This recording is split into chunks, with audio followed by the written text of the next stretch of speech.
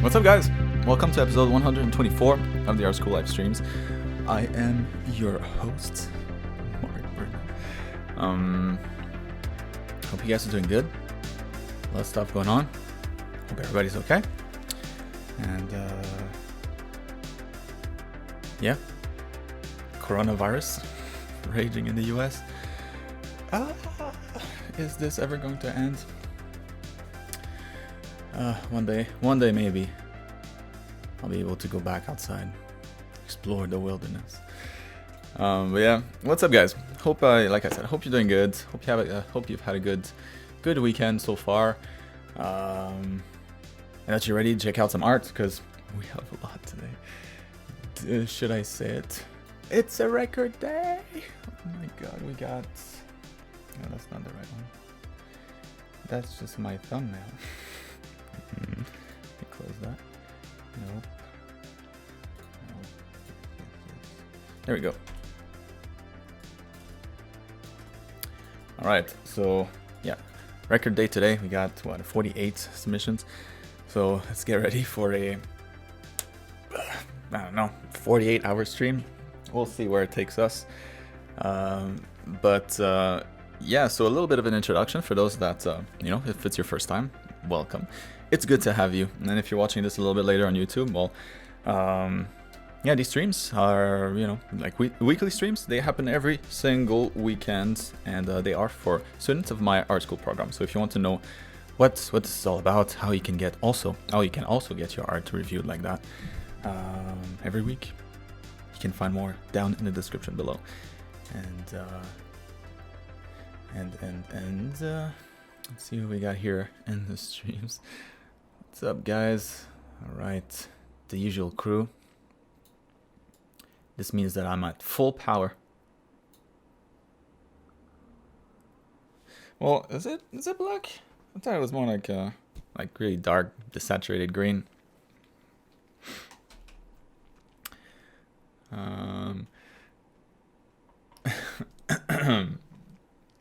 Yeah, not 50 yet, Peter.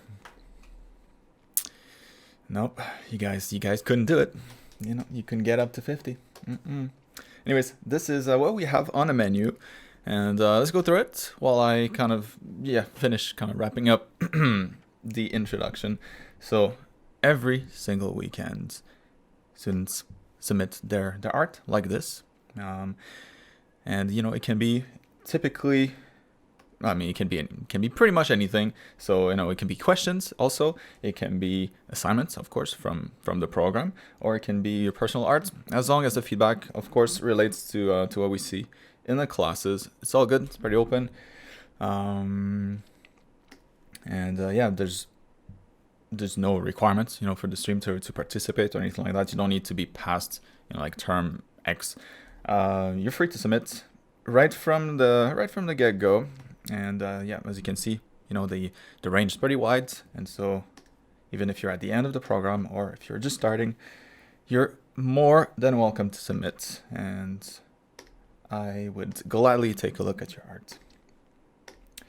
So got a lot really cool stuff here, and yeah, if you see stuff that's maybe like pretty good, there's some students here that have been coming for a long time, and of course, not everybody starts at the same spot. So you may be amazed, but it's nothing unusual.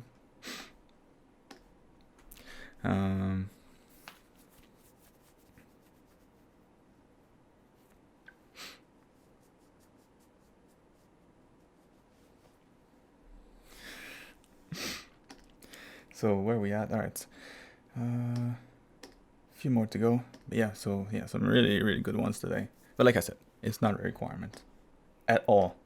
And yeah, so basically the way that these streams kind of go, I collect them all in the order that they were submitted for that week, and then there's one more that I cannot forget. Hold on, it was from last week. Almost forgot about that one. It was from Mina. I don't know if you're here, Mina, but if you are, let me know. Anyways, I'll find it during the break because I completely forgot about that. But I'm not gonna forget. So let me add a note here. Don't forget Mina. Okay. Yeah, so where was I? Yeah, so I kind of just go over all of them in the order that they were submitted. And I'll usually try to give pointers on like the 1 or 2 things that stick out to me the most.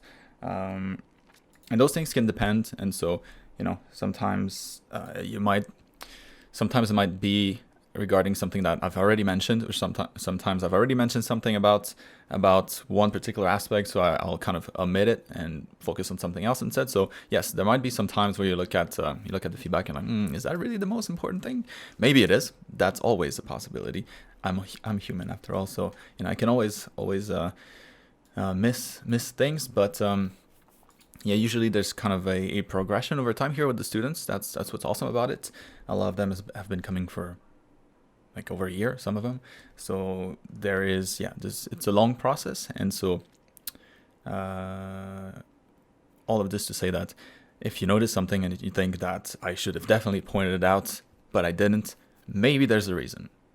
I mean, there's for sure a reason, but maybe the reason is that, you know, I've already mentioned it, or it's not that important for that person's progression at this point in time, or I should have mentioned it and I didn't. So if you're here watching in the stream, you know, don't hesitate to pitch in at any time. I have my stream box and my chat box right up here, so I try to look at it once in a while.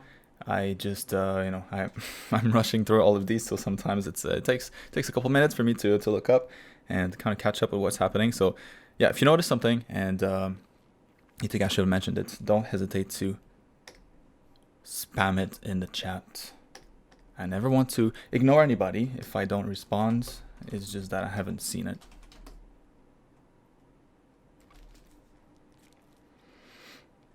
All right.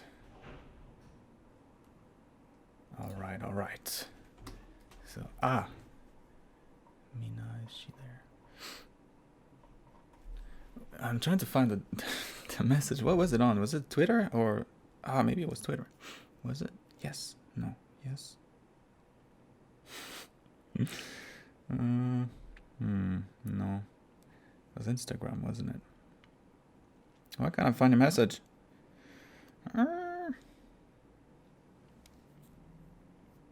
Oh, there it is. Yay. Okay, how am I gonna open this on the computer? Give me like 2 seconds. I got this. I'm just sending myself the link to the Imager. All right, now got it. Let me open that up. Because we're going to be starting with her, so kind of important.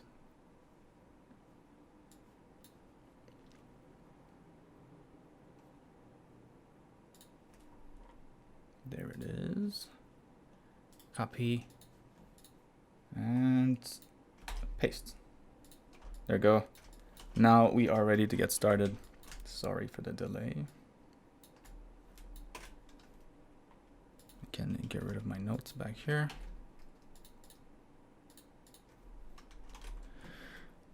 Right on. All right, guys. I think we're ready to go and get this stream on the road. So make sure that you're sitting down comfortably.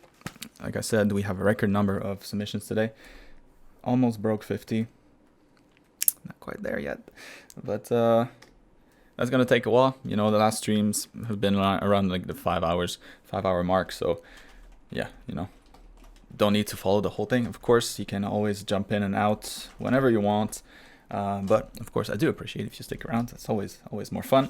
And yeah, if you wanted to scribble along, and let's go get started. So I'll try to go faster than usual. Although I always say this and I always fail, so I don't know that I should even bother. So just chug my coffee. Let's go. Here we go. So, Mina, I didn't have anything too special for this week, so I decided to ask your opinion.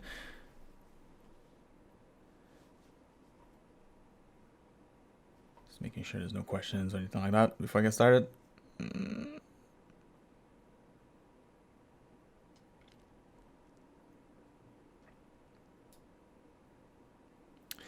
I don't think so. All right, so let's go. So I didn't have anything too special for this week, so I decided to ask your opinion on this little illustration I did back in September. Somehow forgot to submit it, and I see a lot of flaws, but I would of course like your opinion on it too. What's good, what's bad, the usual stuff. Same for the girl. I know she's a simpler drawing, but I struggle with the kind of style, so I wanted to experiment a bit. I use reference for both, so be as harsh as you want. Gotcha. Let's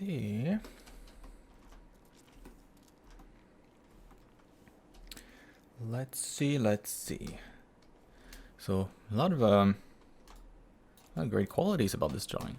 So the first thing that usually matters in a piece like this, where you have characters, going to be their face, right? Because that's where the eye is going to be drawn to the most, and they have very beautiful faces. So you did a good job with your references.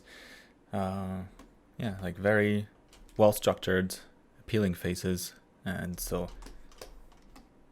that's good because that's the first thing we see.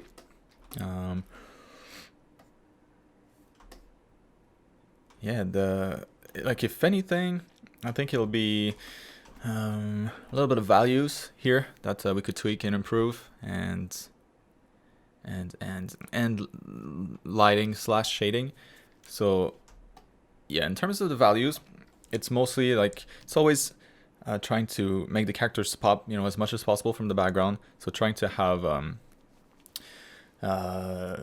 values that are different, in some sort of contrast between characters and background. So what's not good to have is that kind of stuff here, where it's pretty much the same value. It's dark, right? It stays down here, so the color is different, but the value is the same.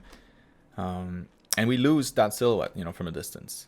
So what's this guy's nice, all white, we can see the silhouette super nice, but this one here, you kind of get lost in it. And yeah, then that's something that the eyes will spend a little bit longer there, what's going on? Oh, okay. It's almost like it's a little bump in the road, we're trying to travel through this illustration. So nice. Oops. Beautiful. What the? Very nice. Interesting. Oh, what's this? Oh, I see. And then you can go back. So, yeah. Pretty simple. Just kind of brighten her up a little bit. And especially, it looks like it's kind of sunny outside, right? So, there would even if they're in the shade, there would still be definitely a lot of light to brighten her up. And so what we can do, maybe her chest was kind of okay. Her torso, maybe I just needed to do that with the pants, but yeah, probably. Just duplicate it and try that again. Get some sort of gradient. There we go.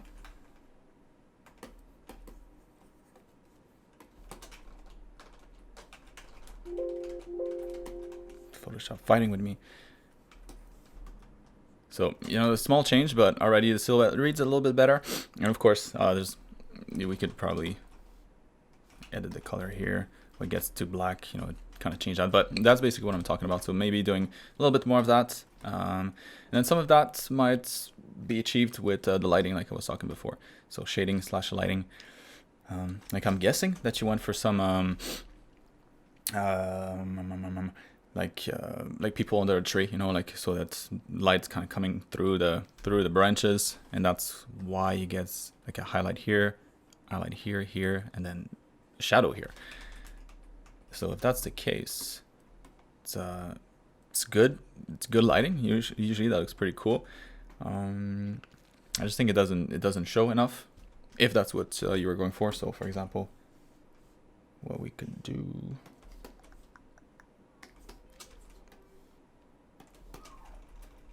And like the shading by itself, I think on the character mostly, like their faces read okay, and they're small enough that you don't need to go too heavy with the shading. But what you have in the face here works really well, really well. Yeah, like the shading on this guy maybe a little flat. Yeah, it looks more like a like almost like an empty outfit. You don't really feel like the volume of the body, but proportions and like the outfit and everything else is very nice. Yeah, I think it's just like just the shading that needs a little bit of something.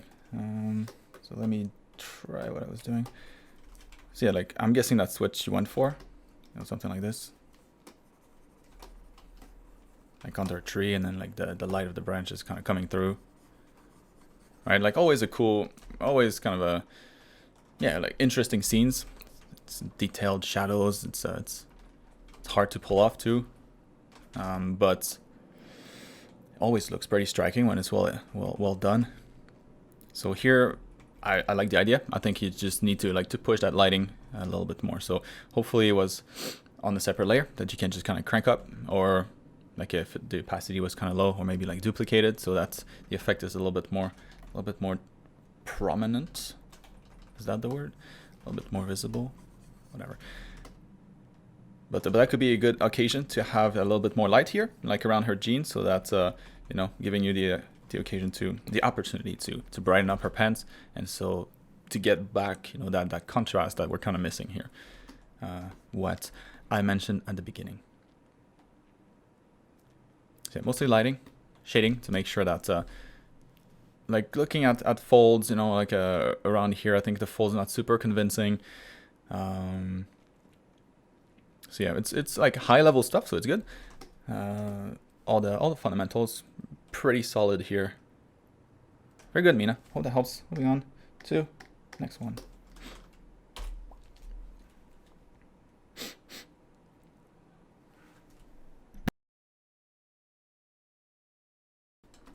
Okay. Who we got here? Who we got? What? Who is this? Who are you? Mystery person? Don't forget your name. Or is there a name in here that I'm just not seeing? Oh, Ryan. There we go. Ryan. I should have known. I recognized the blue background here. I just wasn't too sure. Now I'm sure. Let's go. So Ryan, yeah, I'm doing good, man. Thanks. This is my second week of my A+ student plan. Just like last week, can you be harsh on your critique and pick out what I'm struggling on the most so that I can prioritize my studies for the week ahead? Yes, boss. Oh no, another. What do you call an elephant that doesn't matter? An irrelevant.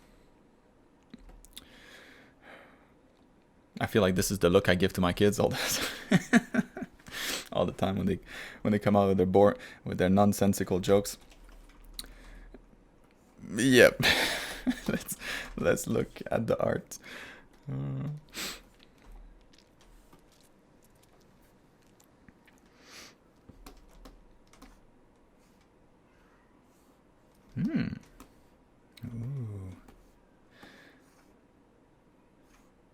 Those are really good, Ryan. Yeah, like before your lines, yeah, your head starts just getting really solid, and not so much, not just in proportions, but like the quality of your line too. A lot more confidence. Very good to see. Yeah, and this is exactly what I'm talking about, right? So, not much detail, and then if you end up liking this, you're like, oh, then I can kind of just wrap it up and add more details, and I turn it into a real head. But that's the idea. That's exactly what you should be doing. A+ assignments. I don't think there's much here that. I think you got it. Now now the numbers game begins, where I just need to do a lot of it. A lot.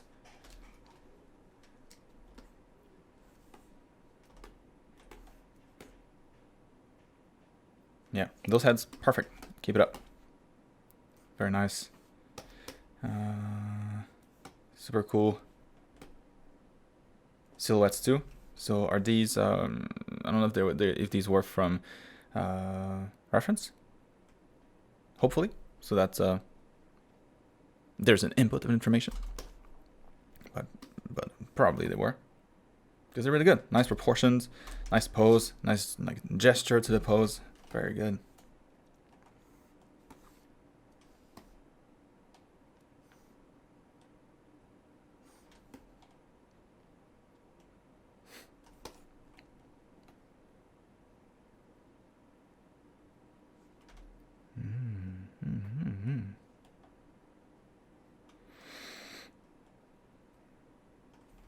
Yeah, man. So I don't know, Ryan. To be honest, like I don't really have anything to say to you this week. Like all of this is just on the right track.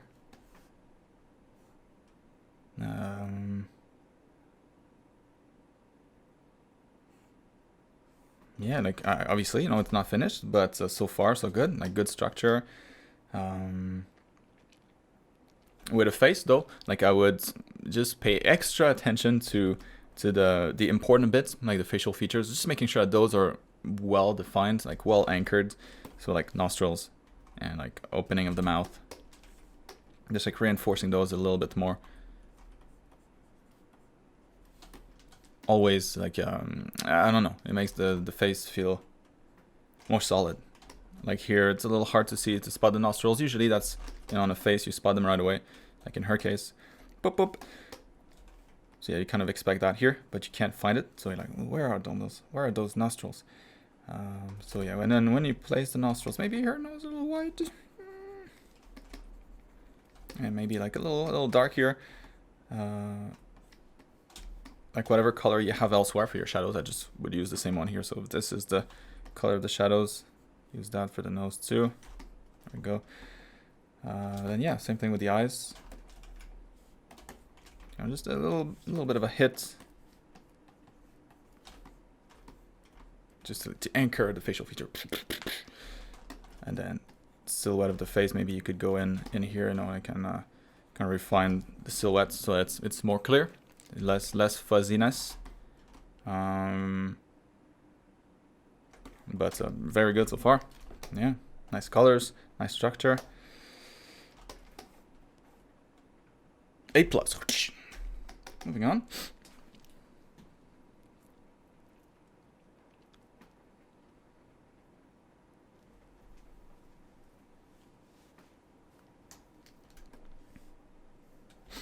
All right, let's. So after seeing a couple of trolls last time, I decided to give it a try. What? Just walking around the neighborhood as usual. Yeah.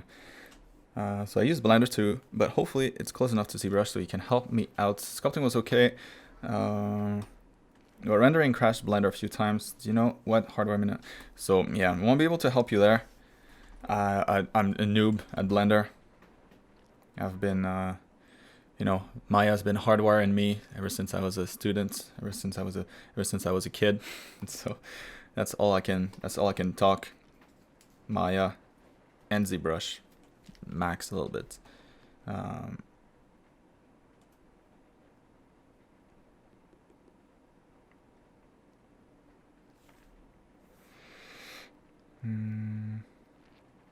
Yeah, so I'm not sure about those exact numbers, but so you can certainly take a look at the art.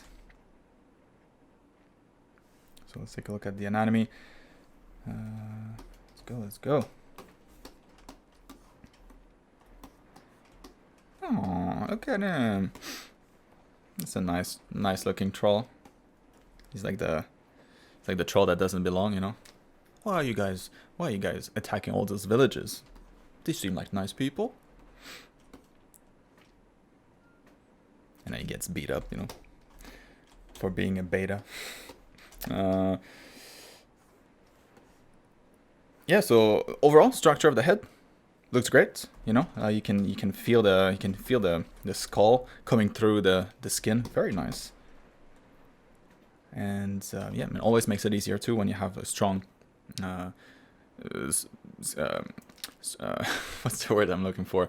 Structure, base, a strong base to work off of.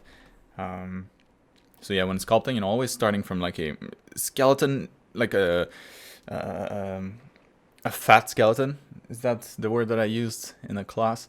But basically kind of taking the skeleton and kind of filling up all the holes in the skull, not the skeleton, but the skull. So like filling up the eyes, but still just using the surface of the skull as kind of like a base, and then you can just add fat and skin on top of that. Anyways, it looks like this is what you did. If not, whatever, it looks like that's what you did, and that's good. And yeah, I like to see all of this. Very nice. So the anatomy looks great. I think in this case, you know, for a goblin, especially if it's like a male goblin, I think there'd be like yeah, occasion to maybe, or maybe it might be just the kind of like the clay material that you're using here. It's knocking down the contrast a lot, right? So normally here, even if it's super bright outside, like there would be no light able to escape from, you know, the eyelids, the fold in the eyelids, nostrils here, the opening of the mouth, and the ear. So I think I would, yeah, maybe just tone down like the fake subsurface scattering that you're getting in here, so that those details can pop a little bit more. Like I think it reads better here. But yeah, maybe you could dig in deeper, like cut in some more in that clay and like define those silhouettes a little bit more, like the folds underneath here, how all the different planes of the face change. And then beyond that, if it's a male, that's another thing that you could focus on, just the muscles of the head. So, you know, especially if they use their mouth a lot to chew, they're gonna have like really big muscles on the side of their heads, like big masseter muscle here, and like I forgot the name, but these ones here on the temples. So that's something else that you could play with, you know, like beefing those up.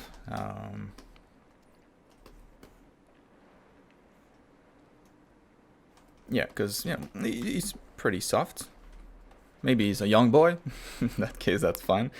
But yeah, I think from here it's just like you notice the eyes very well, but when it comes to the rest of the features, it's a little harder to see. I think it's just because of the shader. So, and maybe like, yeah, deepening the features. But other than that, like anatomically speaking, this looks great. Really nice. The neck's a little short. The necks are pretty long, you know, so always better to make it longer than shorter. But necks can be very, very long and still be anatomically correct. Like this would probably work better for this guy.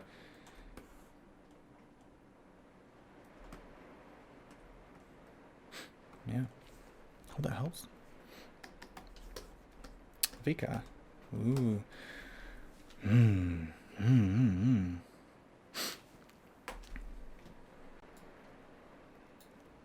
Oh, that's nice.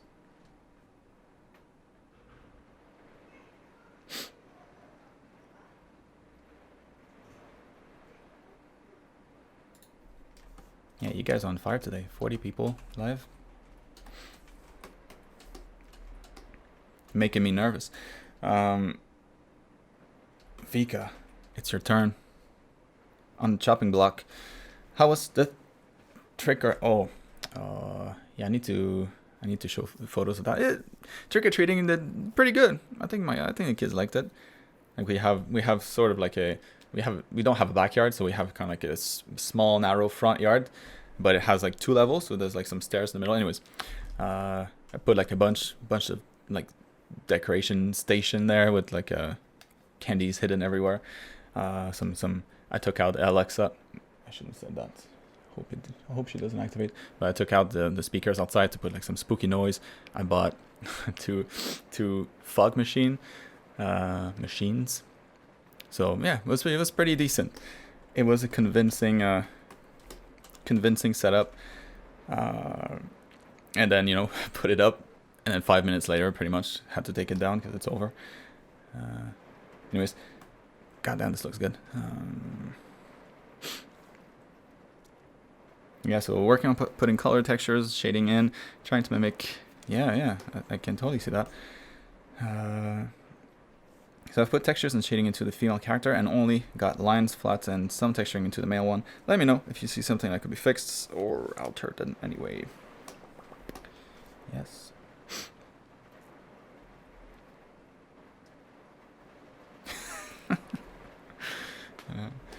Well, you know.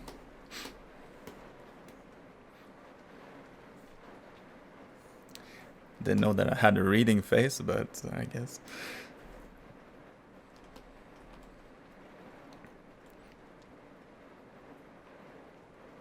Yeah, that came out awesome. Like, I think what stands out to me here the most, to be honest, is the colors. Like your choice of your choice of color. It's kind of like a rainbow, but you place the focus on like just the right areas. So yes, you know, you have almost like all colors in here, so it could be a little tricky to. And what the hell's happening? Super like rain pouring right now. It's been like, I don't know, 6 months since it rained. Maybe that will help California and their fires. But it's pretty noisy. I don't know if you guys can hear this. Yeah, so like I was saying, very nice. So you get kind of like a, I'd say like, almost from a distance, almost like a complementary color palette in a way. You know, so you get a lot of cool colors. The shirt, the purple, the little buggy here, the bike, and then their skin just brings the warmth back in there. And like the color that you chose for the background too works really well too. It offsets all the coolness here. Not the coolness of the design, but the coolness in the color. Yeah, so anyways, let's take a look at the shading. And it's funny that you mentioned shading because I almost didn't notice that you did have shading here. But yeah, now I see it, like in the shadow underneath. Yeah, I would say that's probably the only place that I would say there's room for improvement. I mean, there's room for improvement everywhere, like always, like for everybody. But mostly I think shadows here would do the trick. So because I'm just looking at the shading that you have under her shirts here, and like it's not clear where the light is coming from. Like probably from the front, like on like the right side, like on the top of her right shoulder, maybe like pointed at her. But I feel like all of this, like the underside of her body, all of that would probably cast a little bit more shadow on the bike itself. Yeah, you kind of have it already though. What is it? Oh, maybe it's just that leg here. That's too bright. Like that would probably be in the shadows, at least for the most part. I would think part of that leg too. Yeah, so it's just like the shadow in this area. Again, like if you can find a little toy that looks like that, maybe, or yeah, one of those like 3D posing model thing websites. That's the worst description ever, but we know where you can like place characters in 3D and like arrange the lights around it. I would try to put one in that position to see like how the light behaves here on her in this area, because I feel it's a little bit off. And maybe in this area here, like you lose a little bit of the visibility that you have everywhere else. Like everything is super clear, you know, it reads really nice. Like, okay, those are arms, that's the shirt, that's detail. Everything is very, very clear. Here, I think it's just because of the, like you get the brown here and then the brown of the hair, and they're kind of competing also in the values. So yeah, like this area, I think is kind of like the weakest area of the painting. It's just like a value thing. So yeah, you could just like bump this up. And like change the color here, or maybe like push the blue to the back there. Anyways, like easy fix, just like changing the light a little bit. Yeah.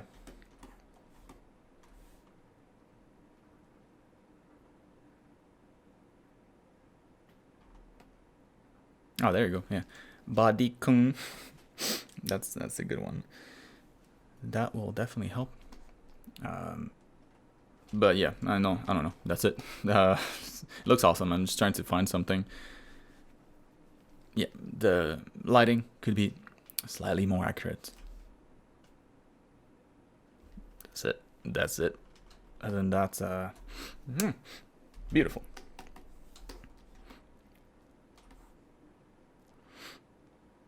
There you go.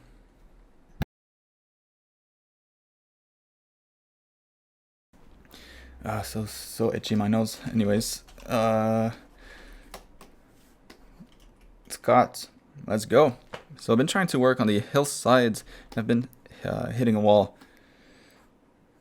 I feel like I don't have enough of the hillsides, whereas other areas feel overworked.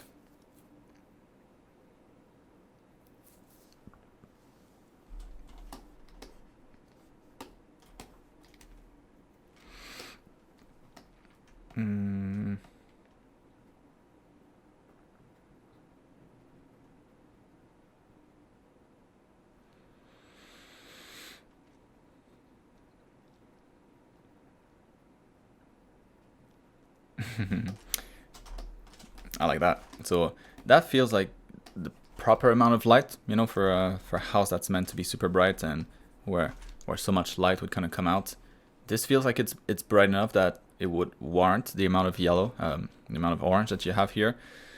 Like I feel like you would need to do that for the other windows too, even if there's nobody in there. Like making them, yeah, just brighter. Because otherwise, you know what it feels like? Otherwise it looks like you have like a little bit of light inside and like a lot of smoke kind of coming out. And so like that light is carried because of the particles in the air, but it's pretty dim. So yeah, that's what it looks like. It almost looks like the house on fire. Which that probably isn't.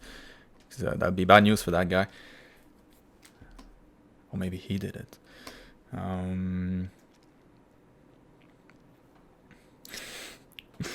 Well done, Billy. I was trying to find something there, to find a pun, but clearly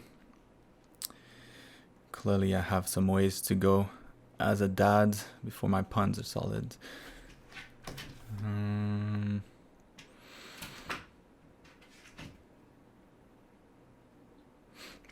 Yeah, I think it'll be very similar to what I said last week. Like the values, for me, they're there's too much contrast. You know, like the darks are just going a little too dark, where you lose information. Let me try to find something like that. Could I Google?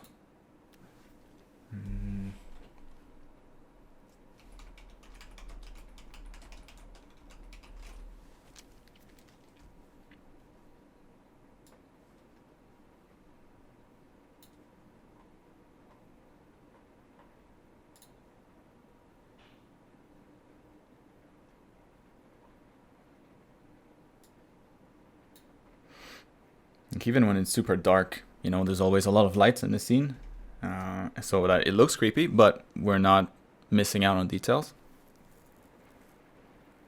There's a few here that kind of work. I can't see anything on this one, but yeah, like maybe that's a good example. You know, it's at night. I mean, that's crazy, a little too crazy, but even in the dark, you know, in the darker areas, you know, like the tree here, you can still see some details on like some details of the bark, like the bark texture. Same with all these other trees. There's a little bit of shading on them, and they look 3D as a result, instead of just looking flat, because that's what happens when there's no shading whatsoever. Everything tends to look like a silhouette, and silhouettes, they're flat, right? They're always on. It's like the silhouette of a shadow feels more flat, and that's not necessarily what you might prefer for an environment piece where you're trying to get some depth in there. Like even this, you know, it's pretty dark outside, but yeah, the light of the moon and all the light bouncing around in the scene is enough to illuminate a lot of the stuff. So yeah, I would definitely brighten things up. So like everything that you have here, like all the basically have no black. other than in the foreground.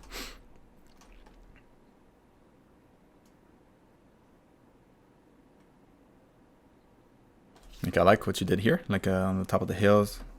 Like that feels nice, you know. Like oh, we get a little bit of light there, but yeah, but then, you know, like this side of the bricks, then you get a little bit of red here, which that's weird, you know. It's kind of facing away from the house where the light's coming from. So if anything, on this wall here, the only light that you would have would be light from the ambient light from the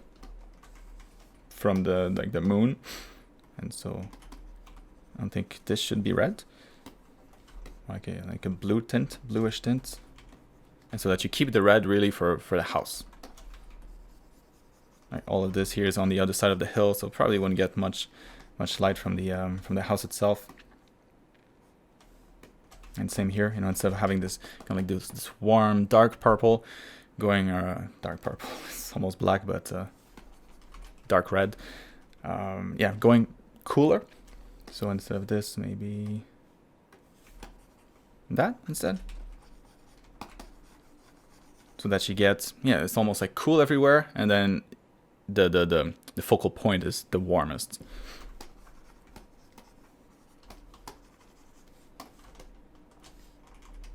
Yeah, like the grass here could be a little bit brighter too.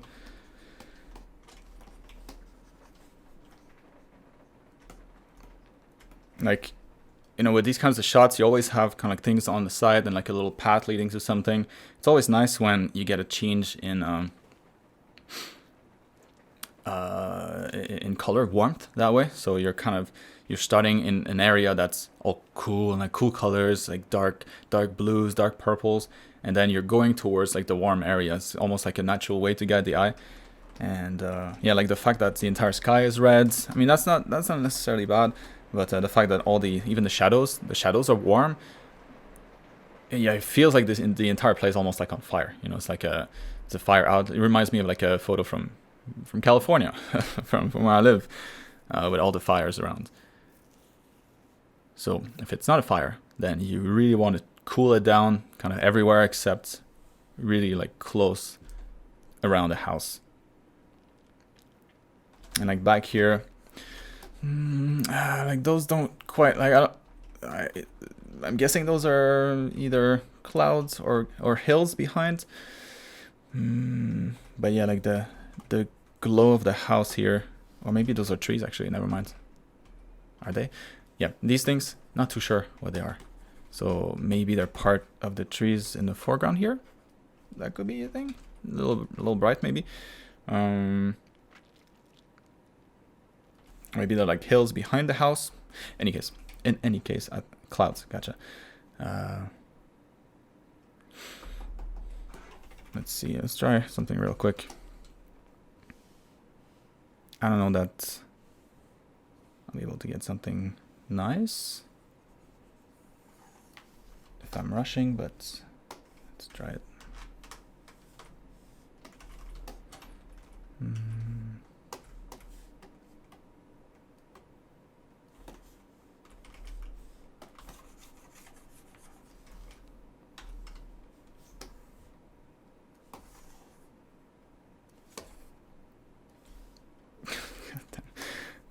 Wasting time with the silliest things. Come on, selection. I can't do this. Okay.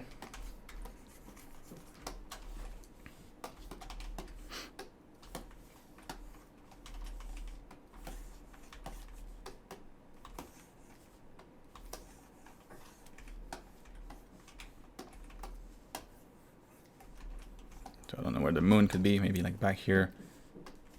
Like the top of that corner here could be a little bit brighter because of the moon. And then yeah, if you have clouds back there, the clouds are going to be lit by the moon once again. So you had the right idea, you know, kind of like a cooler color.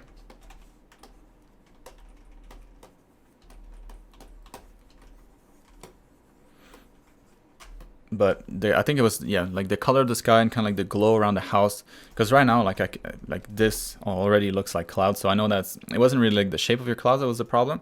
I think it was just like the overall colors, and like maybe this is a little too bright for your taste. Let's darken this. But yeah, like I feel like going with these kinds of colors would probably work better, and like limiting the amount of like smoke. Not smoke, but like glow coming out of the house to, I think, I don't know, feels more mysterious now, right? I think it's only the house that's warm, everything else kind of cool. You're like naturally drawn to it. Anyways, I'm talking too much. What the hell, Scott? Moving on to Jackson. All right, so this week I decided to enter the Hearthstone contests, art contests, and this is my entry so far. I still feel it feels unfinished, but I'm having trouble figuring out how to push it more. If you have any advice on how to make this feel more Blizzard, let's see.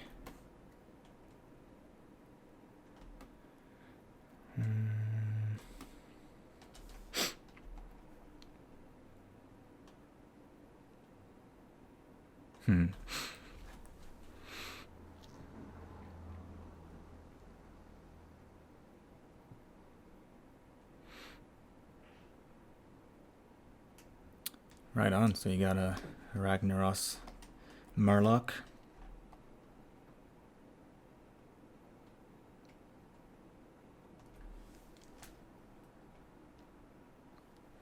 That looks really cool.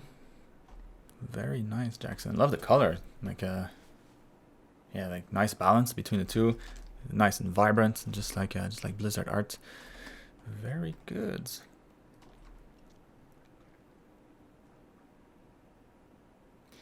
Yeah, like I think the first thing that sticks out to me is the length of their arm. What did I say there? There's only one. The length of his arm. This one versus that one feels a little bit like if you know, you follow kind of like the torso. The other shoulder is probably around there. I don't know. Like this feels a little too long, and it might also be just the size of the hand. Like this one is definitely bigger than that one. So there's room for adjustment there. And you know, for what it's worth, for whatever it's worth, this hand feels better. So like the size of this one, the shape of that one looks better to me than that one. Yeah, legs look good. Like the perspective on the hammer is a little off. You know, like not quite centered, and the angle here I think should be more like yeah, based. I don't know, more like this maybe.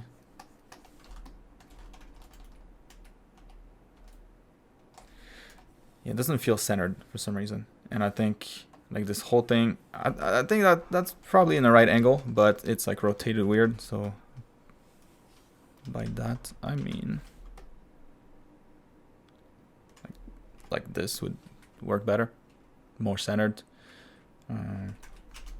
So small adjustments there. And finally, I think I would just look at the lava a little bit more, so that you get a little bit more contrast in there. You know, like this looks super cool because you get a lot of fire everywhere, but the lava in particular looks quite hot. In here,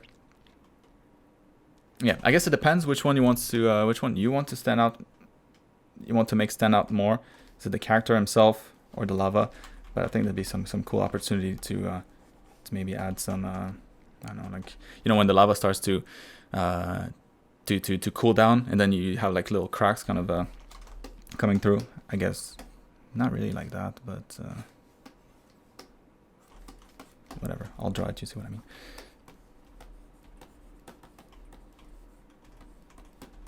So you get like, yeah, little cracks in the lava, and then you can see like the light kind of coming through from there. I think that could be cool, to especially coming closer to the camera, having more of that maybe to help with the depth, you know, so having like bigger chunks here, and then the chunks getting smaller and smaller as you get closer to the character. Yeah, I just feel like all of this was kind of like the same color, not a whole lot of contrast there. compared to the rest of the character. That's very contrasting on all possible fronts. Yeah, maybe that. And for this eye here, like, you really can't see that eye at all. You know, when you look quickly, at least I couldn't. So maybe trying to brighten it up, or maybe add a little bit of glow coming out or something, just so that we can spot the eye a little bit better. I was like, oh, there's an eye there. I see.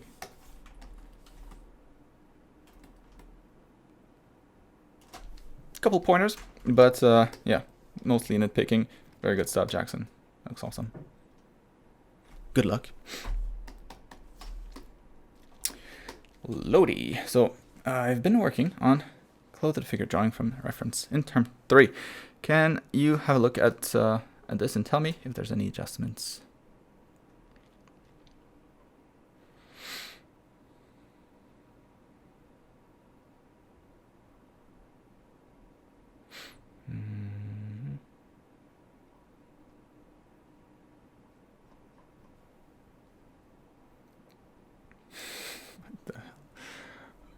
Dark Jackson. Diablo Jackson.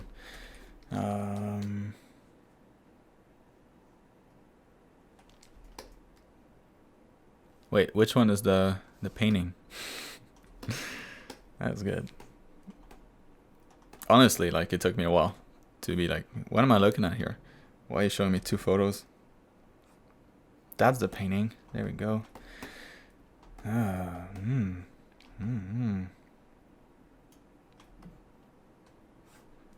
That looks good, doesn't it? That looks really good. I don't know if this one, the original, had color too, but your color's like spot on. Maybe the pants is the only one, like, maybe there's like too much contrast in the pants.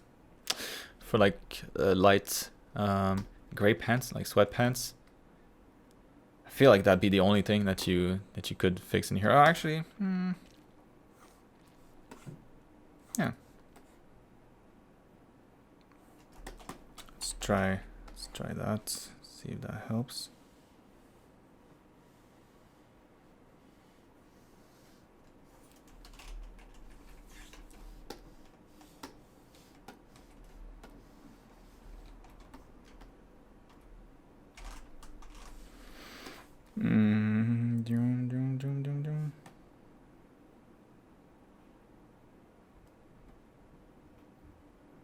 Trying to kind of knock down the shadows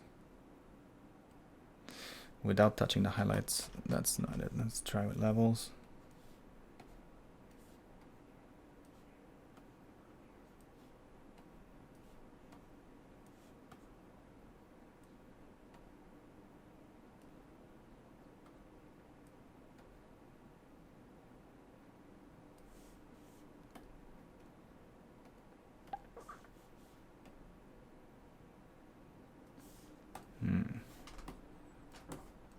Yeah, it feels more like it. Very like super tiny difference, but yeah, it's just a little too much contrast. That's it. I mean, it was so close already, and honestly, that's as far as the feedback is going to go this time, because yeah, you did a really good job with this one. The values are spot on. If anything, the values are better on this one here with the colors. Like all of this, yeah, like the volumes of the fold here, like reads so well. Better than this one, if anything. Yeah. Ship it. It looks awesome.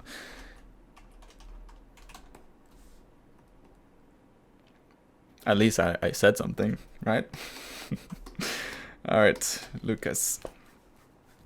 I've been trying to work on portrait, and this is my recent study. What do you think about it? How should I improve the hair and other features? Just, you know, in the future, when you do a study, it helps a lot to give feedback when I can see the reference photo. So always nice if you could add that as well next time. That's a really good portrait.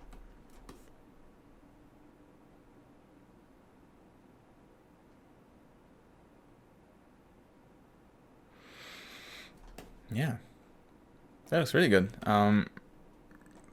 If anything, like it feels maybe her face a little flat, and like the localized shading. I don't know. That's my best attempt at describing the shading here. You know, like for the smaller details. Looks pretty solid. Maybe like around the nostrils, there'd be some opportunity to reinforce kind of like the volumes of the nose. But that's probably the weakest point of the image. But yeah, what I'm talking about is more like overall lighting. Feels flat, you know, like the forehead and the chin and like the top of the lips here feel pretty much on the same plane. And of course, that's not quite what it is in reality. So yeah, I think it'd just be pushing kind of the overall roundness of the face, of the head in general. Kind of like pushing back the chin, like the lower part of the face. Basically. Let's try darken.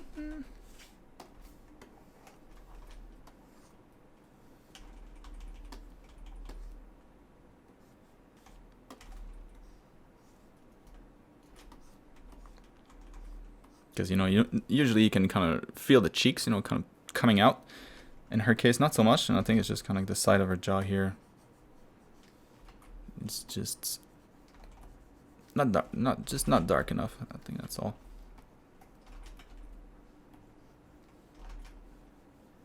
Underneath the cheeks here. Again, you know, with the reference, I think that'd be a little easier to get feedback to. But I think it's the overall shading. I think that's kind of missing. Because the lips look great, the eyes individually look great. The nose looks good for the most part. Like I said, maybe we could adjust the nostrils here a bit.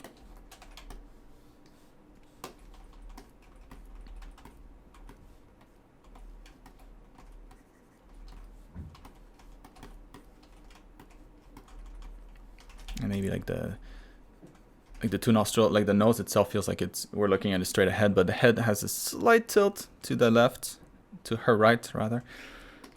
So I think we'd be able to see maybe not as much of that nostril as a result. But yeah, so mostly overall shading, because everything else is really good. Like the way that you did the hair looks awesome. There's no details in the hair, but the brush strokes themselves, they do a great job. Maybe you could add a couple extra brush strokes, like just right close to her face. You know, here maybe that looks a little blurry. So like what you have here, you get a little bit of texture because of your brush strokes. Like this is awesome. I think having a little bit more of that, just like on this side here, would be all you need. Yeah, very nice. Moving on to Alex, ear switch.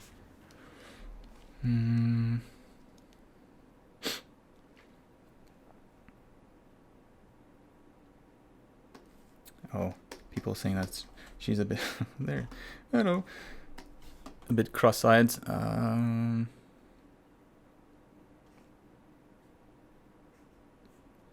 Yeah, maybe. Like you could.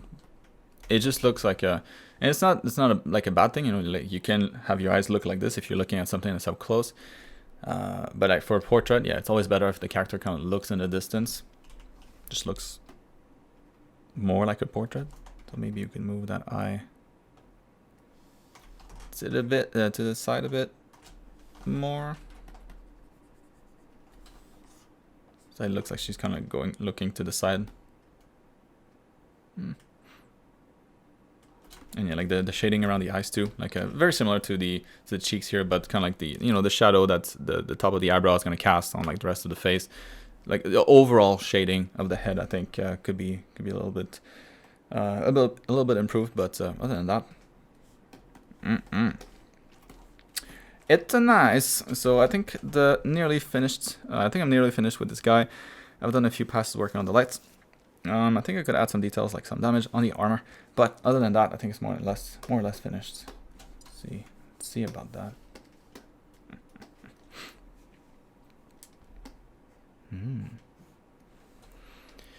All right, so you went with the complementary color harmony with purple and green.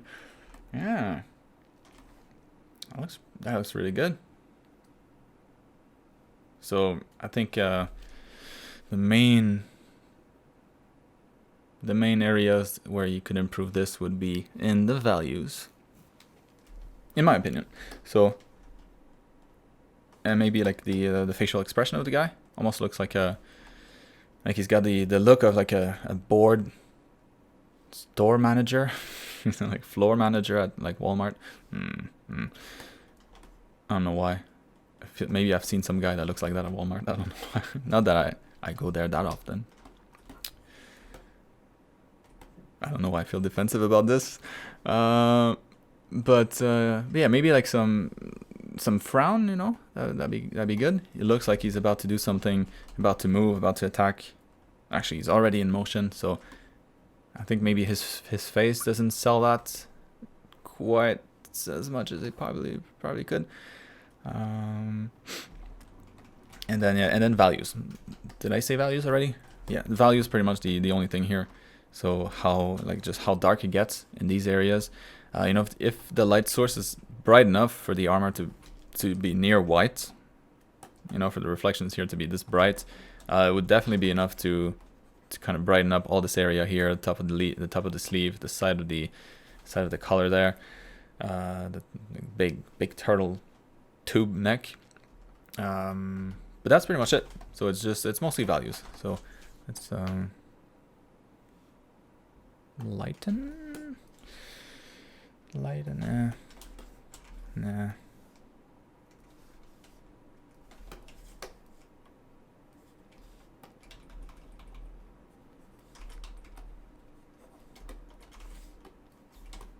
Be like here. You know, if it's this bright there, it would definitely be this bright up here at least. So yeah, all those details, because they're nice, you know, there's some folds in here, which is, we can't see them, it's just too dark.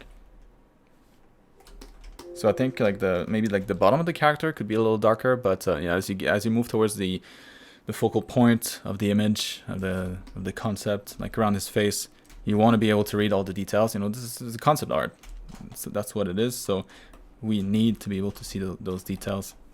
Like same with all the the cool details here that you have in the armor. It's just hard to see.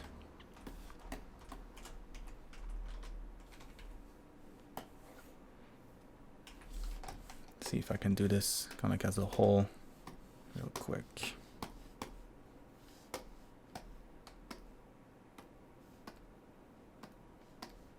All right, so I'm gonna get it. There we go.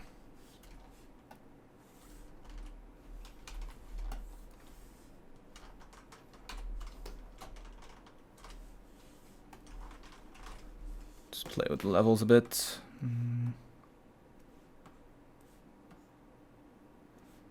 Kind of expand the bright areas and contract the shadows. Contract, that's not the word. Reduce. Let's just go with that.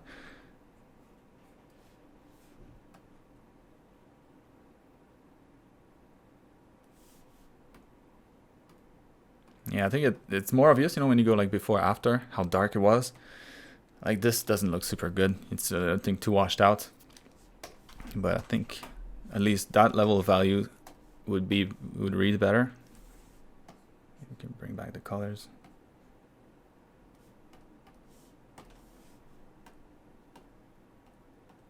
Yeah, so I mean, not a whole lot of difference, and down here probably gets a little too bright.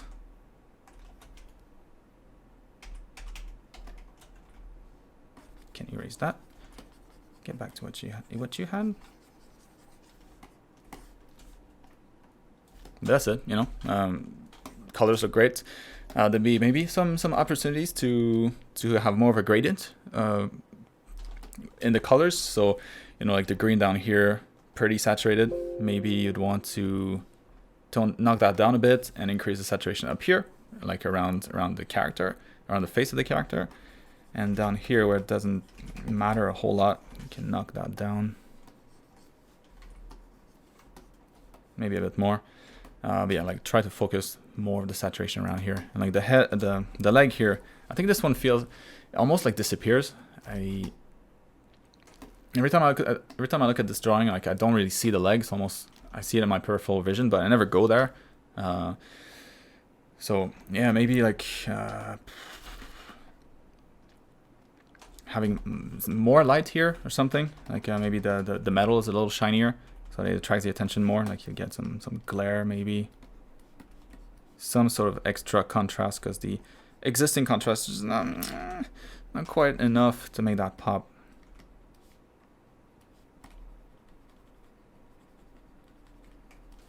Like maybe something in that direction, you know.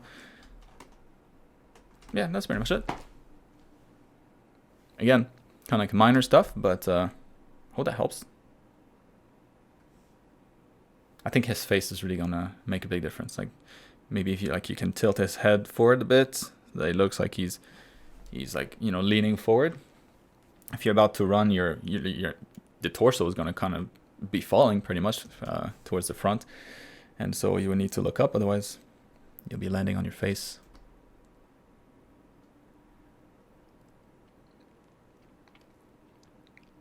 If he was not to take a step. Yeah, kind of like hunched over and the head up. It'd be more convincing. But very nice. Anyways, moving on to Dennis. Here we go. So some stuff from the Digital Production 2 assignment. Let's take a look at the chat in case I forgot something important.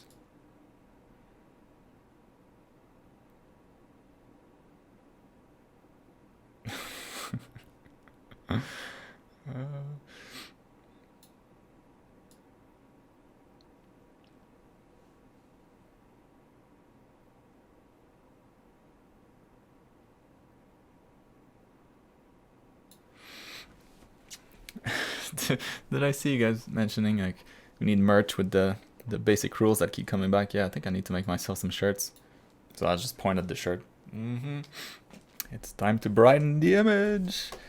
More brightness, more light. Great idea. Maybe I will.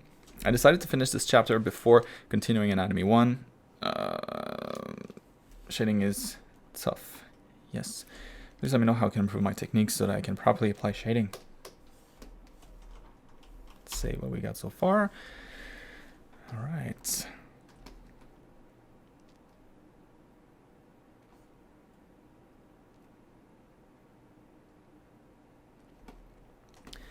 Shading is tough, more or less, you know. I think here you're trying to do it from imagination, which I would never recommend. Of course, always use references. And so yeah, like it can be, I mean, stuff all around you probably. Maybe things that are a little bit more complex, but that you can simplify to, you know, if it's like a cereal box or whatever, you can use, or like a, or just like, yeah, like an Amazon box, you know, there's no weird print on it or anything like that. It's kind of just a brown box, and then you light it up like some lamp at your place, and then draw that. Or same with spheres, like it can be fruits, it can be things like that. Always from reference. And yeah, as you go through eventually the light and color theory classes, where all that stuff, all the lighting in general, like shadows, all of that will make a little bit more sense. Then you'll be able to observe shading, or observe the shading on your references better, and go faster. Your learning will go faster. Your growth will go faster. That's what I mean.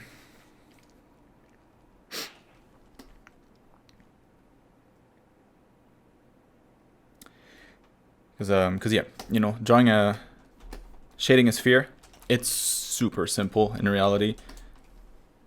I think it's easy to like overthink it, but really start from the base, like a dark base. Let's say it's going to be enough contrast, and then a soft brush, and then you just need to pick a point, any point where the light will hit first. That's going to be kind of like the direction of the light. So if the light's coming from here, maybe it's coming from here, from down below, from this side, whatever. If it's this side, let's go here, and then just a big brush, soft. Ooh, and then we get a shiny ball. Ooh, beautiful. And so yeah, and then from here, you know, now that the logic maybe makes a little bit more sense, then you can introduce maybe some bounce light here. Let's say this thing is laying on the table. Maybe it's going to be some bounce light from that table hitting it in the shadow areas. But yeah, I mean, this looks like any ball that you can find at your place. So use references, always.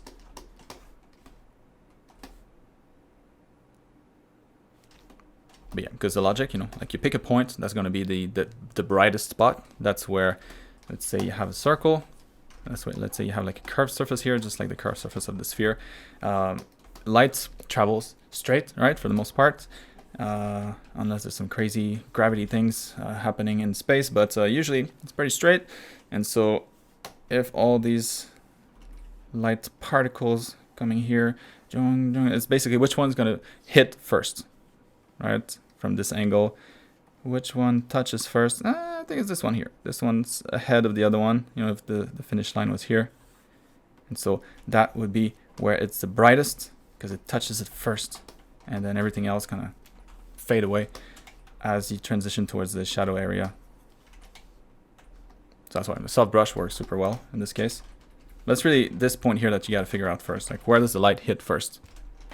Where's the peak of that little curve here? So if the light coming from there, it'll be somewhere around here. If the light direction is coming from here, probably the peak of that, the top of that hill, if or the top of that curve, if we rotated that like this, it would be up there. That's all you got to figure out. And then make that point the brightest. And then have the light kind of fade from there.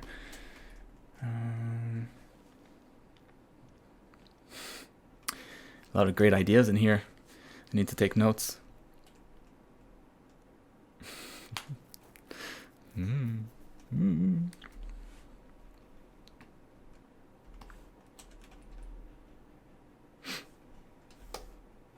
right, let's take a look at this other one here. So I've been working on the 2-point perspective illustration below for a while. I've been...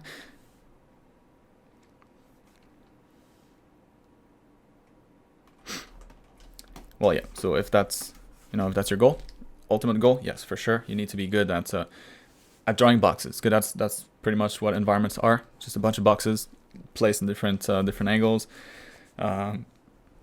Stacked, or like some other boxes that are extruded or hollow, whatever. Yeah, that stuff is important, and you'll see that perspective, you know, it's almost like the opposite of easy to get into but hard to master, you know, like a lot of games are. I feel like perspective is the opposite, so it's harder to get into but easy to master. But so yeah, like that first part, you know, just getting in there and being diligent with your lines, your construction lines, making sure that, you know, you don't make mistakes. That's really perspective. I mean, that's everything, but in perspective, it's technical mistakes. So it's not so much. I guess there's no difference at all, is there, with that and everything else? Yeah, don't scratch that. But yes, you know, you don't have a choice, basically. If you want to draw comics, you need to be able to draw environments. So get in there, focus on it a little bit, and then you'll see. After that, you know, once it's in there, it's a lot easier. So it's not like anatomy where there's always something else, like, oh, something more. It gets more and more complicated. Perspective, I feel like it's the opposite of that. Maybe that's just me, but yeah.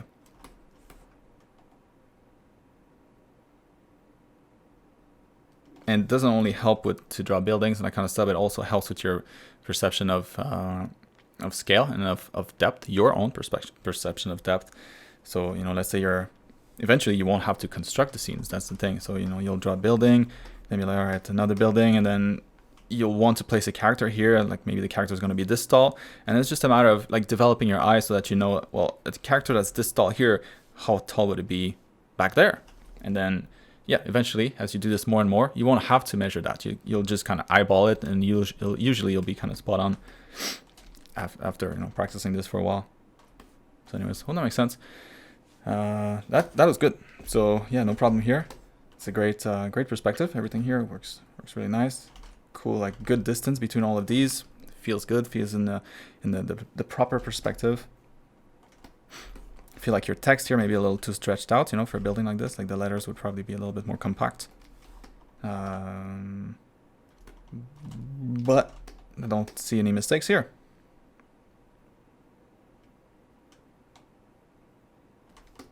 Maybe just like in your arches.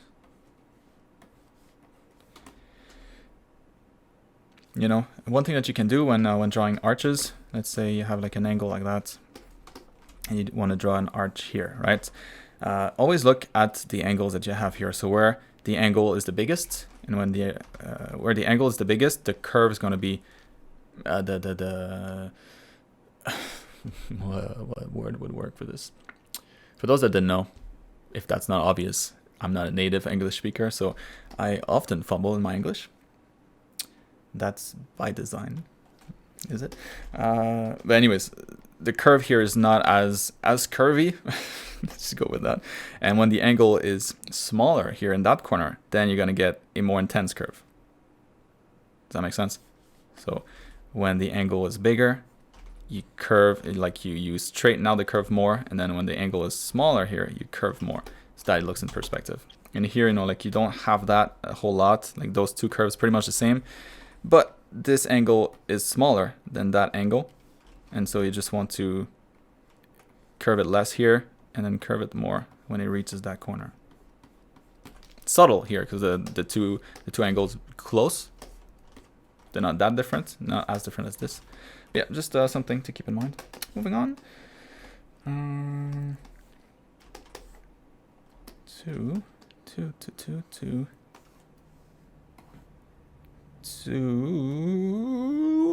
is this? Let's investigate.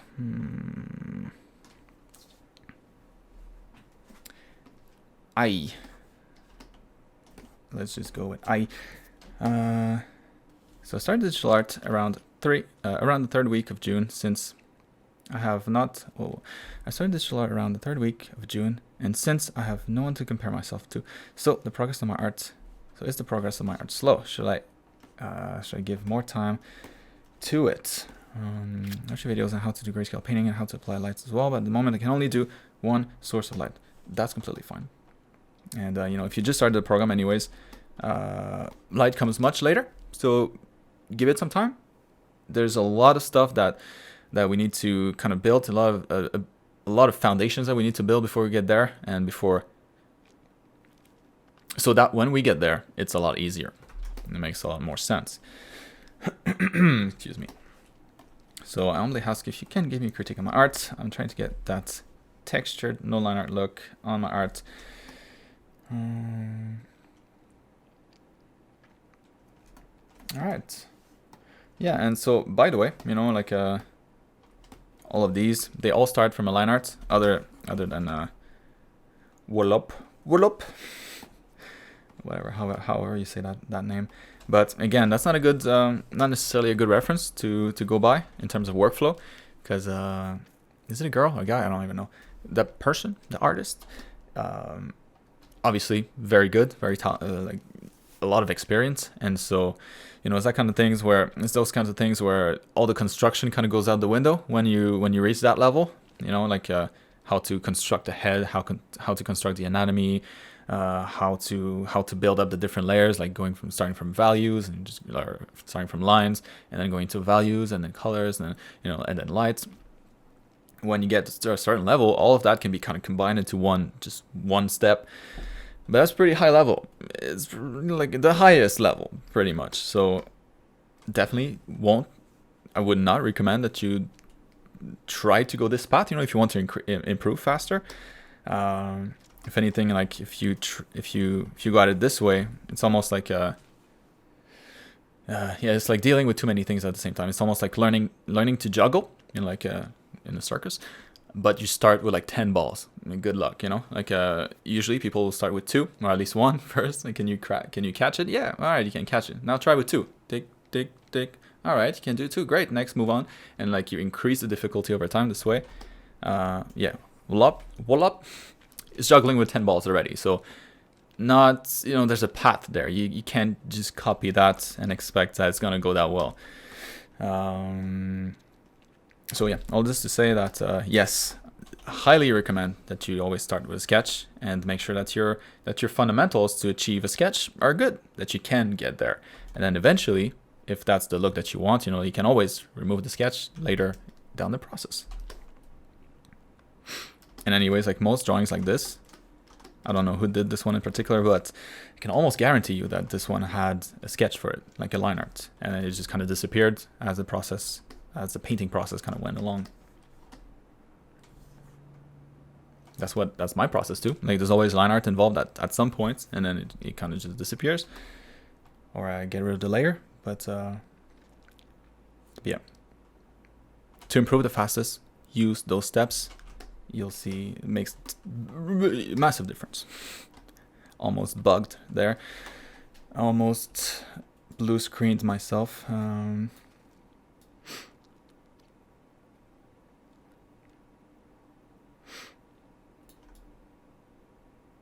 Yeah, so like for example, you know, in here, like getting a head like this to look good, that difficulty level is not super high, you know. It's good. You did a good job. So that looks good too. But like the rest of the anatomy, like some curious lines on here, and like the shading also doesn't really follow the underlaying anatomy that should probably be there, and like feels more like it's shaded like a tube, but in reality it's not quite a tube. You know, there's like the shoulder itself here has there's a muscle in here, and then the tricep would kind of stick out here a little bit from this angle because she's flexing a bit to push her shoulder forwards. And so yeah, like there's some information here that's kind of missing, and it's just a result of anatomy that's lacking just a little bit. And it's normal, you know, we just started, so no, that's completely normal. But yeah, I know it's tempting like to go super fast and to get to exactly the final goal that you want, but to get there faster, you will get there faster if you take your time, however strange that sounds.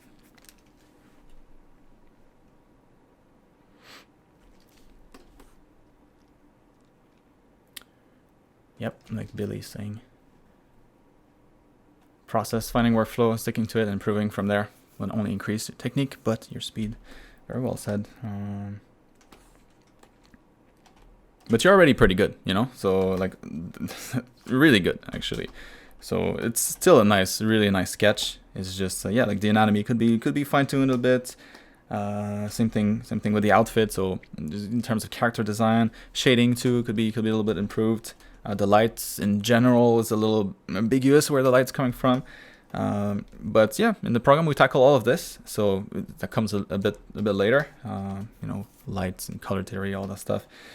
But first, I think the most important, like looking at this, for example, which is very nice, like nice colors, nice it's striking. It's a striking image. So a lot of skills involved here to make that happen. So it's a good sign, right?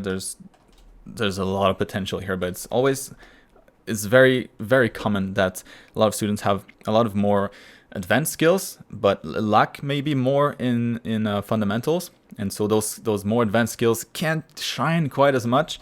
And that's good though, because then if you fix those fundamentals and all those skills now are like almost like unlocked, it's like your maximum potential now has been unlocked. Ooh. And then you can do a lot more with those advanced skills that you already have. If that makes sense. It makes sense, right? Yeah, anyways, let's take a look at this. Yeah, maybe some of these apples. This one's a little flat, but yeah, convincing the way that they're stacked. Feels like that could totally work.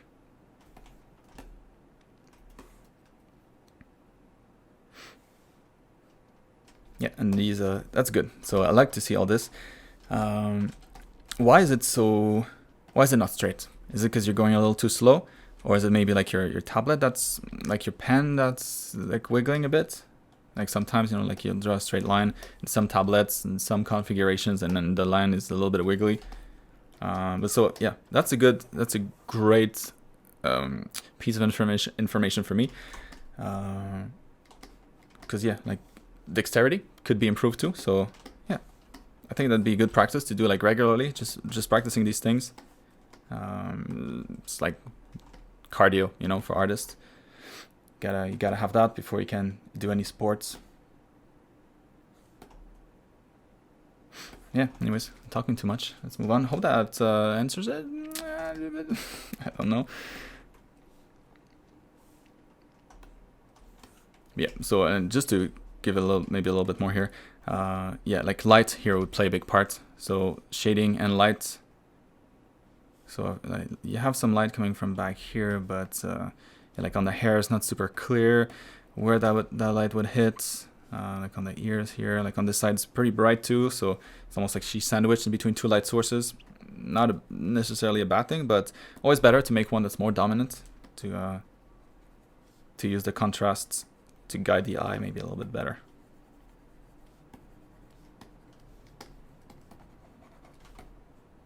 Anyways, a lot of occasions here, opportunities rather, to take this to the next level.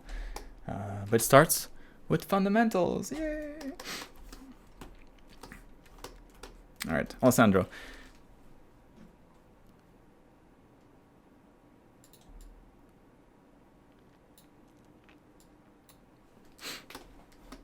All right, you got it. So you said my volumes and shading were not perfect, so I tried to make faces, but with a different techniques. This time I wanted them to have better shading, so I did the exercise to the right.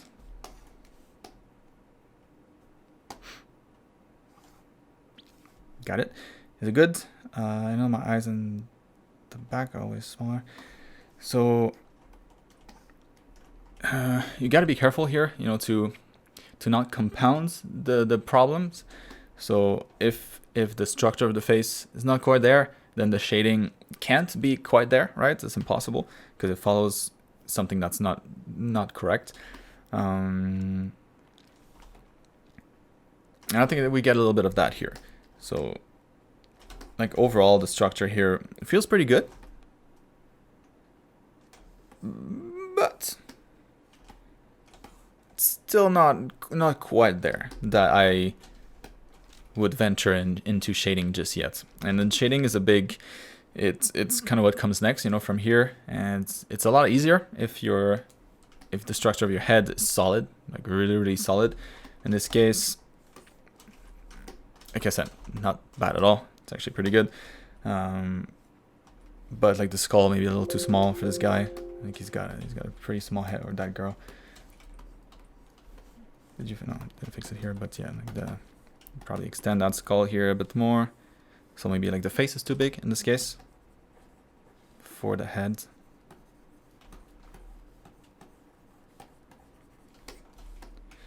And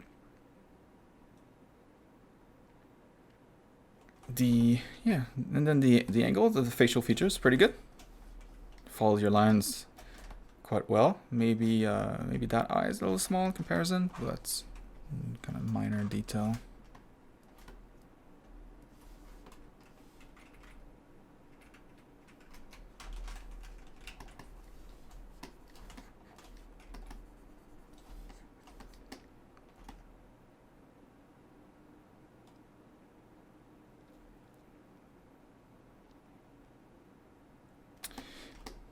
You know what? I kind of take it back. I think you're ready. Yeah, I think you're ready to start playing around with shading, because it's actually really good. I think what threw me off initially is just like the shape of the head. Excuse me, the shape of the skull in the back. I think that contributed, especially without hair. You know, it clearly makes the head look a little smaller here, especially if you're already lacking some skull. But yeah, anyways, like based on this, yeah, go for it, but use references. So it's great here to start. I would think you start from scratch, right? You kind of built that, constructed the light, constructed the head, and then shaded on your own. But yeah, at this point, and once you're done, once you think you got something pretty solid, I would try to find a reference that's in this similar angle, and look at all the subtleties in the shading, because that's really in faces. There's a lot of that. There's a lot of subtleties, and like the slightest highlights that's a little bit off, or the slightest shadow that's a little too intense will kind of mess up the entire face. And you get that maybe here with the like this side of the face, the nose, like this looks nice and round, but then this one here almost looks like kind of caved in, you know, just because of the shadow. And so like the nose, yes, would probably cast some shadow, but not on the entire cheek. And yeah, it's subtle stuff, like around the chin here, the light here would look like, around the lips, on the side, the like the little fat pads that you got here. Maybe there's a nasolabial line fold here.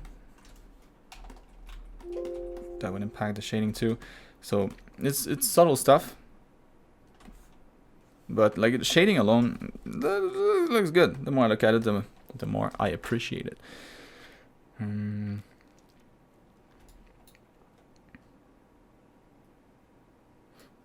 Yeah, so a good spot. I mentioned that before. I actually processed what you just said here, but yeah, the eye in the back, a little too small indeed. Difference between male and female face, not obvious for me. Yeah, like a lot of this here will be kind of the shape of the overall face. So male characters tend to have faces that are a little bit longer, a little bit more blocky, right? So like the jaw here, all the bones will develop a little bit longer in males, and so yeah, everything tends to get chunkier. So you would have, you know, for the line of the jaw here, maybe something a little bit more square, a bit more prominent. Same thing with the chin here. The chin might stick out some more, might be a little bit longer here. You know, starting from underneath the lip, the lower lip. So you can make that a little bit more chunky. Lips also, you know, it's having, yeah, especially for white men, you know, lips never that big. If anything, like having big lips as a white dude, it's almost like it's the opposite of looking masculine, you know, because that's what females try to do when they're trying to achieve this this stereotypical female, like sexy female look and like big lips. So if a male has that too, then you're like, oh, maybe not. So that's one thing that you could tweak here. So just thinning out the lips. Usually that tends to look less sexy, more manly, less redness in the lips too. That might help.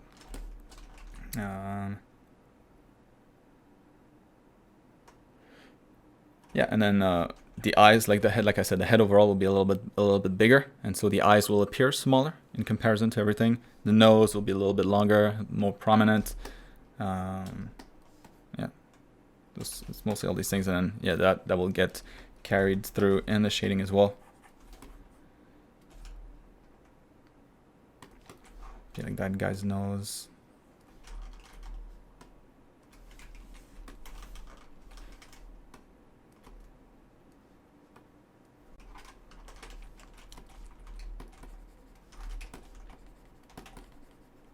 And having like the opposite of like a nice slope for your nose. You know, like again, the kind of surgeries that people get to try to correct. That's to try to correct to look more feminine, or whatever, look more sexy, whatever girls that get surgeries do it for. But usually, you know, it's to go in one direction, and then if you're trying to draw a male, kind of go in the opposite direction. So instead of having a nice slope here, you get like a nice bump. Boom. There you go. That looks manly. Not just because I have one, but Yeah, and thickness of the eyebrows, how full the eyebrows are going to be, so smaller eyes, all those things. So it's pretty subtle, and yeah, overall, like the shape of the face, like I said, a little bit longer, a little bit squarer, and for females, more like a sphere, rounder. I'm talking too much here. I need to move on. Well, that helps. Moving on to Julia.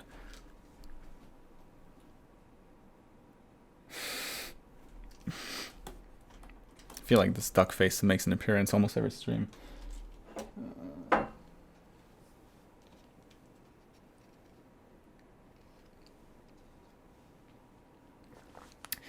Yeah. Spot on, Lazarus. It's especially with my limited English, it's quite tricky to not offend anybody, as I'm stereotyping like crazy. So after feedback last week, this is my attempt at shading with the softer brush. I'm still not really happy about it, but I'm already looking forward to term 2. My faces, hands, and feet still quite hard. I also include my guiding line layer, which I forgot last time. Any tips on how to better approach these drawings would be great. Yes.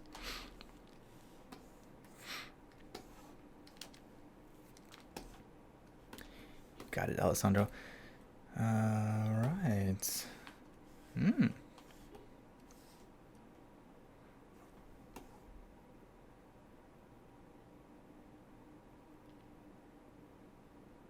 All right. So here, one thing that might help is to draw like the cylinders, like just like the assignment, especially when you have something that's in a pretty intense perspective, foreshortened quite a bit, like the leg here, the upper leg is. I think it would help to understand the pose. If it would help you to understand the pose if you drew the cylinder, maybe, and then draw the other cylinder. I don't know, maybe not. Let's take a look at the results.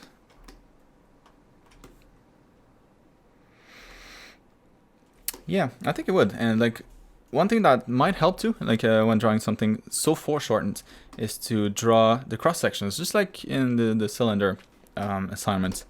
Like we draw cylinders at an angle like this, and then we draw kind of like the cross sections here, making sure that it follows the roundness of the cylinder. But here, instead of following the roundness of the cylinder, you would follow kind of the shape of the leg here. So you already have the pants, or her shorts, or whatever that is, her one piece as a guideline. So this is almost like a cross section. Maybe it reaches in the glutes a little bit more, but you have one here, and so like making sure that all these other lines kind of parallel to that. And actually, just drawing those lines on the character itself usually helps you at least observe better, so that you can draw it better. So I don't know, maybe that's just me, but that's something that I actually do sometimes. Like when the angle is really complicated, or let's say I'm trying to draw like trying to design something for a character, and I want things to be like horizontal on like a character that's in perspective. It's a little tricky. So sometimes I'll use my anatomy figure and like use tape on it, like around the limbs. Like let's say I'm trying to find where the line for the sleeve should be, or let's say I'm trying to cut the chest here across, but like horizontally. Again, when in perspective, I got just tape around the chest, and then I look at it in the right perspective, and then I get that information. So yeah, you have it here. So that'd be a good one to do, so that you know exactly what's happening here with the volumes, and should help for the shading too. But anyways, overall, yeah. The pose is like 95% there overall. To tell, I just like cross my eyes, like make the two images kind of overlap. It's almost a perfect match, so very good.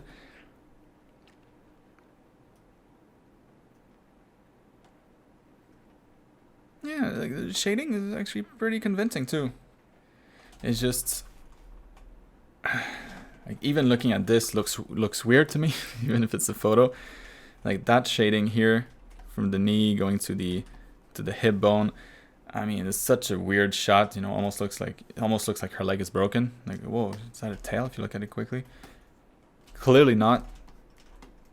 But all of this to say it's a tricky reference to pull off. You did a really good job. So I think maybe like the shading here could help. You know, like you can see, you get a little bit more brightness there. I think that would help define the what's going on in this area maybe a little bit better. Because before it was a little subtle. Couldn't really tell what the butt cheek was coming, was starting. And then here, I think you get just a little bit more shadow on top. But it's not really going to be the shading the problem. I think it's just like the foot, the main issue here. How this foot looks a little too short, and like you have the ankle there, ankle, and then there's still a long distance left for before the tip of the toes, and so yeah. I think just making that a little bit longer would do the trick. And again, you know, when drawing something like this, especially when the pose is so intense, look at the kind of gesture that you get in here. So you get that leg here, like a nice curve this way, nice curve that way, and here the front of the leg curving backwards, and then you get again, you know, like the curve in the front of the leg for the calf here, and then going into the foot goes into the other direction. Just making sure that those like energy line, those lines of action are, it's not really a line of action, but yeah, the gesture is maintained in a pose like this. Very, very important. To the point where it's sometimes good to exaggerate maybe a little bit more. And like this here, I think you could push it some more. Same thing with this one here. Yeah.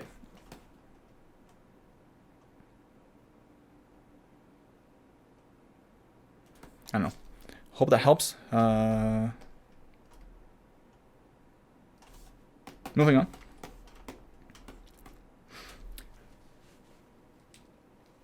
Scott's probably already gone, but good night, Scott. Already another one close finish. Let's Sasha. Ooh. Light composition stuff on this. All right, let's go.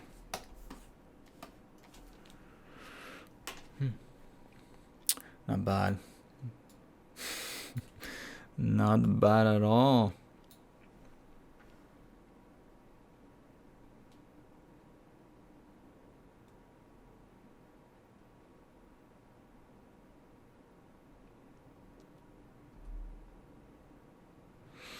Yeah, I'm not gonna have a whole lot to say, to be honest, which is good.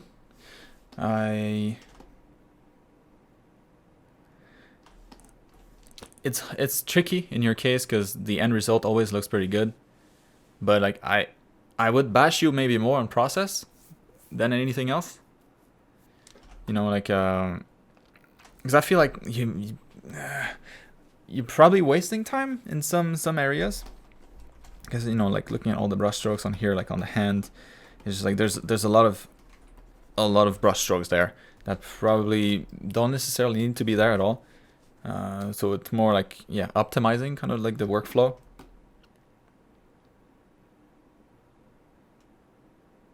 And maybe, I don't know, I've yet to see your sketches. That would probably be good next time. So maybe, yeah, spending maybe a little bit more time on the line art, cleaning that up a bit more before jumping into shading and colors.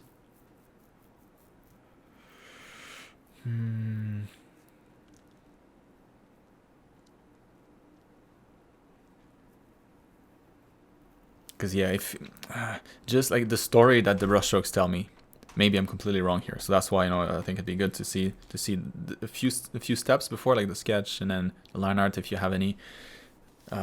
Before going into something like this, what it was like before, so that I can see where the all the noise here is coming from. But I mean, yeah, I'm nitpicking, of course. This is awesome. I see. Yeah, so you remind me of myself, to be honest. A couple years ago, actually, like most of my time at Blizzard, I had this big resistance to not touch line art much. So I always wanted to jump into colors, and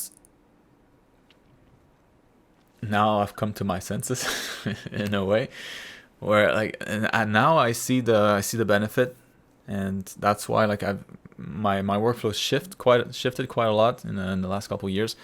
I feel like I'm improving a lot faster as a result, and so yeah, it's always the same thing, you know, like focusing on fewer things at the same time, like juggling fewer balls easier. It's always easier to juggle 3 balls at a time, and then once you're done with these, you place them on the table, and then you juggle the next 3, then juggling like 10 at the same time.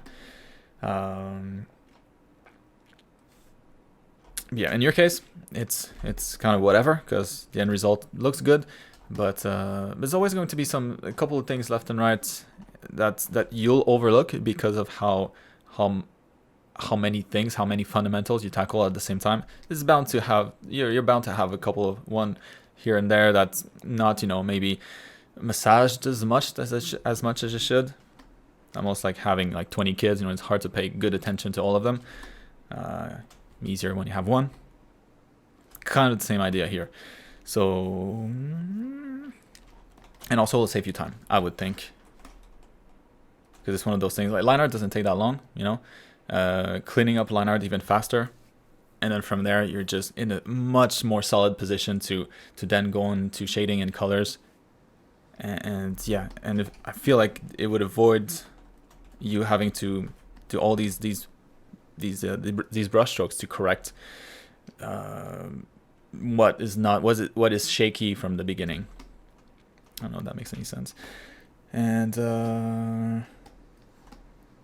yeah, anyways, when it comes to the art itself, so yeah, in my case, the feedback is a little bit more about process, just to get something a little cleaner, because like the end result, like I said, the end result's always pretty good, but I feel like it's just because you put so much time into it, and it's almost like brute forcing your way there. Not the most efficient. You know, you could probably get to something like this much faster if you just tweaked the workflow that you're using a bit, if you want. But yeah, the art itself looks awesome. To be honest, I think there's just maybe that foot looks a little strange. Like we're looking at the character from below, so there's a good chance that we wouldn't really be able to see that foot that well. You know, if the foot is kind of like laying on the, is it like planted here maybe? Yeah, I feel like you wouldn't be able to see the whole foot. It'd be blocked by the side of the pillar. And then just a like really minor minor value issues on this side, where the values of the top of the jacket here and the background kind of the same. So I think it'd be some opportunity to increase the contrast there, maybe just locally, kind of like that. That's already better.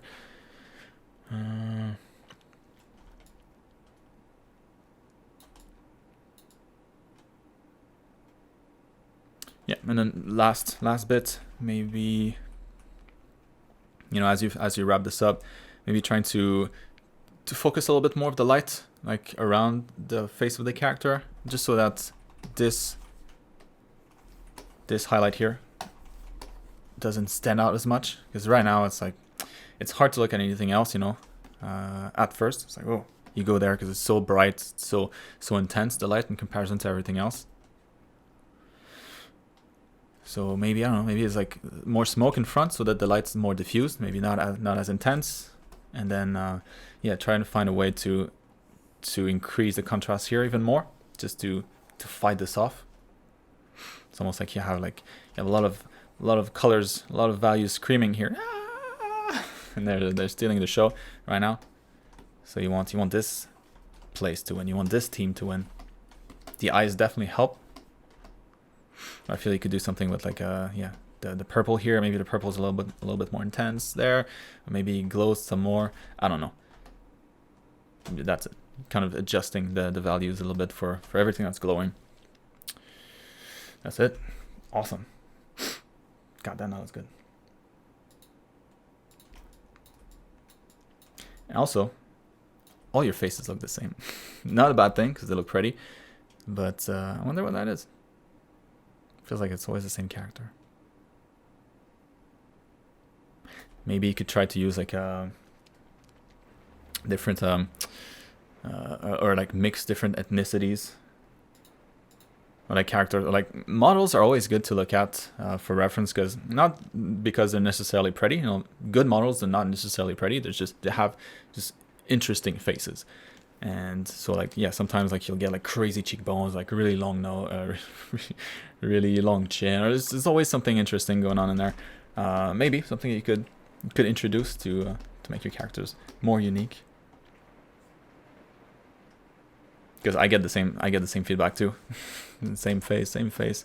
I don't think they're the same, but that's what I'm trying to do to kind of diversify my faces a bit more. Yeah. Crushing it, Sasha, and goddamn, just like Sergio here. Ooh la la.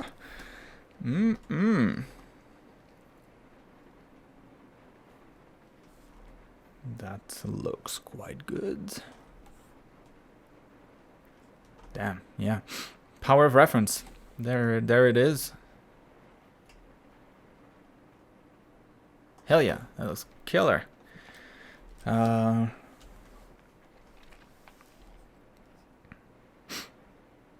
and Sasha, to go back to you real quick, there is also a certain level of comfort when you have those steps that are very clear. You know, like what Sergio's doing right here is a good example. Like once you're done with your line art and you really like it, it feels like a big weight off your shoulders. There's like a lot of mystery about the art that suddenly is not there anymore. Like your line's done. That's it. You know. Now all you have to worry about is other stuff that comes afterwards. But that's something I remember too. Like there's always yeah. It really comes down to what I was saying. It's easier to juggle fewer balls than it is to juggle them all at once. Impacts the stress level too.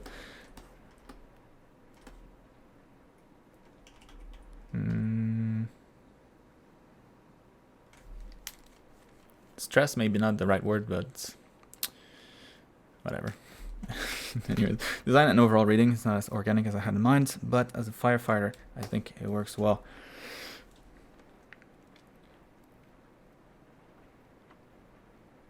It's a firefighter robot. Awesome.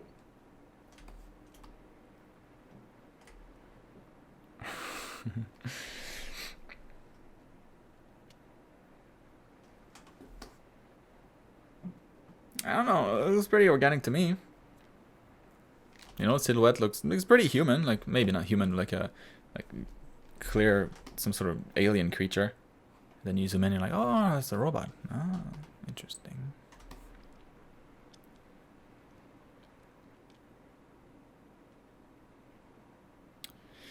But for a robot to look organic, you know, I think it's mostly in the plating, how angular your plating is. So like the insides, you know, the guts of the robot's always going to be pretty similar. Always blocky, cylinders, pipes, those kind of things.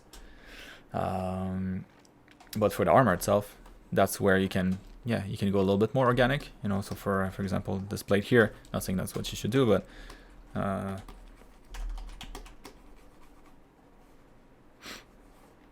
you can make it more organic. Almost like a separate plate that's on top, almost like a shell.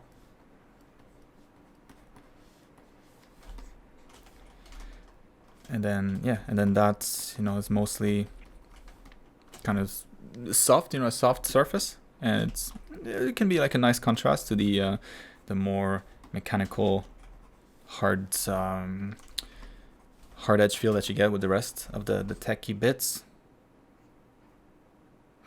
And yeah, like doing something similar with the shoulders. You know, it doesn't need to change that much, but just like if you round things out, yeah, like when I was drawing this, I was just thinking of like the shell of a turtle, you know, sturdy but organic.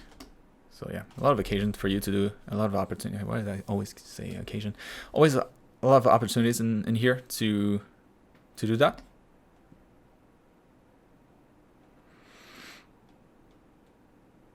And just be careful with symmetry here, especially when you get the hell. I didn't know you could do that. Interesting. Yeah, when you have a robot like this, making sure that symmetry is spot on, it's very important. So it is for the most part. You know, like shoulders, kind of like the first thing that you're gonna see. The chest feels pretty good. Maybe you could have that part of the chest kind of going back in, so that the chest is not like a straight line, but maybe more like a flat cylinder. You know, so having those lines kind of curve in might be nice. Make it look more organic. And what I was saying about symmetry, you know, I look at this, the lower part of this thing here. This feels a little longer than that one. And then same thing with the knee pads, making sure that those are kind of consistent. They look pretty good, but I feel like based on the angle, maybe this one could be a little lower. Like the whole thing here, maybe a little lower. Anyways, like I think you see it now too. You know, not quite lined up, but yeah, in terms of just the technical aspects of this drawing, very good, very good. Nice lines too. You get a lot of details here, but everything is very clear. Awesome, Sergio. Yeah, so I guess what I just said kind of answers the second question. Yeah, in terms of the design now,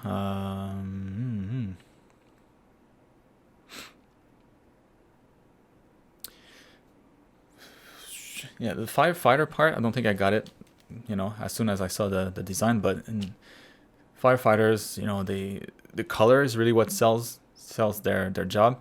It's just if the robot is bright red with some yellow, and I think it'll be pretty obvious what it's about.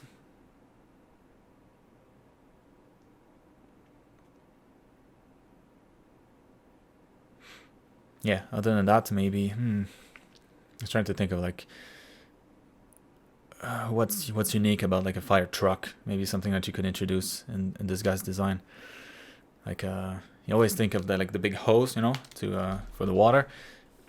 You get that one here.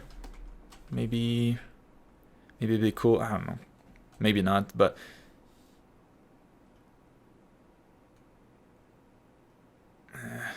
I was gonna recommend. I don't know that I should even mention this, but anyways, I was gonna recommend that like maybe he's got it all like around his shoulder, like he's carrying kind of like a bunch of the pipe here, and he's holding the thing instead. But then yeah, as a robot, probably makes more sense what you had here. Yeah, to me it's just like the firefighter thing. It doesn't scream it, but maybe with colors, I think that might be enough to sell it. I guess we'll have to see.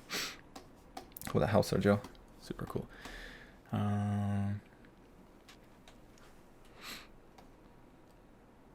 Yeah, Xenia, don't be anxious. I mean, and it's one of those things, you know. It's like everybody's been where everybody is at some point.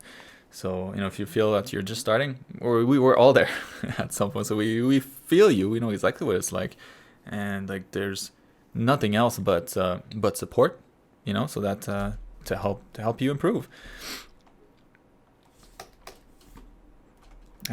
I would not understand anybody that gets good and then just looks down on everybody else. It's the same as like people that are, yeah, the same as people with money, you know. Just because you have money doesn't mean you're better. That's it. You know, there's no difference.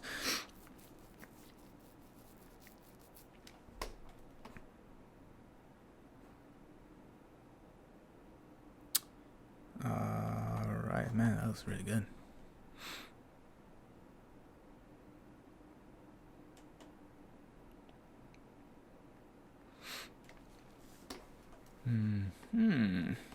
All right, so finally felt ready to apply your advice about broken armor stuff and connect this guy and his armor. Yeah, man. Damn, it looks really cool. I had a short moment when I started liking my art, and again, I feel everything is bad. So please be honest what you think about. And all right. So I remember the first one. It would have been interesting for you to pose that too, so others can see. But I remember it very clearly. And yeah, this is much better of an illustration. Like, oh my god, like look at the shading on the robot here. Very nice. And all these little bits here. Yeah, you're selling it really good. I think yeah, I think for me the only thing that you could improve would be like the readability, whatever, of the guy's face. Like the robot reads really well. Like he's got the light on his side too, so you can see everything. This guy, like if he's inside too, maybe he doesn't read like he is, because there's no shadow on him. There's no light, you know, like there's no kind of like blue light coming in from the visor here. I mean, it's not easy to to get this right. It's pretty advanced illustration stuff, but I feel like that could be kind of cool. And then yeah, like his eyes could be maybe glowing a little bit more. Not so much that the eye is glowing, but it's reflecting, you know, all the light around it. So you get a lot of bright light here. It could all be reflected on the eye, make it extra shiny.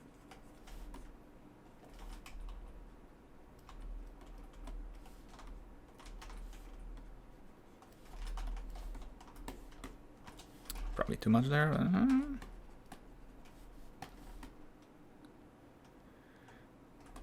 And yeah, like maybe in the hair too. Like the hair is a little harder to notice. And yeah, probably I would just kind of tone down the noise, the noise, and the hair. That doesn't attract too much attention. Kind of reducing the frequency of the brush strokes, because you get a lot of details here. You know, you get a lot of small debris. You don't want it to be like too much. So like toning that down. Yeah, and like on the face, what I was talking about, like the shading, maybe having that shading a little bit more consistent with the rest of the make here. So you know, like we see this thing here casting shadow down there. So yeah, like shadow here is a little bit of an offset, right? It's not like light's not coming at it straight ahead. There's a slight angle to the light. I think that'd be cool to reflect on the face. Kind of like that mask is covering part of the face, casting shadow on it.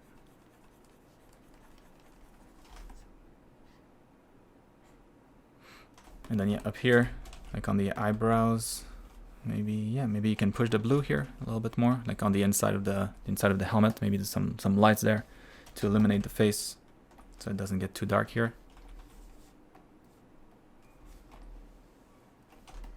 I'm just kind of doing it overall, but just so that we can see the face better. So I think the robot side is really dominant. Just trying to make this guy come back a little more.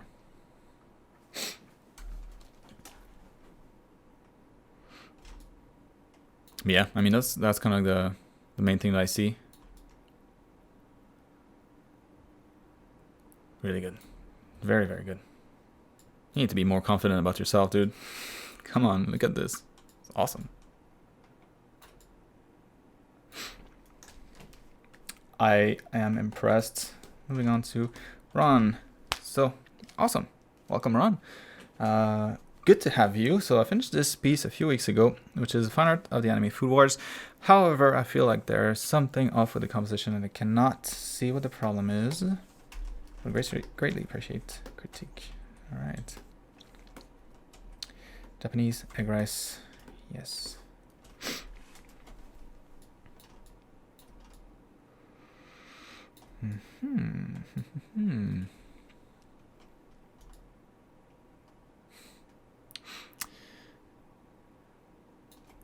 Well, you're making me hungry, so that's probably a good sign. All right, that looks quite yummy.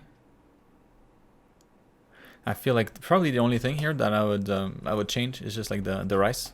So the rice, hard to see. And rice is pretty white, pretty damn white. So I would just probably adjust the whiteness of the rice in the ball, so that the ball itself, which seems to be maybe a little more yellow, like a little more cream color, maybe, will contrast with it. So that's, I mean, that's probably too bright for the rice. Didn't mean that bright, but yeah, that's probably where I would focus on first, so that yeah, the rice, you know, pops a bit more, doesn't blend in with the rest too much. Otherwise it makes it look more like some sort of soup, if you can't see the rice too well. But yeah, I mean, the rest of it, that looks yummy.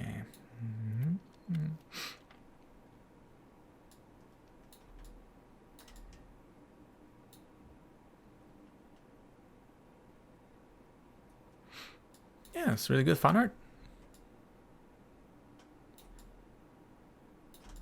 I feel like as an illustration overall, there's some things that we could like probably adjust to make this look better as like a whole.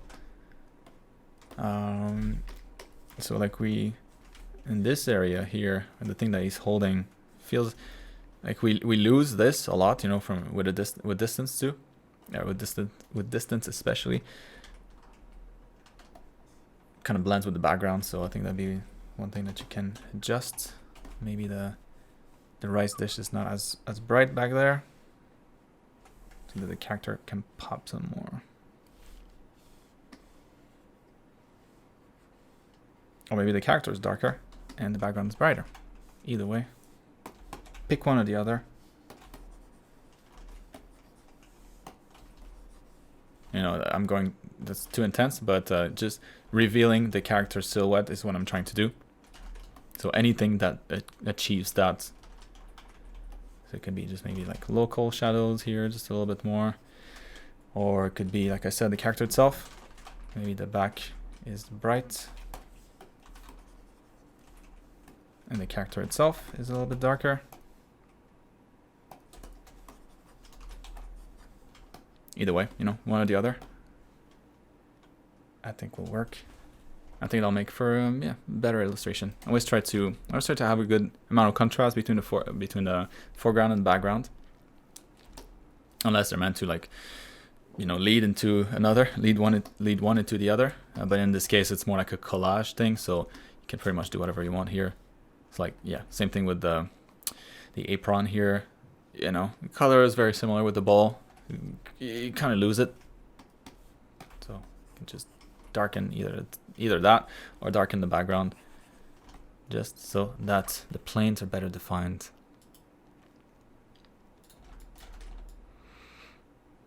And then yeah, when it comes to this character, this is pretty good. Nice shading, nice color, face looks good, hair looks good.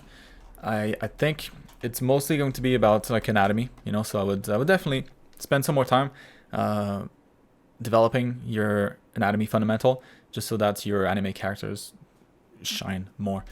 And usually that's going to be the problem in anime characters anyways, that the length of their limb is going to be a little bit off if that fundamental is not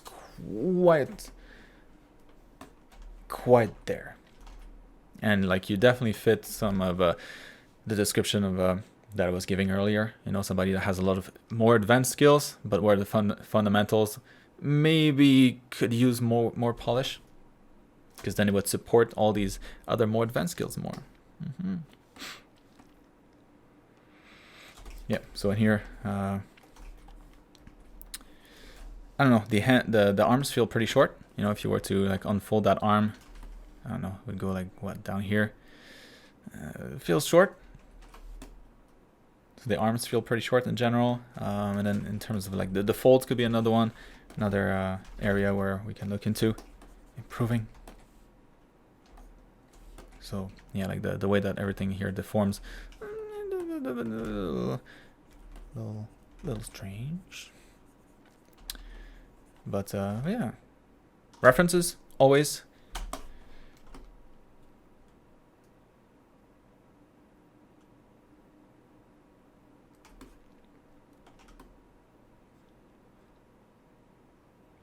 yeah, in this case, I think to wrap this up, you know, make sure that you have some good amount of contrast between the main character and the background. I would make the arms a little longer, so that feels more anatomically correct. And yeah, and then work a little bit more on those folds, especially around the character's face. You know, the apron here, sure, you could add some more, but it's kind of like on the corner. You know, nobody's gonna really pay attention to that a whole lot, so it's not as important. But like the folds here and the folds around the torso, I think you could definitely, like, you know, make them more believable. Again, using references, you can use yourself too, like in the same pose, look at how the folds kind of arrange themselves and copy that.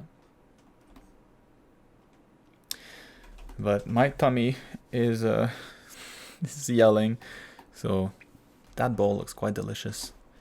Hopefully that helps. Moving on to Maria.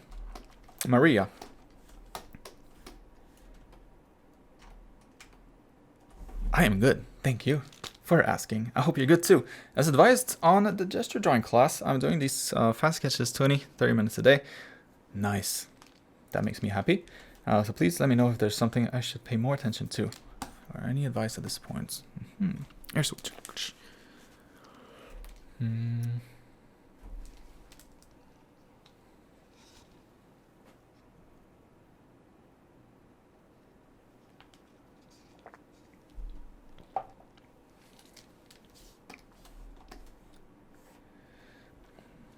Very nice, Maria. Why do I always... Maria. How you say it? Is it more like Mario? Probably not, right? Maria? No. Maria? Blame my Terry Bad Anguish. I'm sorry for butchering your name. I really am. Those are really good. Really good.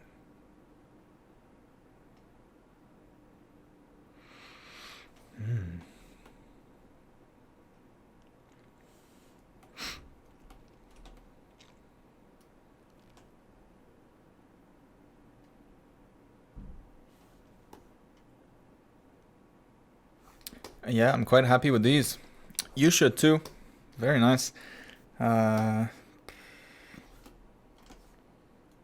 on, yeah. A plus, A plus, A plus plus.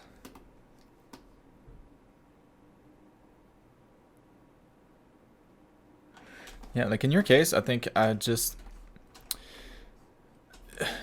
because everything's so good, right? I would just pay a little bit more attention to the extremities, like the feet and the hands. Not like, don't focus about like fingers and all that stuff, but it's more like the way, the gesture at the end. So like these feet here, I feel like this could help the gesture of the leg maybe a little bit better if the feet, like if you spend like just 5 seconds more on them. Like this one here too, is it floating or is that one touching the ground? That's information that's a little, I don't know, you know, it could be either. But yeah, like, that's good. This is the kind of stuff that I'm talking about. Just making sure that the foot is long enough, you know, like this one's great. The way that it's planted feels really planted on the ground. It feels good. Like these two are really good too. These two are really good too. Yeah, in this case it works. Super simple, but planted on the ground, it sells the perspective. It's solid, really solid. These one here, I don't know, could be better too. You know, like are the toes going down or the toes going up?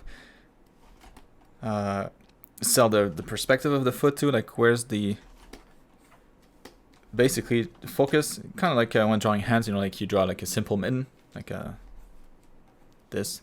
That's usually enough, as long as the wrist, as long as the position of the wrist is believable. It should sell the gesture pretty good. I mean, this mitten looks horrible. Let's fix it a bit. There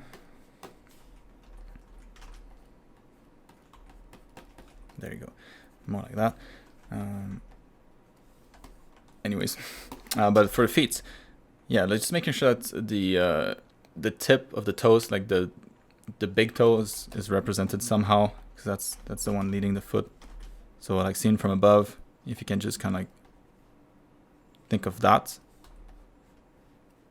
This here, the way that the direction that this thing is pointing, that's the most important. As long as we can kind of see that from the angle, it's good. Like in here, yeah, works pretty good.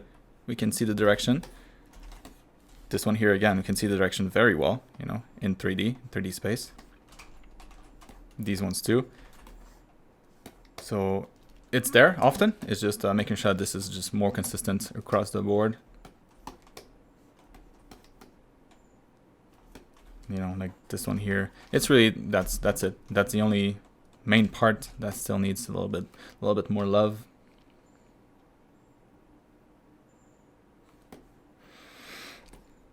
Yeah.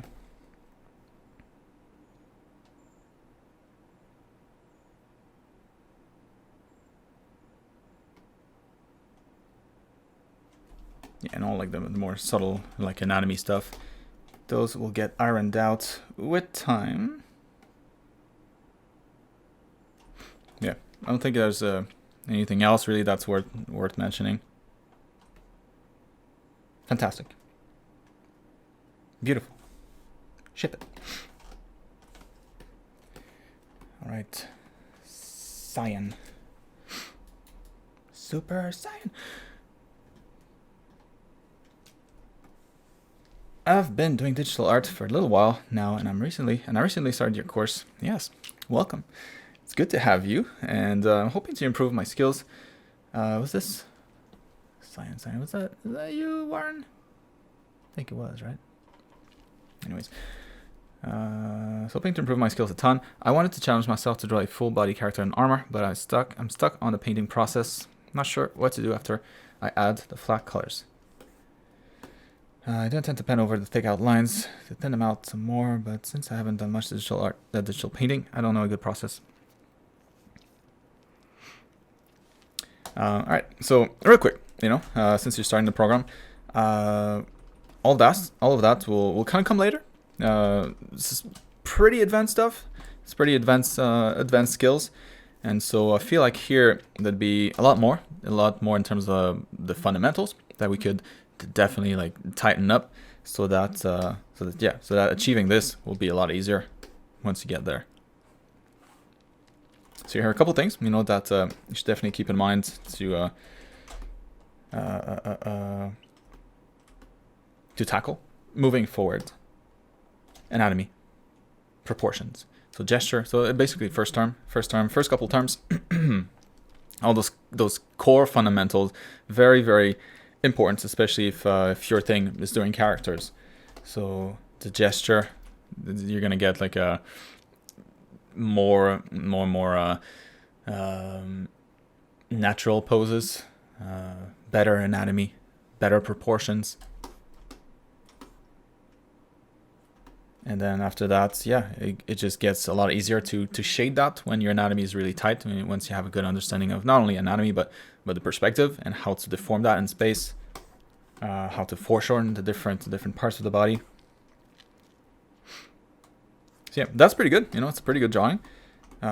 Cool design. But yeah, there's a lot here that we could do before we move on from here, before we add more stuff on there. So like proportion wise, you know, for example, like this, I get kind of like the feel of like a kid, you know. It's mostly a young person. I don't know if that's what you wanted, if it's supposed to be an adult or like a teenager or a young kid, maybe like 12 years old. That's what I'm getting here. And that's kind of just the relationship with the head and the rest of the body. But yeah, whatever, maybe.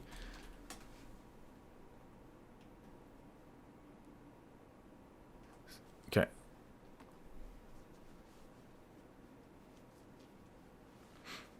Right on. And yeah, and then in here, so you know, whatever the character is meant to be, if he's meant to be like this, you know, whatever he's about, this is the right step. Perfect. And then before you move on to this particular step, I would definitely do a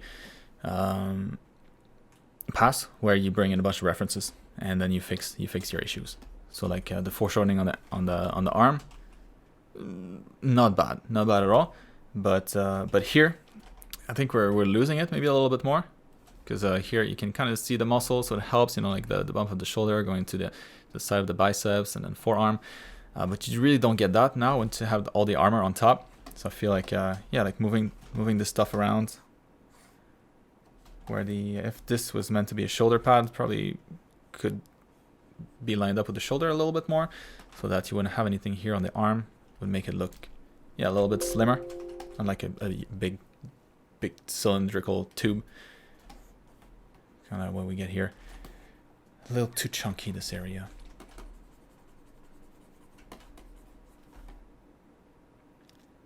And also,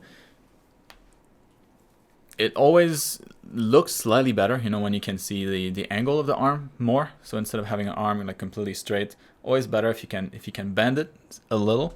So it's bent here, but we can't see it just because of the perspective. So yeah, instead maybe having it kind of hang might be more natural, like more relaxed arm, and then holding the thing. So most of the pressure is on the wrist, and the arm itself is kind of relaxed, you know. It just, you can't see that, but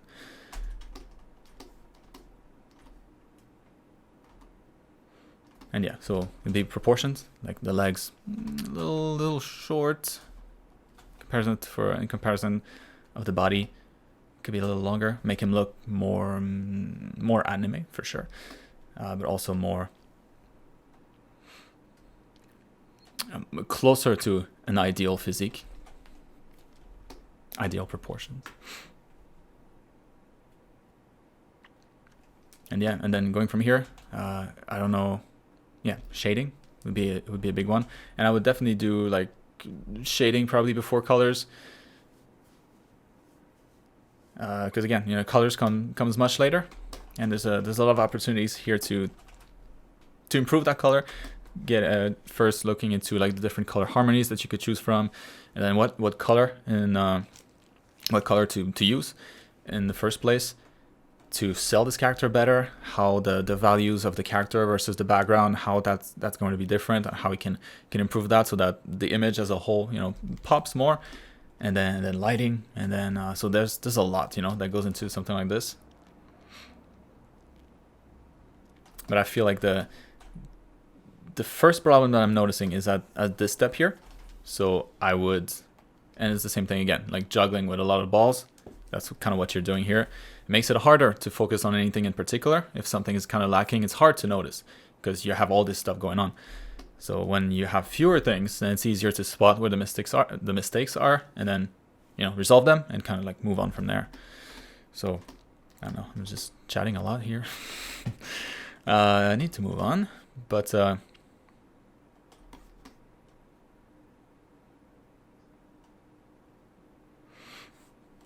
yeah, if you wanna, you know, just real quick, I wouldn't recommend that you just do that. You know, definitely take it, you know, chunk by chunk.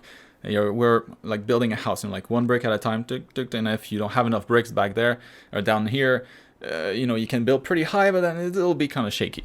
So I think that's what we see here. Completely normal. And like I said, all the time, always better to have these more advanced skills, because then if you just fix your fundamentals, if you improve your fundamentals, all those skills will shine even more, because they're already there. They can't express themselves as best as they could. But for this, look at my YouTube channel. I have a bunch of different ways, different workflows. Maybe you'll find one that you like. Oh, that helps. Looking forward to see what you do, Warren, in the future. So moving on to, how are we doing with time? It's not so bad. Yeah, I need to hurry up a little bit. Okay, what we got here?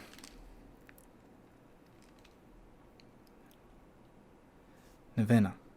All right, great.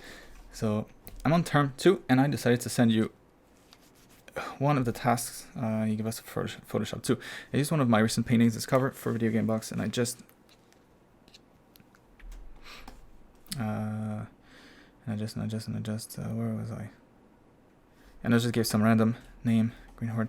Please let me know how it looks. And right on. That's the whole point. And you'll see, you know, Photoshop is one of those things where it looks a little bit daunting at first because there's a lot of stuff, but as you'll come to realize, like we don't use much of it, so it's just getting familiar with the things that we use all the time, and then yeah, the next time, you know, in a couple of weeks, couple of months from now, you'll open Photoshop and you'll feel right at home. It's just like it's almost like you're in a family, and then you just need to ignore a couple like the weird uncles, you know. You just stay on your side. I'm not gonna go talk to you. I'll just worry about, you know, the stuff here that I use, that I care about. A weird uncle being the features in Photoshop that you're not gonna use, anyways. Whatever. It's a ridiculous comparison. So also a question when it comes to making 2D characters. Where's the line when you say this one? I will draw and not make it with tools. So I'm going to say this one. Depends what you mean with tools.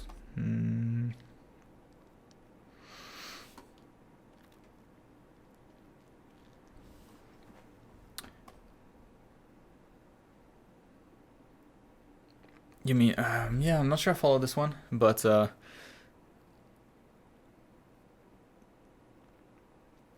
so, well, first, making 2D characters, you do whatever you want, right? So you can use whatever tool that you want, but when it comes to time to, yeah, if it's for clients, then yeah, it depends, you know, it might be specified, specified by the client or not, and also it depends of the job, you know. So for example, in 3D game development, you're gonna have a lot of 3D.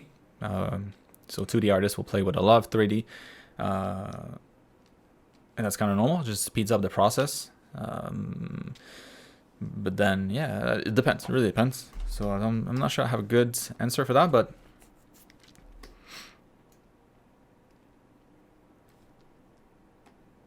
yeah, let's take a look at this here. So. Alright, so you're going with complementary colors, purple and green, or magenta and green.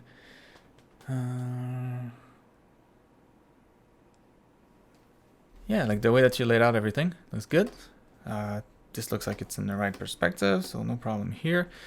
So when working on like a box design, you know, something like this, it's always, you're trying to sell something, right? So it's a vehicle to sell a product. And the first thing that you should look at when you see the result is do I want to buy this product or not? And then do I know, first of all, it's probably, do I know what this product is about or not? And so, yeah, if it's like a tutorial or like a book or something like that, then you might you have a lot of references that you could use, you could find. But in this case, you know, it's the first glance. What is this about?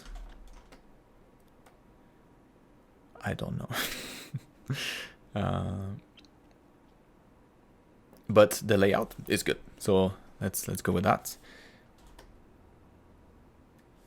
You get the title here. So yeah, when you have a title, also title is very important. You know, it's like the title of a movie. Sure, the image behind is important on a movie poster, but what's most important is what the movie is about. What movie is this? And so when you have text, always make sure that the text reads from a distance. You know, let's say somebody's walking in a store, not like anybody's walking in stores right now, but global pandemic. But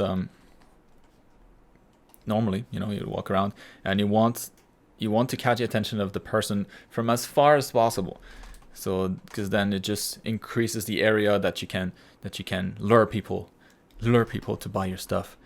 And so if the text is too small and then people can't see it, then that area is shrunk for you. So the clearer the text, the better. The clearer everything, the better. So I would probably make these letters here stand out more. You know, from a distance, you can read the horn pretty well. Although this might look like a K, so be careful also with the font that you choose. Make sure that it's bold enough, thick enough, so that's, yeah, once again, it reads from a distance.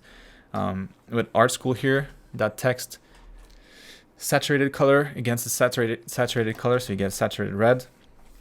What am I saying? Saturated green and saturated magenta. Yeah, I think it'd be better here if you had kind of like a buffer in between. So it could be like some black around the letters here, just to separate the magenta from the green, because you get a lot of contrast here, and the letters pretty fine. So once again, just harder to see, harder to read. That could be a white outline too, maybe. If all the letters had that, then it'd be clear. Yeah, and then your image, your main image. Of course, we want to make sure that we can read that pretty well. So we get it. We see the horns really well. So that's good. That's what this is about. But I think the entire thing could be a little brighter. So we can see the art. There we go.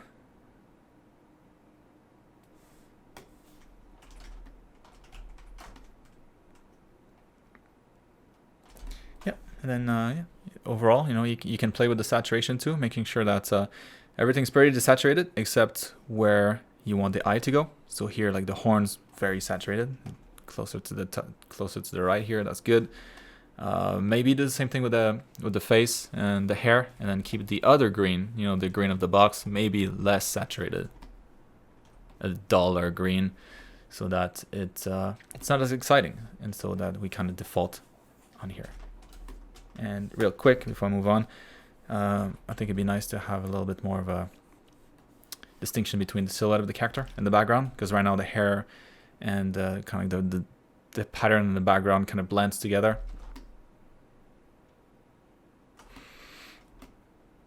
Yeah, so maybe the background here is a little lighter or darker around the hair, just so that we get some sort of distinction at this line here. Of course, don't draw like a green line, but you know, maybe.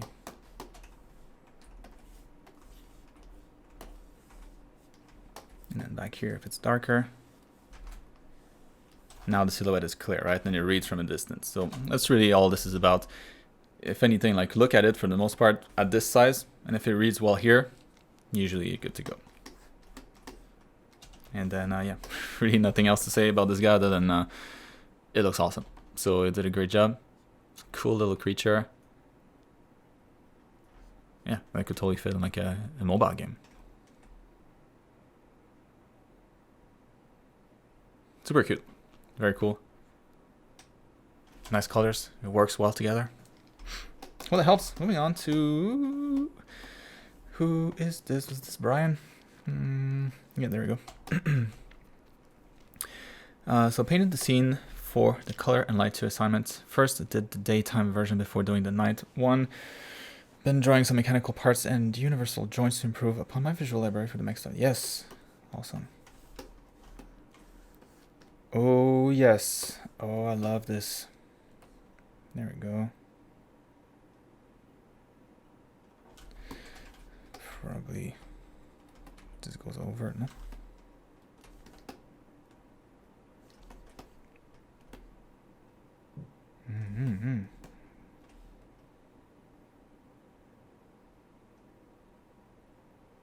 Yeah, it looks sick. Love it.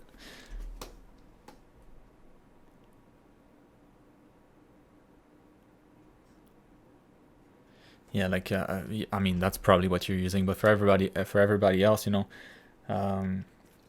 you can if you find, I'm sure you can find that online without having to buy the actual toy, the actual like model kit, but like the manuals to build those model kits, like the Gundams, like Macross, and all these Japanese model like mech kits. They have awesome images in here, and like always in like nice 3D, super clear of all the different parts that you need to assemble. So very good, again, to build your visual library. I would think that's probably what you were looking at here, but in case others are curious to where to find this, yeah, that was great.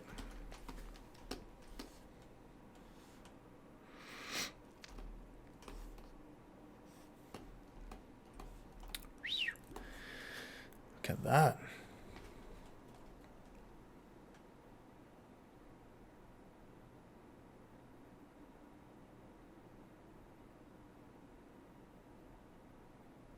Yes, Dennis. And you can test yourself too. You know, you can try moving on. And if you're like, if it looks a little too like, whoa, maybe I'm not ready for this, then you're probably not. So if it's too hard, if it's too tricky, if you feel like you really don't have a, I would say like if you have a grasp of if you can follow like 70% and there's like a 30% that's mystery to you, that's usually a good ratio. If like more than that is not really acquired skills yet, probably spend some more time on the earlier terms until you build more confidence.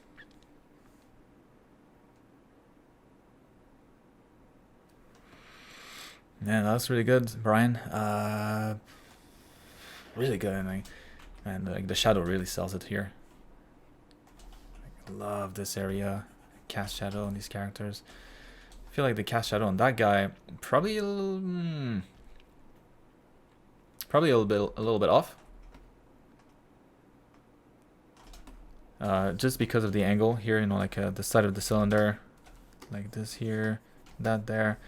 I mean, if we take, I don't know, like the corner of this here, that's the angle that I'm getting. You know, if we look at the shadow here too. So the shadow it's pretty top down. But here, you know, if we go from the top to the top of the shadow and then we get a different angle, this is not parallel to it. Uh-oh. So yeah, it's just a matter of adjusting your shadow so that it's parallel to the other ones. And so it'll probably stop right here. It'll be a lot less stretched out than what you have.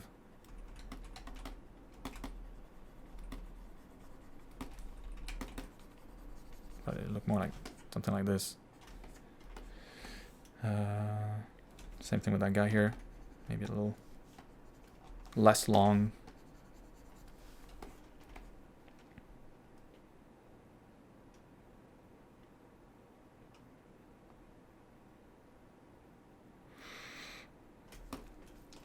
It looks awesome, to be honest. Like, I think the only thing that I would personally focus on here, because yeah, the lights, very nice in here. You got some good amount of depth with the values and how you kind of tone down the saturation, tone down the contrast as you go further back in the scene. I think the only thing that I might think to improve would be just the read on your materials.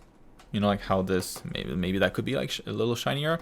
It just feels like right now everything is kind of the same material.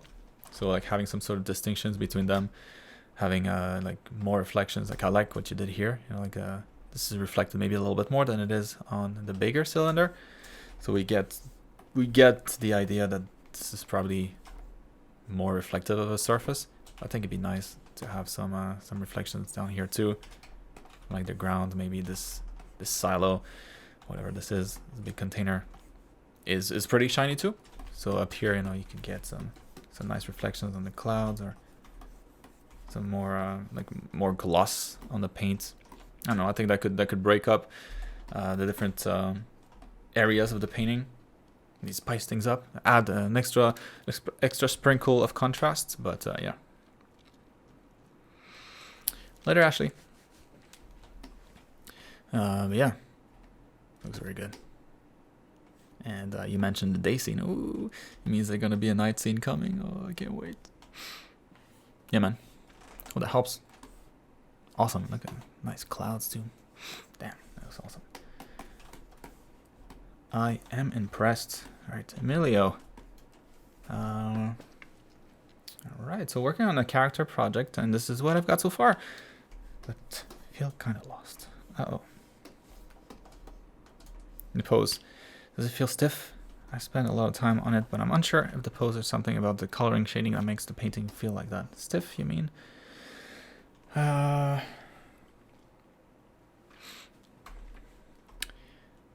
wish I had my t-shirt already. I mean, this looks awesome. I need to turn the light on. I can't quite see. Oh, there we go. There it is. Don't want to make it too bright. If you wanted something that's a little darker.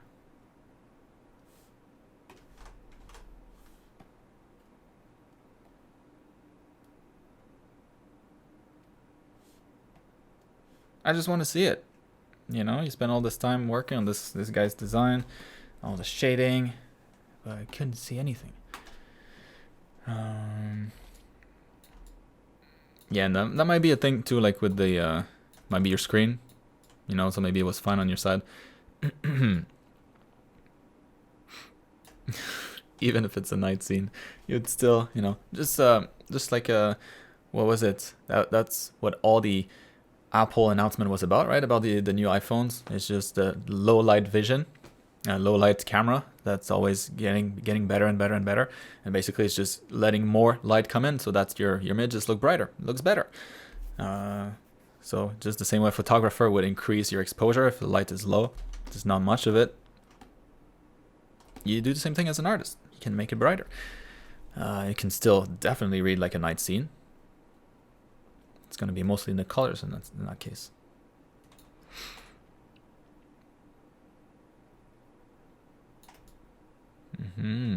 I mean, that guy looks awesome. Love the brushwork, just like how effective it is. And that's again, that's something that I wish I could see from the start, because he did a really good job here. Don't hide it. And like all of these, like, it's nice, you know. And here and here and here, nice nice hues too, like different colors. You get a little bit of red, a little bit of green. Very good. The shading is on point too. The lighting's cool.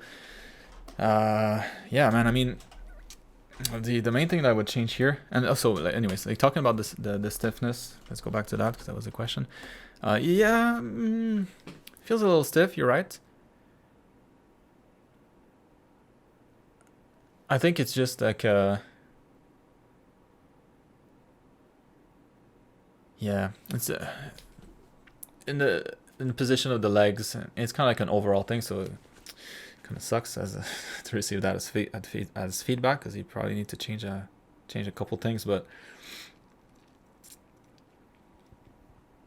yeah, the legs play a big part too. You know, like if you're relaxed, like your legs and your hips are going to be in a certain position, and if you're alert, it's going to be different. He looks more alert, you know, from the belt, from the waist down. He looks more relaxed from the top. His torso looks more relaxed. So you kind of get like a weird combination here. I think for him, mostly the legs would need to just come closer together, so that he's not too alert. Looks more chill, or go like full hunter, like maybe hunched over even more. Like lift his elbows, like he's about to stab somebody with that sharp stick.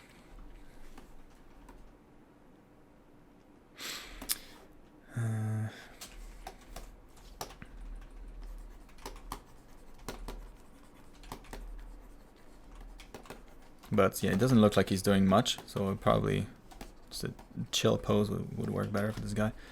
Yeah, actually, maybe just that leg works. Fixed it. The hands, the arms too. Like just the fact that he's like this, you know, I can't see anything because of the shadow, but like feels extra work to walk like this instead of just letting your arms kind of lay to the side of your body. So maybe that one doesn't need to change, because he's holding something, so it should be some sort of flex in there. But yeah, that one maybe you could just bring it a little closer to the body. Yikes. There we go.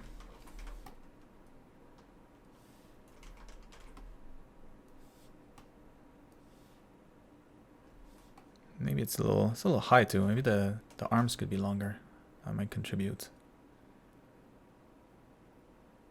Yeah, that's another thing. You know, the hands should probably lay a little lower, because if it's higher, again, it means that there's some sort of flexion, some sort of flex in the arms, in the joints somewhere, to reduce the length.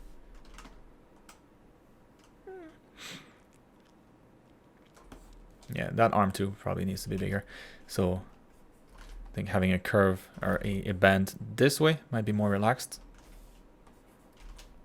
You know, so having that arm kind of go down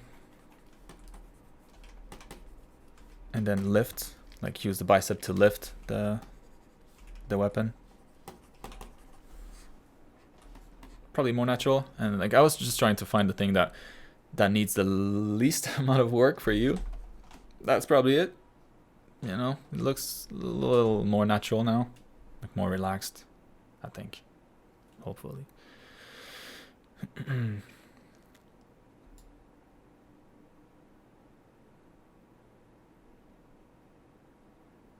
Yeah. Anyway, second question. Let's go. Don't want to fall asleep here. I'm trying to go for something like the reference below, the saturated analogous color palette, where elements kind of blend themselves together. Yeah. Yes.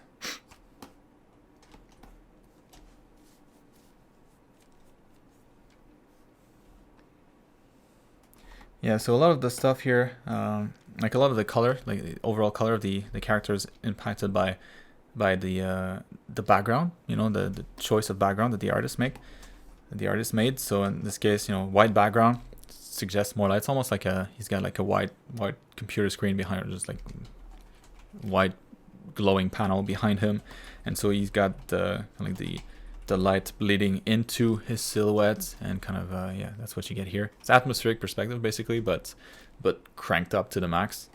And in this case, the atmosphere is just going to be the environment, and so if it's a white background, then white atmospheric perspective effect, just white fog. In his case, it's darker, so yeah, that's why it gets a little darker. In this case too, pretty dark outside, so that's why, you know, he's just got a little bit of blue highlight here.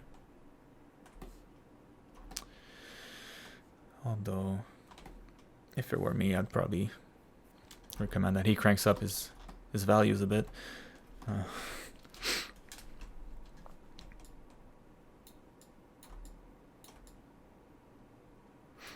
But yeah, but that kind of stuff here with the legs, you know, you just grab the color of the background here, and then that's what this is.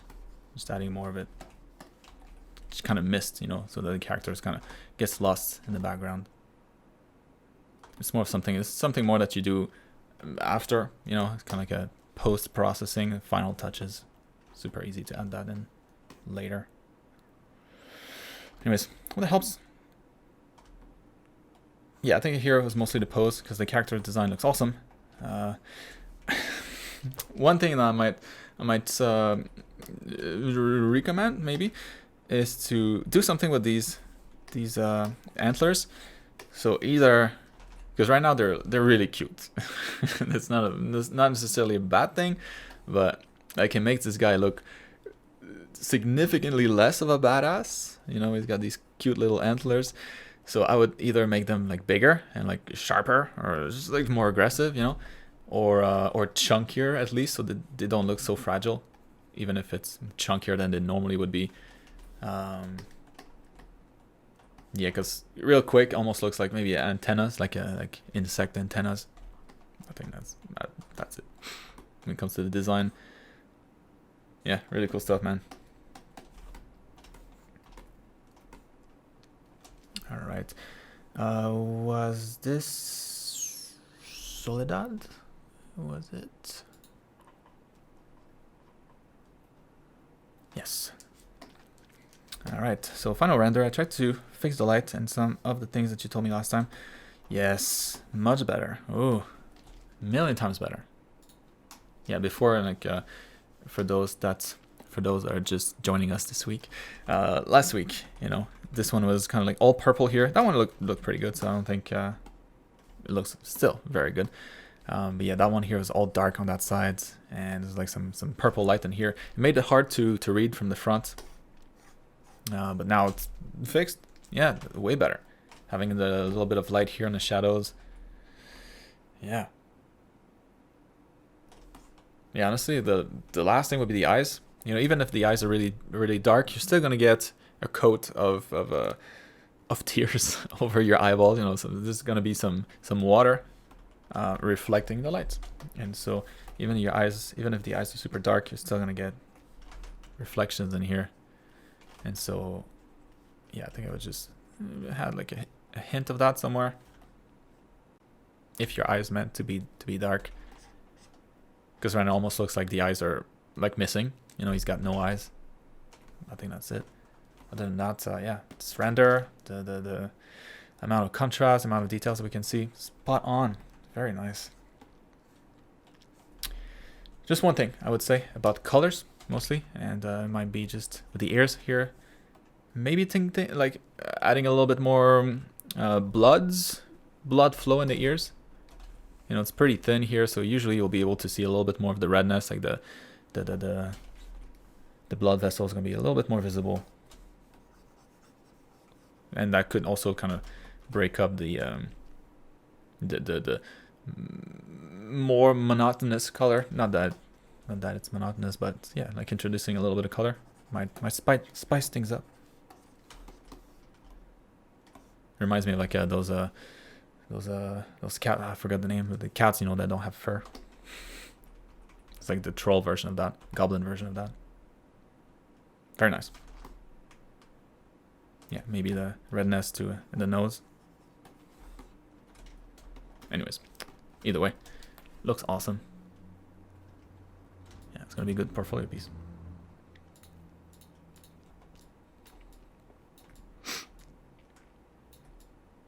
All right, Brett. Ooh. Ooh. Oh man, that's a cool design.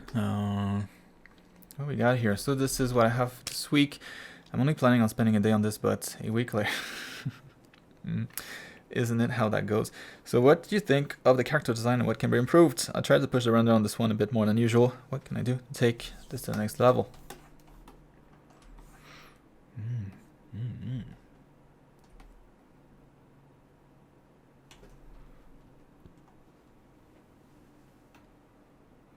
Later, Indra.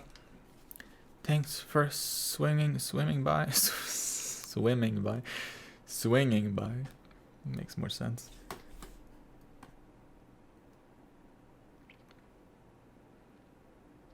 That looks really good. Love the colors in here. The color combination works really, really well. Because that's clearly what's unique about this character. And then, yeah, it being a completely different color than the characters really stands out. Really solid hook for this character. Very nice. Very nice.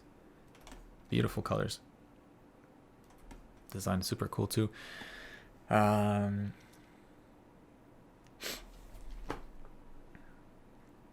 Yeah, I think character design, don't think I have much to say here. Pretty spot on. Looks great. Maybe the lighting, I think would be kind of one place where you can gain some extra points, because yeah, like this area here, all of that kind of gets lost in the background. It's hard to see like the hair against the background, kind of invisible at a distance or at a quick glance. So I tried to do something to bring that back, and then she's underwater, so most likely the light's gonna be coming from the top. So that's something that you could do. Some top light here, just to highlight the hair, make the silhouette maybe a little bit more obvious at a quick glance.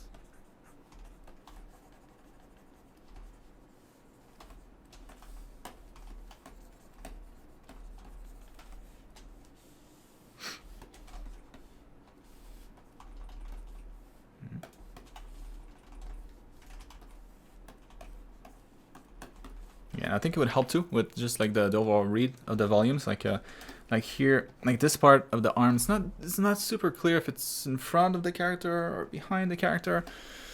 So having like some sort of shadow casts on itself, I think would help indicate the position of the volume in space maybe a little better. Like here, all of that sticks out, the arm stands out.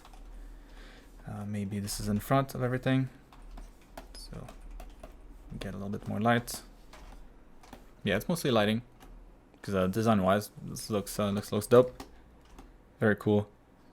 And then lighting in the face too, like probably playing around with the shadows here a bit so that we get more contrast. Yeah, I think it's just more contrast in the face. Comes from a distance, the face looks almost like washed out. Like there's not, can't really see the features. Up close you can, but yeah, I think it's just a matter of, you know, going just a little darker here in those details so that they can catch the eye and helps define the face more. Yeah, like color-wise, design-wise. Bruh. Very good. Jenner. Alright, working on illustration thumbnails for a character concept you have seen a few weeks ago. Would love feedback on them and thoughts. Which one's your favorite? Ooh. Yay, I love this game. Alright. I feel like a judge on American Idol. My dream. Alright,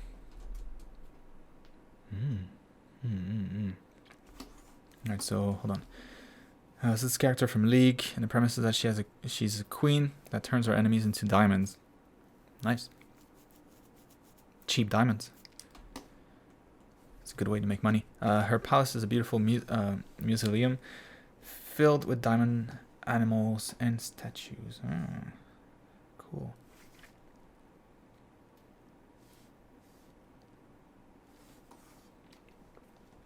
Okay, so yeah, I mean, it depends what kind of story you're trying to tell here. You know, if is it her good side, her bad side? Is she meant to be menacing? Is it more like a calmer day in the life, you know, kind of shot, or is it more I'm gonna mess you up kind of shot? But like purely, you know, purely like composition, I think I'm gonna have to eliminate this one just because of this very OCD inducing parallel lines that you have here. I don't think I could live with, I don't think I can handle this. That's too much. I really liked it. But I love the pose though. So I think it's just like yeah, if the perspective was maybe different, I think that'd be better. Anyways, I really like this one. That was pretty cool. It's tricky on this one, like you want to avoid this too. You're like pointing at like the edge. But that's easily fixed. Yeah, I kind of dig this one and this one. Those are my two favorites, I think. This is a cool angle too, but I feel like I always prefer when you can see the face of the character better, because that's how you communicate more of the emotions. That's how you create a connection with the person, with the viewers. And so, yeah, I always vote for this versus this.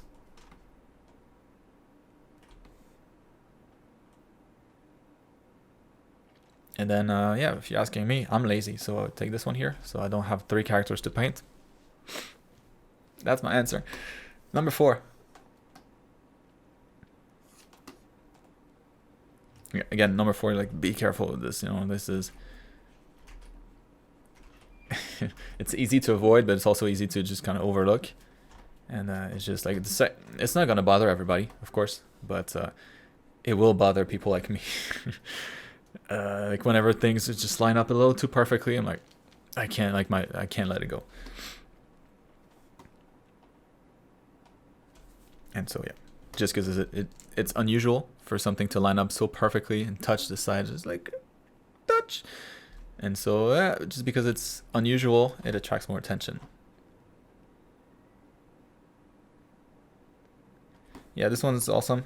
I just feel like maybe her other hand could be doing something more, you know, like I really dig that pose. So maybe like you can just copy this arm and slap it on her here, because yeah, the arm too would help fill up this side of the image. Like very busy here, you know, like we get a lot of stuff, It's a little bit more, you know, barren here.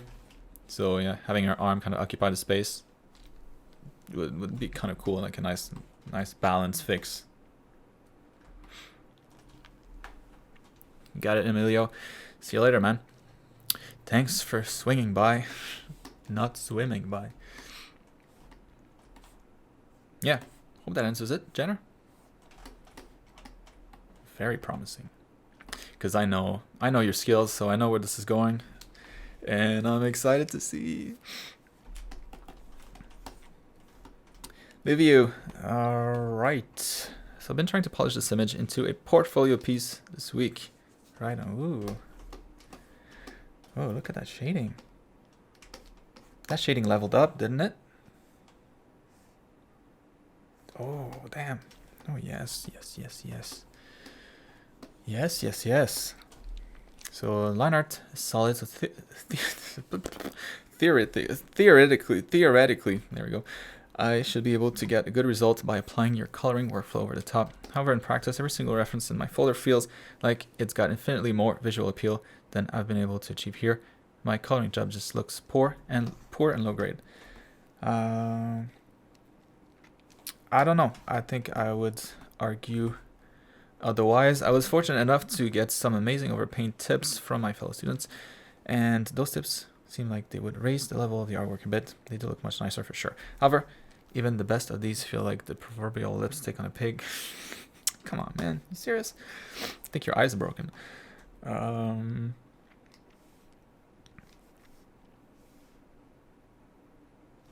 A to B, so despite all the great feedback, I'm stuck. What makes mine feel so amateur? Is my color scheme bad? Is the line art not as solid as I think? Am I missing some core skills? Alright, let's see. Let's see.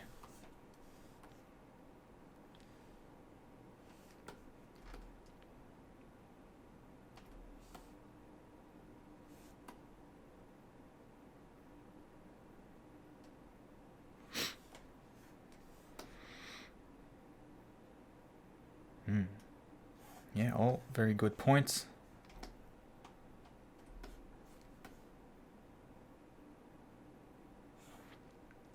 And like honestly, there's not a whole lot of difference, you know, technically speaking, at least between this and this. Like the way that this artist treated the bottle reflection on the side. Yes, there's a little bit more work that went into that, you know, like these reflections. Clearly he used reference, or she used reference, and it works to that artist's advantage. Like, all that looks pretty believable, you know. It looks like glass, thick glass, very nice. But on the inside, you know, like shading wise, it's okay, it's not bad, it's nice. So is yours. Yours is great. Yeah, like when it comes to colors, pretty equivalent. The only difference really is just a bunch of stuff in there, and a bunch of tiny particles. Like if you take out all of these, like all these branches, these tiny stars, I mean, yeah, you're left with something that's not too far from yours in terms of in terms of quality. So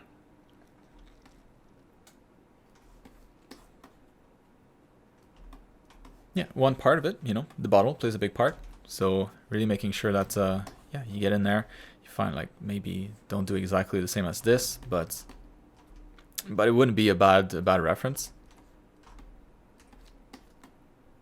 Or yeah, like what I would personally do, because I don't know, I have no freaking idea what the shading would be like on a bottle like this when it's full of liquids, and then when you have something inside too, because yeah, like all of these, that's going to impact the reflections and the refraction in the glass. And so I don't know, I would have to use a reference.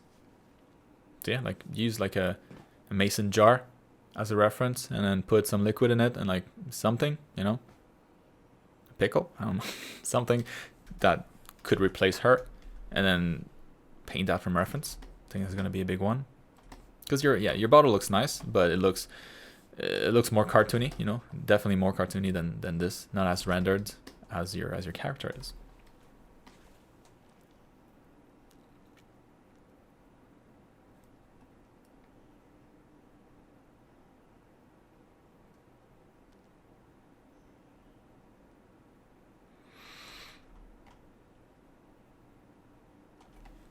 because yeah, like your anatomy in here is really good.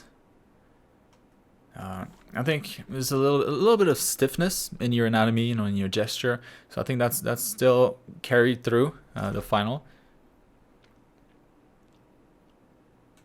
And it's like, you know, like this shape here, that looks pretty good, but like a shoe would probably be less perfect than that. Like this looks like a symmetrical sole.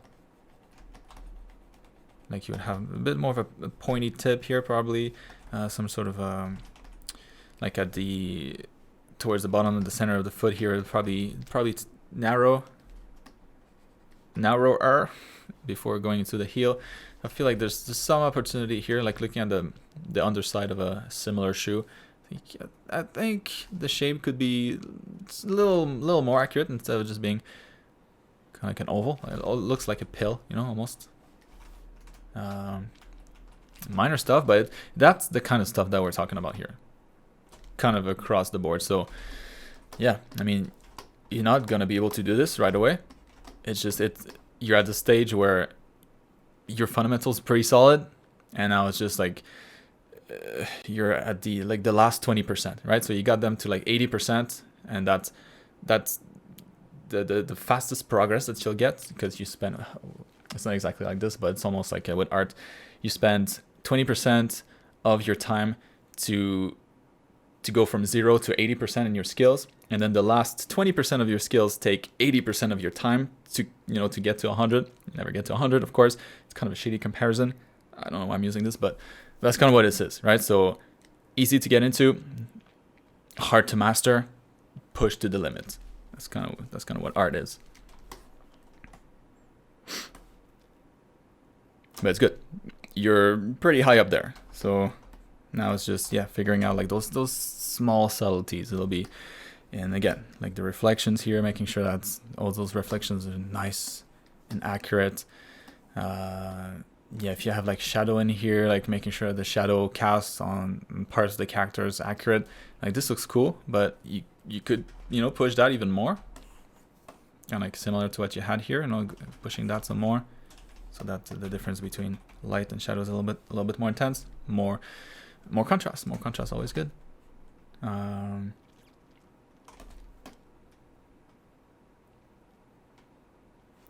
And with these things, like what would be very good if you could find it is like the steps that the artist took to get to this point, because it's always the same thing, you know, with these like anime images. It's always full of stuff around, and you get easily distracted by it, so you don't notice as much the character. Maybe there's some issues with the character that you don't notice. Not saying that's the case here at all, but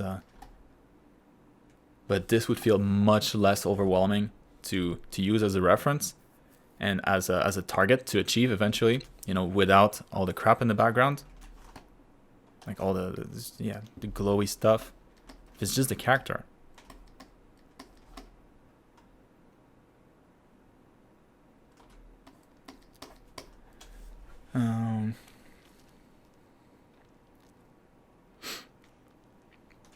Yeah, I mean, the skills that you're missing, you know, it's fundamentals. It's just that's it.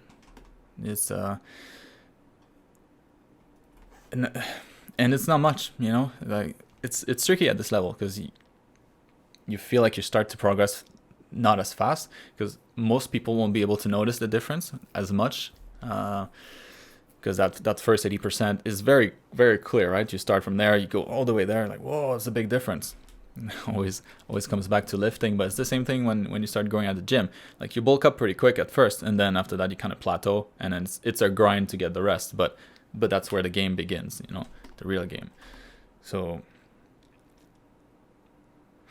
yeah, anatomy, gesture, all these things. Never stop practicing. You know, this is character first. That's what this illustration is about. So character should be as good as possible, and then what goes into the character: anatomy, gesture, proportions, foreshortening. It's really good, but tiny things left and right that you could improve.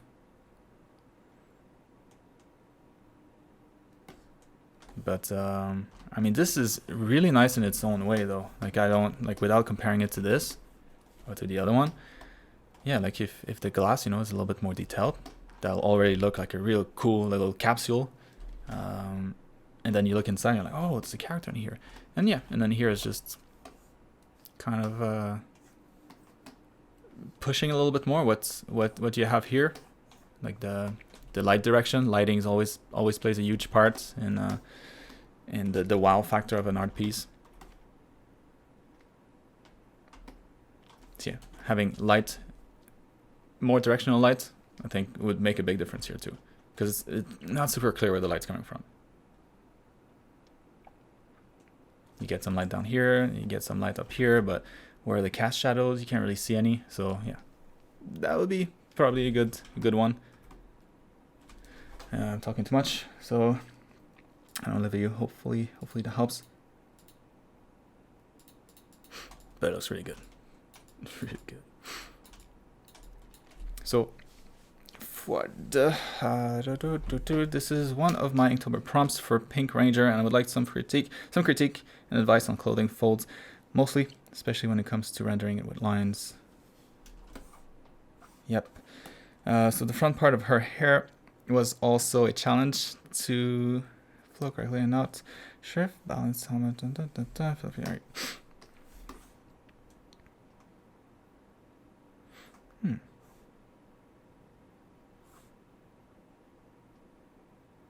Yeah, I think you did a great job with the hair. That is.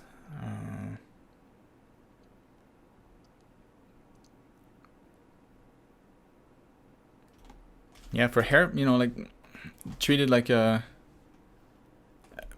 The hair is only tricky if you don't control the chaos, and to control the chaos, you just separate it in a bunch of chunks. So yeah, the way that you did here, you know, I would probably think that you'd get a bunch of shadow underneath here, back there, kind of like this part's kind of flopping in front. Yeah, that totally works. No problem here. Pretty clear. Oops. Yeah, the hair looks great. Nice amount of details in here. Maybe, since it's so nice up here, maybe I would be careful with all the parallel lines here. So, you know, don't go too straight. There's a bunch of curves here, so try to maintain that like kind of shape language. So if you're gonna curve something, like have it curve more so that you don't get a bunch of lines that look more like parallel lines, straight lines, curve. So yeah, just in this area, it's starting to straighten out maybe a little too much compared to the rest. Anatomically speaking, I think that was really good. Her ear is probably the main issue here. The main issue ear. But don't. I'm getting there, Ryan. I'll get to your level one day. Yeah, probably a little bigger, and like a little forward, more forward, closer to the front of the face.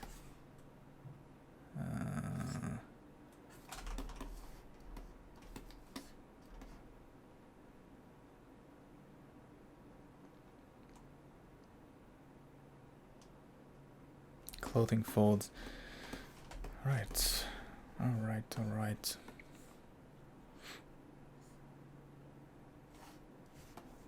I would think you use a little bit of some reference for this, right? Because they look good. Like these folds, very nice.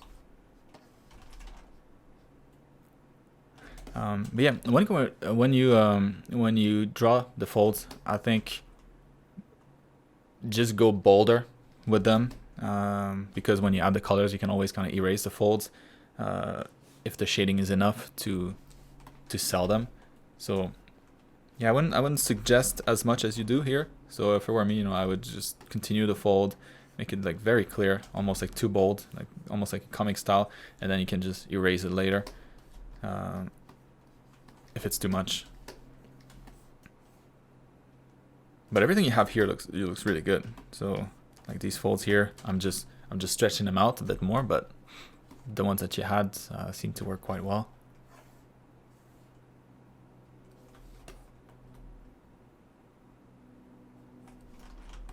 Yeah, same thing here. Just one thing that you should be careful when drawing folds. Let's say cylinder. You know, when you draw fold for something like this, that has a slight perspective, right? So we see the cylinder from above. Always make sure that the bulk of your folds go downwards and they follow the same line here. You know, you don't want to do that. That never looks that good. And then you did that here. So that fold, not as sexy as the other ones. There you go. Now it follows the same curve. That works. You can almost do whatever you want and always kind of look okay, as long as it follows the perspective.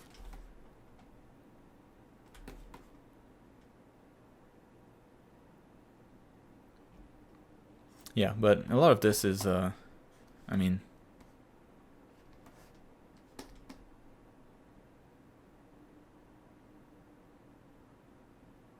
so yeah, I don't know if you plan to color this, or if you were asking because the line arts are going to be kind of like the final step. If that's the case, instead of erasing the fold, you know, or instead of just making them too bold like this, what I do is I just kind of fade them out. So let's say you have a line here that goes up, and then I'll turn that line into a bunch of smaller lines with less and less repetition, and then kind of fade. So straight line, because the fold is really intense here, and as the fold becomes less and less, that super straight line here starts to loosen up more and more and more, and then it's gone. And so you get that you had all of this, and then it gets bunched up there. If that makes any sense. It usually looks pretty good. And then yeah, these lines here, again, always making sure that you follow the direction of your volume, whatever that is. So if it's a fold up here, if you're curving up there, then you're gonna fade them in that same angle and not do this. That wouldn't look as good. That would be better for something else on the other side, pointing down, like this one here. Hopefully that makes sense. And let's move on to the next one. Whoa, what's going on? Where are we? There we go. God, come on. Peyton, what are you doing? Stop. Cursed my Photoshop.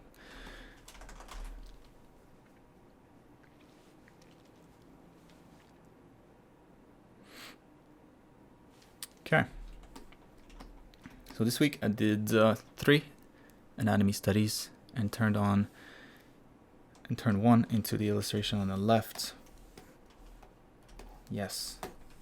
Good plan.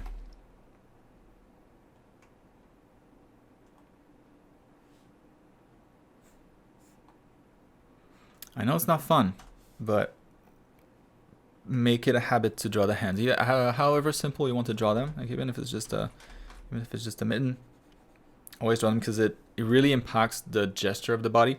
That line here, like where it breaks, how the wrist is bent, it really makes a big difference. So even if it's not like a super detailed hand, I would definitely make a habit of having them here, because maybe the hand's pointing down, or maybe it's kind of pointing up, like welcome.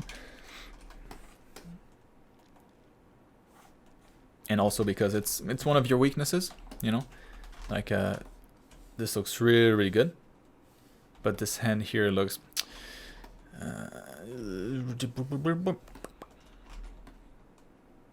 less natural.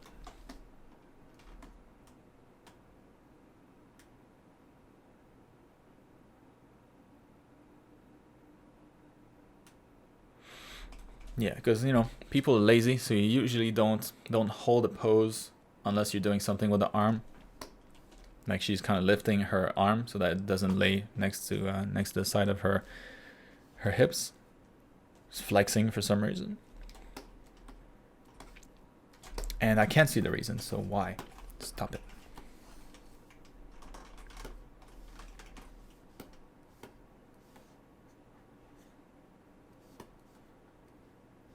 You know, it feels a little bit more natural when she's more relaxed. Because otherwise, you look at the arm and you're like, what's that arm doing? Why is it flexing? There must be a reason. And then the arm itself ends up attracting a lot of attention for no reason.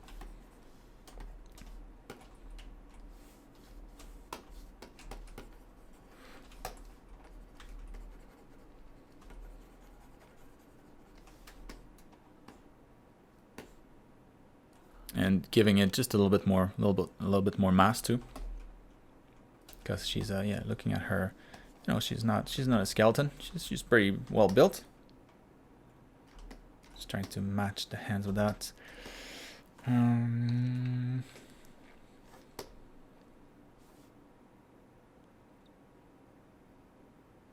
Yeah, Peyton, that's really good. So it's even better when you consider that Peyton right here is only 16 years old.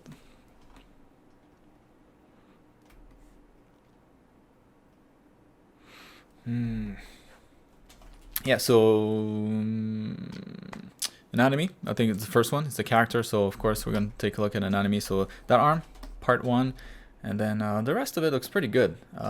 She's got a really long torso though, so I think that's something that we could look into. I like the position of her chest here. Also compared to the rest of her body, feels like it's a little too low. Like all of this should be lifted up.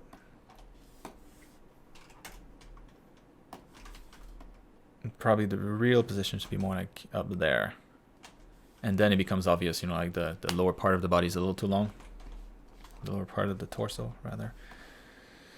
So let's bring all that up.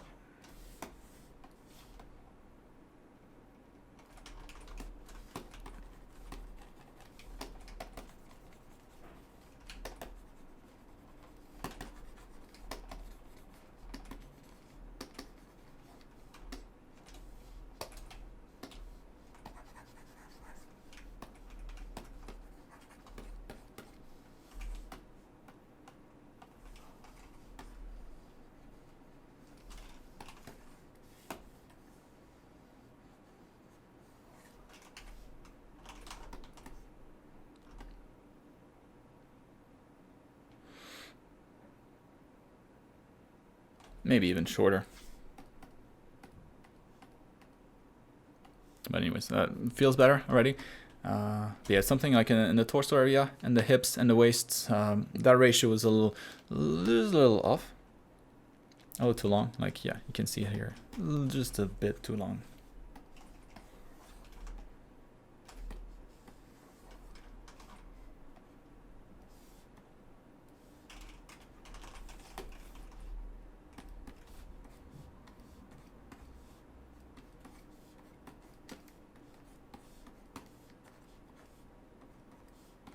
Obliques. So just a slight adjustment to the silhouette. Of course, that's going to carry through here. But man, those fold. Ooh, look at this. Very nice. Yeah, so anyways, anatomy was number 1, and then colors would be number 2. Colors / values. You know, like I've been saying for a few people here today, making sure that the foreground and the background, they're kind of different, you know, in terms of values. Mostly values first, and then colors if possible. So like using blue here, and then blue pants, and then blue highlight. Maybe desaturate the blue so that doesn't fight with the body as much.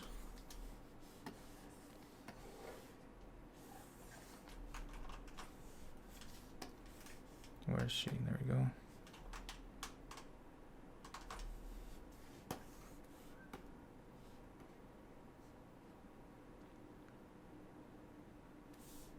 Probably just brighter overall might work better, so we can see the silhouette better. Yeah, that's mostly it. Just that, you know, making sure that the two pop, that the foreground pops, and anatomy should level up this piece quite a bit.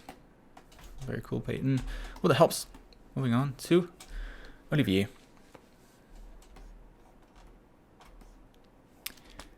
I don't know if it's French or not.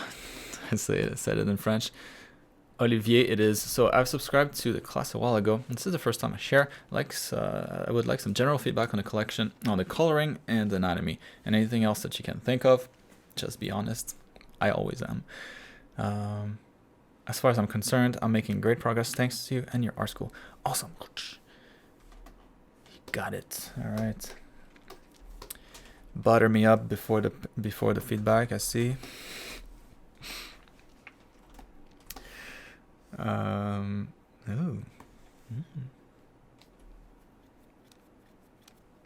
Coloring and anatomy. All right.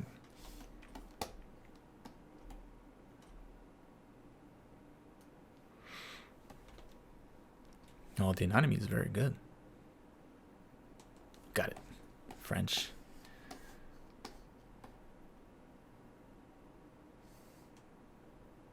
Yeah.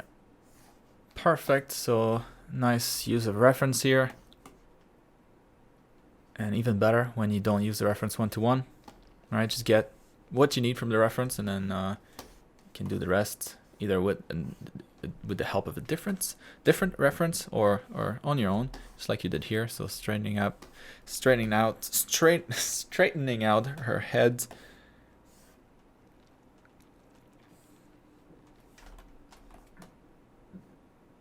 Yeah, that's really good. So anatomy wise, just a tiny thing really, in like this area here. Feels like let me look at the reference.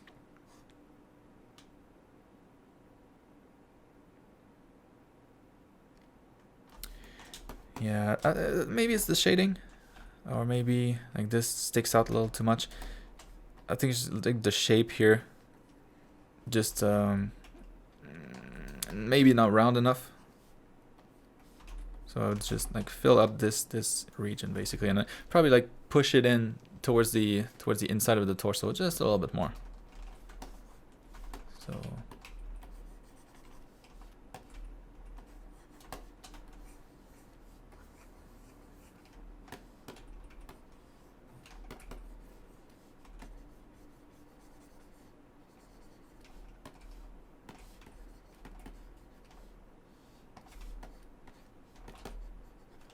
trying to change its size or anything, but yeah, pushing it back in.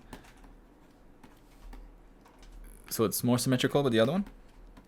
Minor issue, but that's kind of the first thing that stood out to me. Yeah,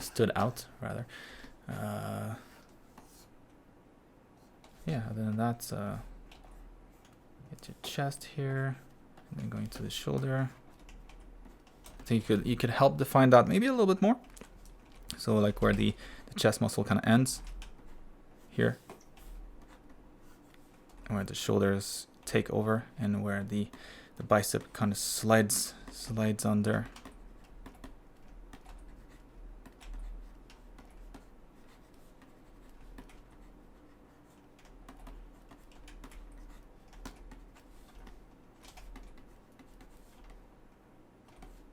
Because yeah, like when you lift your shoulder like this, you're gonna get a lot of flexing here, a lot of flexing happening. So the muscle is gonna deform quite a bit. So that's gonna impact the shading a lot more than on the other side.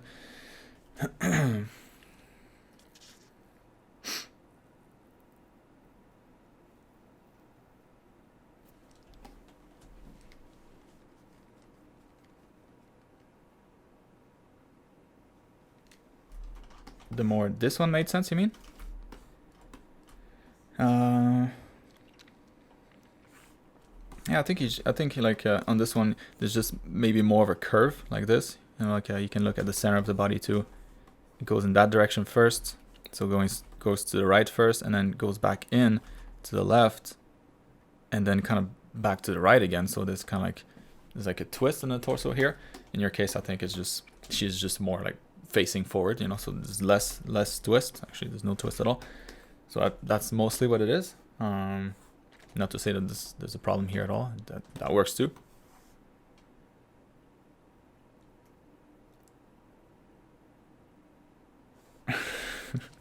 Yes, Billy, I was gonna get to 30 and then take a short break. Almost there. Making some good progress. So yeah, that's one of those things, you know, like always good to identify the overall direction of things first. And the symmetry line usually is pretty easy to spot because it's right the line between the abs, between the pectoralis muscle, and going into the crotch, you get the belly button and then the crotch. So you can trace a straight line from between the two. So you know, if I were to look at this, if I were to draw that, that's kind of like the first thing that I'll identify and then you draw the rest.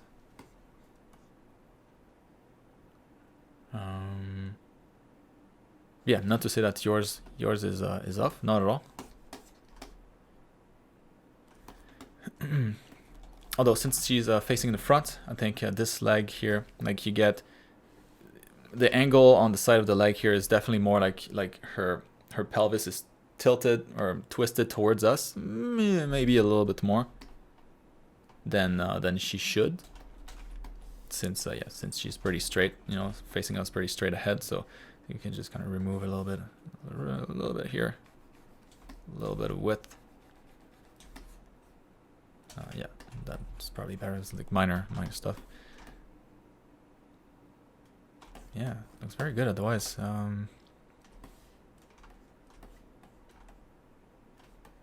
Shading is pretty tight too. I feel like you could definitely like bump up the contrast so that we can see the volumes maybe a little bit more, see the shading more.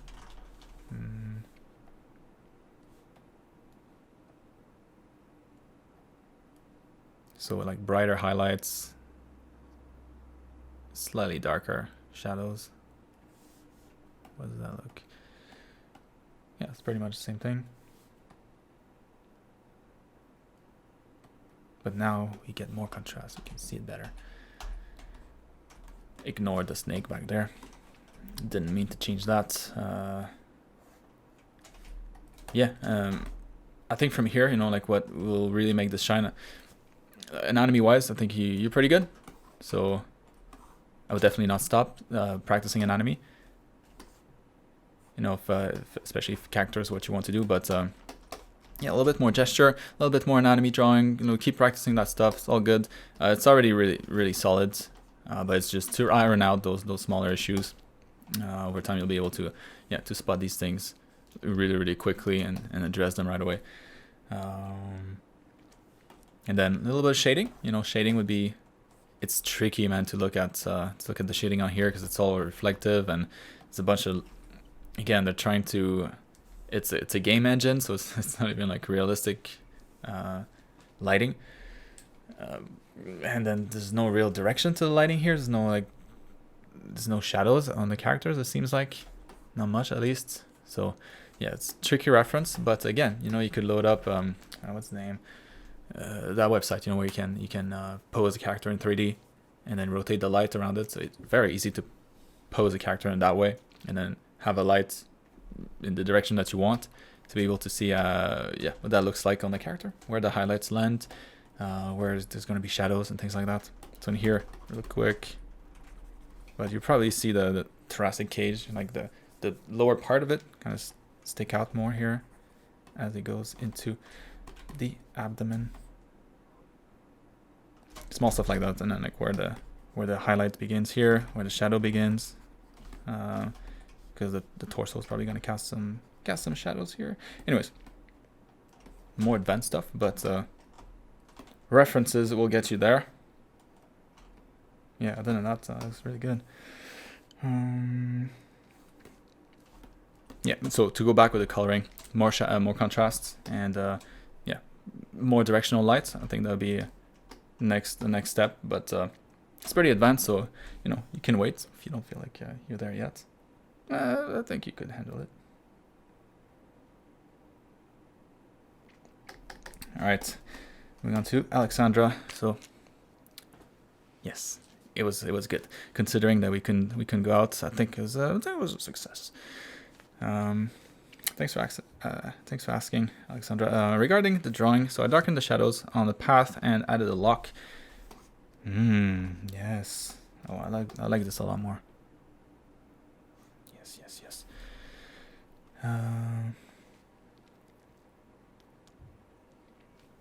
I'm very happy with it because it's the first piece I finished in quite some time, but I wouldn't mind pushing it even further, although I like it. I know it's still pretty lacking, so don't sugar.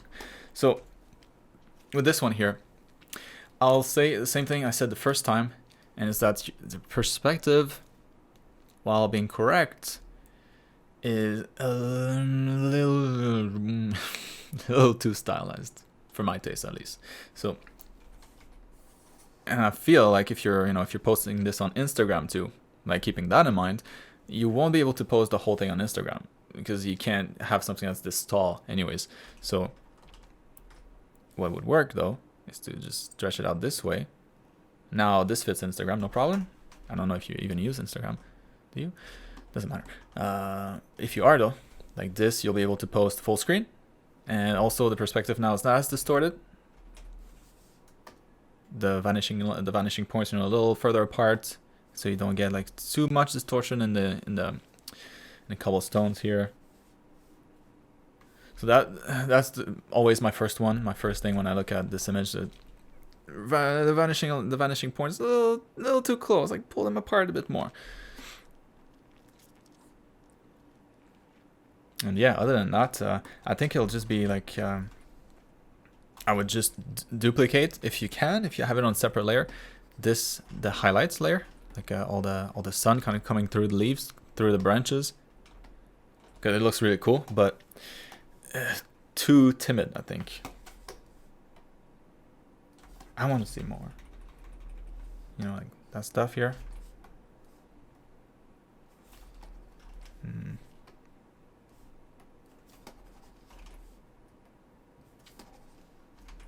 To green. Yes, all of these, you know, if you could push these some more so that the shadows pop even more and it looks even more sunny outside.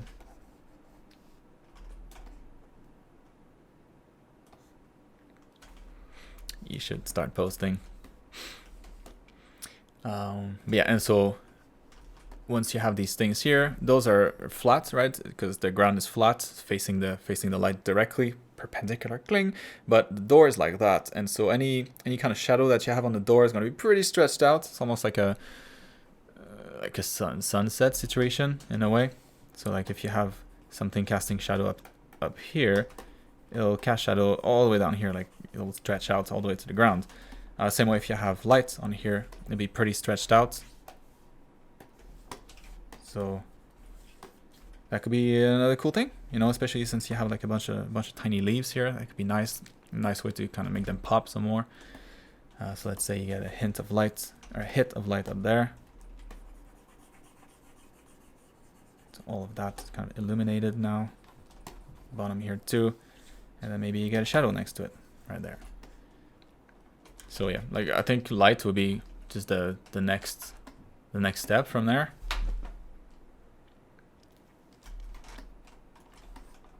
And if it's not the sun, I would definitely do more of what you did on the ground here. So nice like blue tint on the rocks. That's super cool. I would do the same on the bricks here, especially since the bricks are a little closer to the camera. You know, you would get a little more contrast even. Like all of this here. Whoa. What the?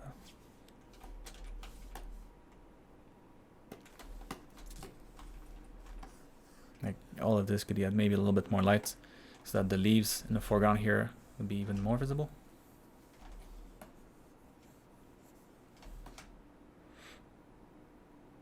And yeah, like that same blue tint. And yeah, back there too. But no, I was saying this because of these leaves. So you get a bunch of leaves. Even if the leaves are in the shades, you know, the light of the sky, like the blue light, the blue tint from the sky should definitely land on these somewhere. It would be nice touch. Even those that are in the shadows, if they had a little bit of a blue highlights on them.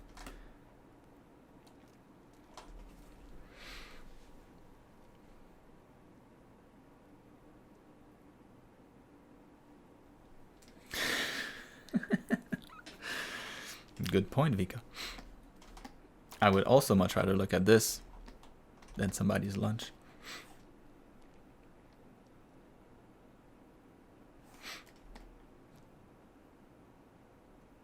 Yeah, so I feel like you know, the most important part about this door is definitely, you know, this design here. So I feel like if it were me, I would definitely have the sun like shining very clearly on the top of the door, at least like on a good portion of the door. So yeah, you can have like a little bit of shadow, on the side, but this part here at least I would have it received direct sunlight. You know, like this, there's like a big hole in the leaves and the trees, and then this sunlight's going right in there. Dun, dun, dun.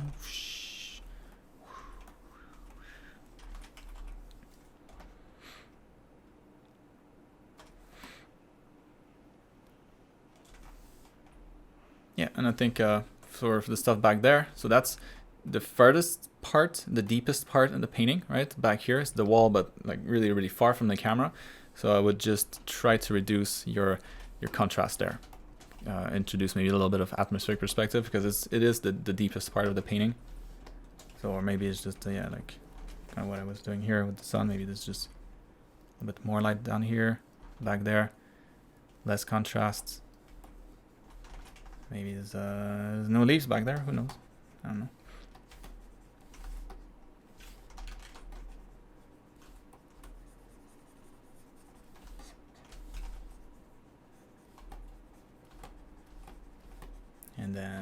And then the branches start, and then this whole part is under the tree. Yeah, I don't know. So much possibilities. So many possibilities with lighting. But number one, make sure that you illuminate this part here. Otherwise, all these details will be for nothing. And that would be a damn shame.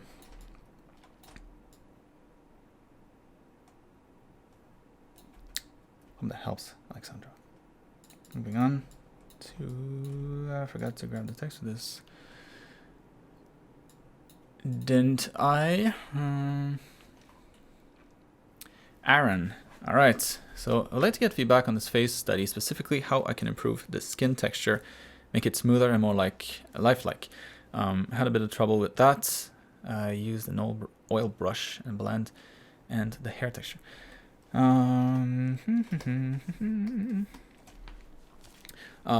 Before that, even, if I may, I think the most important part with this painting here would be just the overall structure of the face. So shading looks pretty good. Like the colors that you use looks really nice.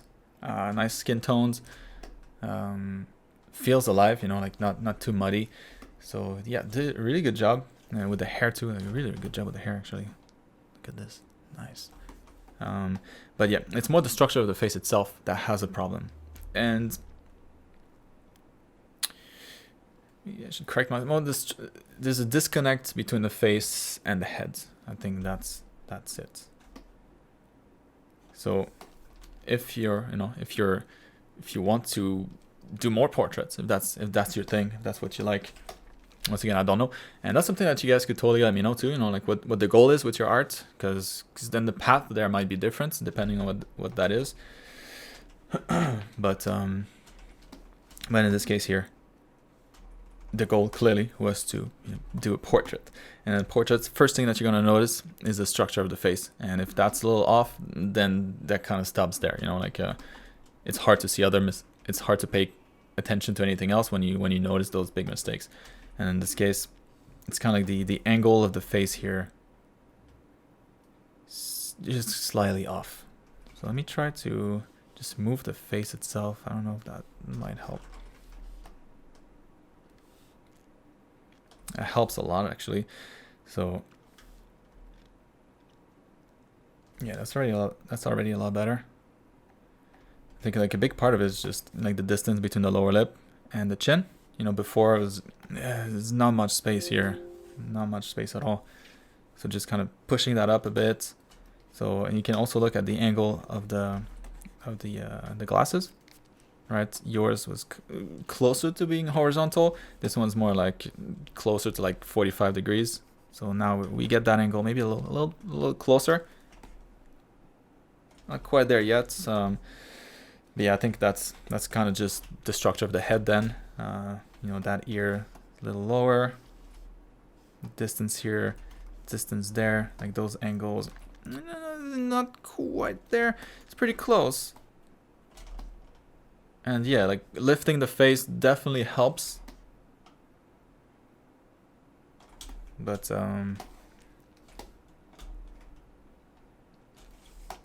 where's the Where's the problem? Is it this? Is it that line?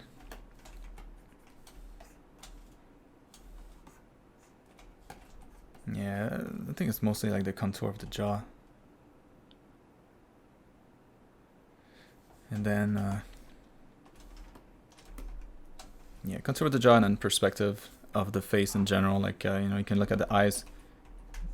The eyes here are pretty level, you know, at least the upper eyelids. And there you get a slight angle. So this probably suggests that this eye is a little too low. Can raise that so that they're leveled.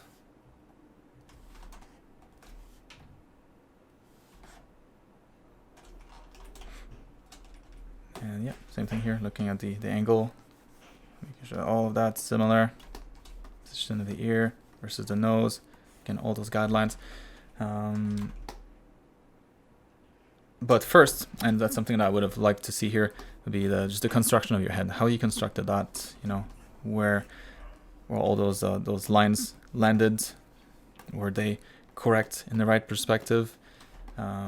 Because that's the most important part, right? So constructing the head, making sure everything is in the right place, and then after that you can focus on the facial features, making sure that those look good in the right place, and then after that shading. The shading is already pretty tricky, but yeah, if you feel up to it, you can introduce a little bit of color there at the same time. But yeah, not that you shouldn't practice this. Have fun. That's the point. If this is fun for you, do it, obviously. But the main issue with this is more fundamentals. So it's not so much the colors, it's not so much the texture of the skin. The bigger issue is really the structure of the face. So hopefully that helps.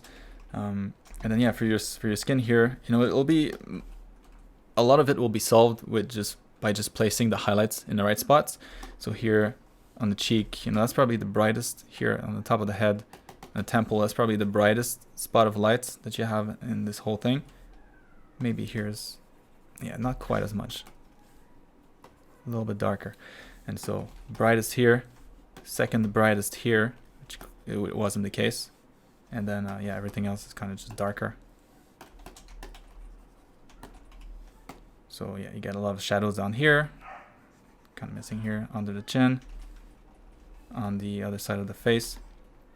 But yeah, again, all of this, you know, the painting the shadows becomes way easier when this is easy.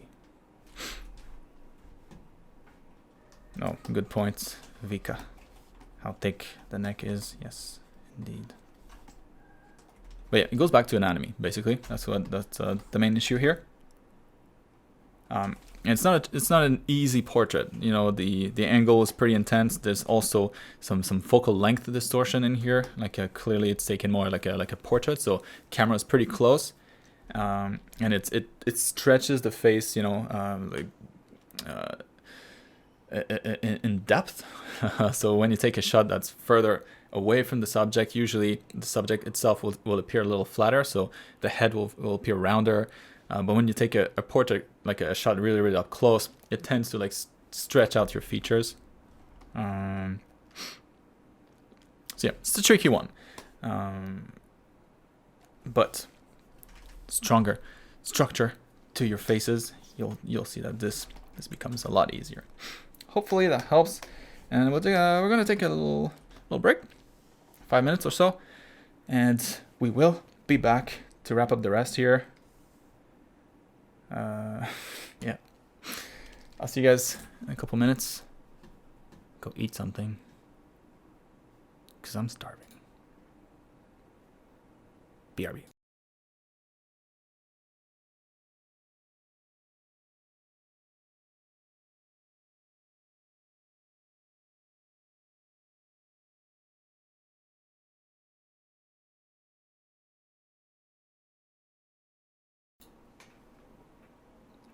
All right, let's resume.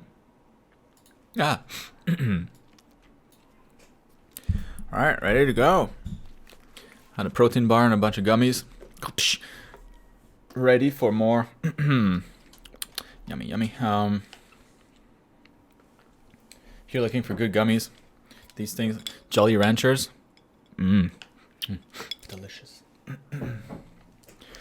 All right, let's go and keep going, and we resume with Sebastian.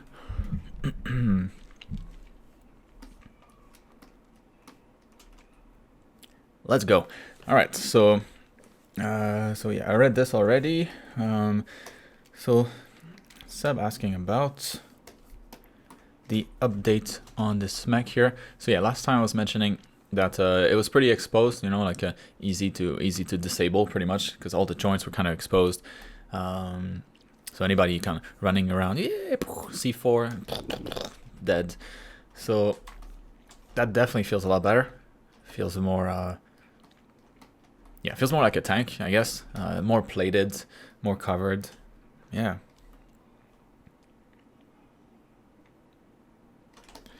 I really like it. So I think like just in terms of the presentation, I think there'll be a lot of opportunities to make the background or make the mech pop from the background maybe a little more, because right now, you know, it's kind of like an ocean of gray. So I mean, it could be, excuse me, if you want the mech to look excuse me again, I ate too fast. If you want the mech to keep that color, maybe he's walking on sand, you know, it could be kind of like just a sand ground, like in a desert. Warm, cooler color for the mech would be a nice balance. Because yeah, right now it definitely kind of gets lost in there. That's the main feedback, really. Because yeah, like the change that you made to the design really helped.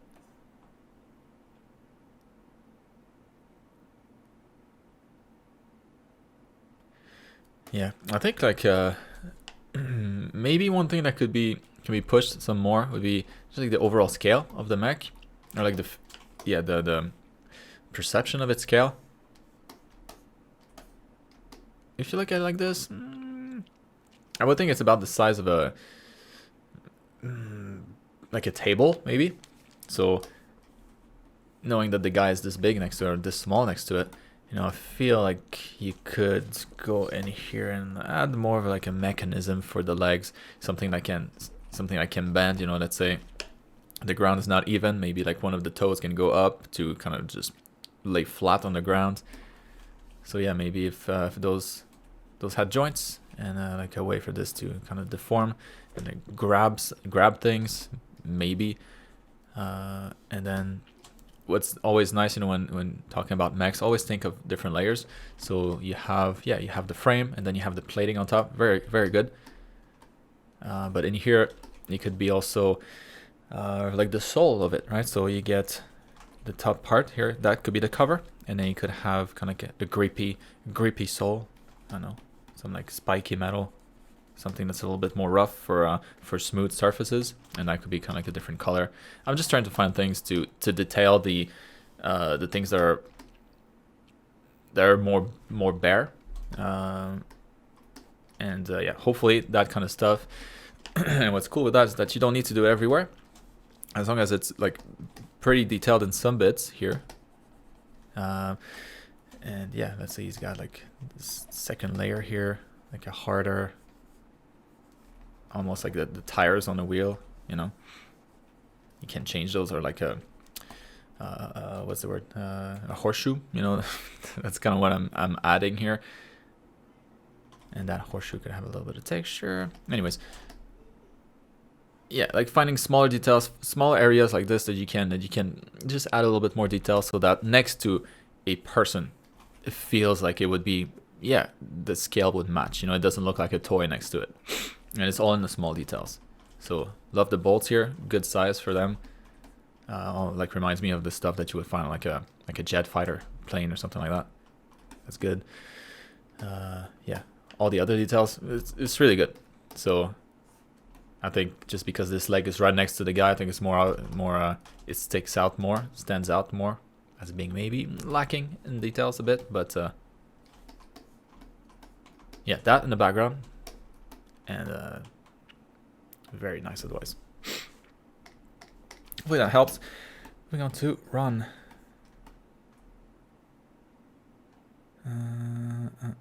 Next time. We got too many people. One per person. Alan, so I hope you are doing well. This time I practiced a few head drawings and I tried to draw a face head from imagination. I would like to know what I could improve and how to map the lips on my drawing because I can't seem to figure it out.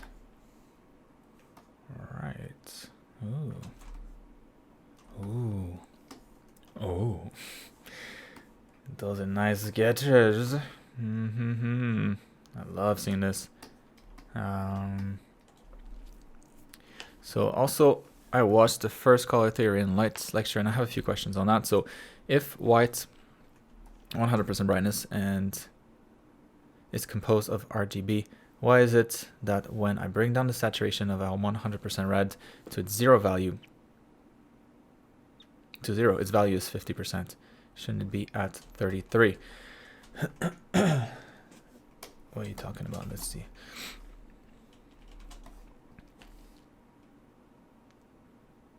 Oh, well, so different colors have different values. So that's the difference. So red, pure red. And I don't know how Photoshop would... Let's try it, actually. So, white 100% brightness. And I bring down the saturation of a 100% red to 0.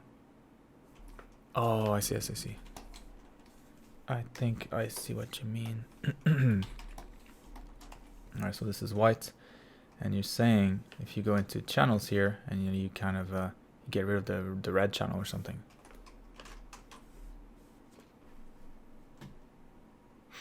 So I'm gonna paint that 50. I'm gonna paint that black. Oh, erase it? Come on. What?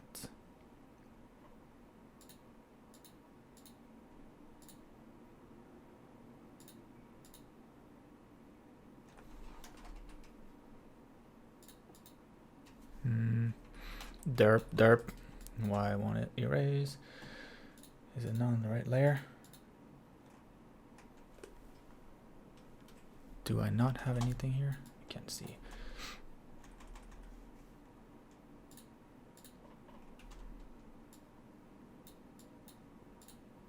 There you go. I have one. Okay, so yeah, so I think what you're saying, right, is that if you kind of remove the red from here, what's left, that color, the cyan color that we see here, that I can't color pick, but that's cyan, that it's not 50% gray. Let's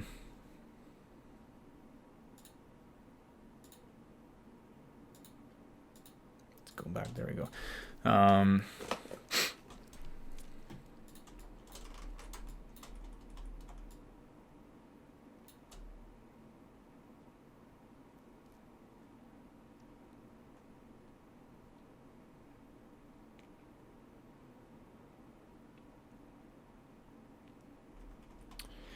So the thing with this is that you can have how can I explain this?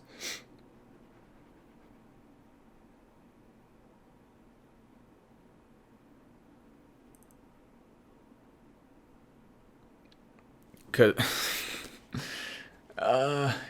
white, 100% is 100% brightness is not necessarily white, but let's just say white, white, pure white is just, that's all the colors of light together, right? So all of the frequencies together, and then if you remove some of those frequencies, I mean the intensity of like the red or the intensity of the blue will still be 100% blue, so it'll be as bright as this sign can get, but still not white. I don't know how to explain this. I can't think of anything on the fly of a good comparison to.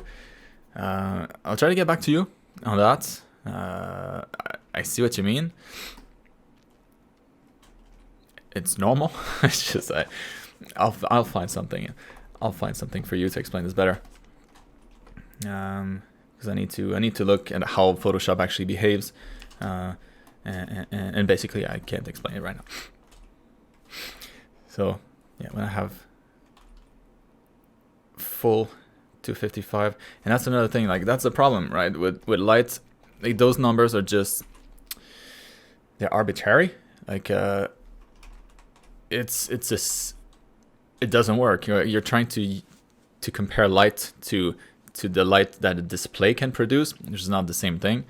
And Photoshop knows that, so it doesn't, you know, like if this was like real light, if the screen was real light, if it was like the sun, we couldn't even look at it. It'd be too intense. And this, I believe that this is what this is in Photoshop.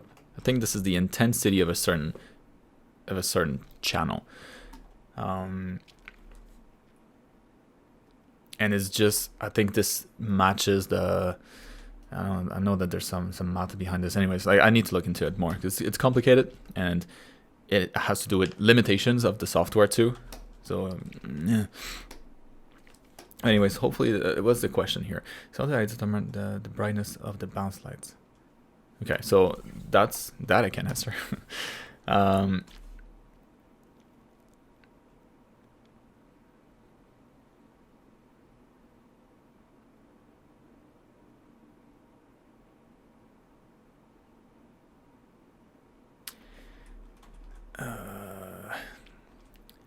You putting me on, like for this, I feel like this is a silly answer that I just don't have because I'm under the stress. But yeah, I'll get back to you after the stream, so no worries there. But so I'll do this. How do I determine the brightness of the bounce light? That's just depends on the brightness of the key light. So if you have like a really, really bright sunlight, then the bounce light will be pretty bright. There's no way to determine. There's no answer to that question because any surface will reflect the light differently. So the bounce light will always be different depending on what it's bouncing off of. You know, if you talk about bounce lights, but you're shooting a light at like a black hole, there's not going to be any bounce light. It's gone. It won't come back. But yeah, so it really depends. So if you're shooting that on like a black surface, black is going to absorb more of the frequencies. You won't be able to see much bounce light from that.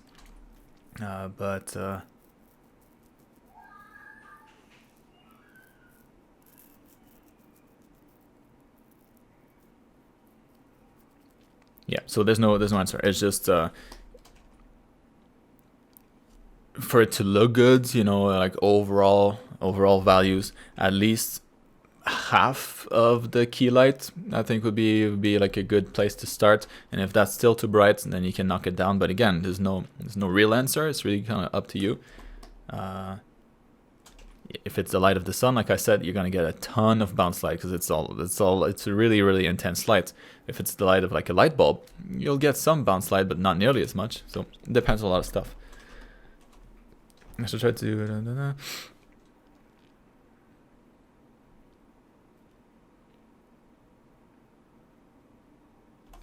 Up to you, Alan, honestly. It's really what you prefer. So, you know, I don't want this to become something like a chore for you. Of course, it always needs to be fun. So if for you it's more fun to alternate between one or the other and kind of do that for the next 2 months, perfect. Or if you want to focus on certain thing one at a time and kind of like get them cleared and understood and then move on to the next one, that's fine too. It's kind of up to you what you feel is the most fun, the most rewarding. I personally would recommend that you tackle one at a time. Again, to bring back, I think the juggling thing is something, my new staple example. But yeah, it's like if you tackle more things, it's like you're learning to juggle with more balls all at the same time. Or like it's almost like 3 different types of juggling, you know. So you're learning that technique and then that technique and then that technique. For me, personally, I would go with the first one and then get good at that. And then, all right, have a good grasp on that and then move on to the next. Anyways, hope that answers it. Probably not, but yeah, I'll get back to you with this thing here because this is the technical aspects a little tricky with Photoshop.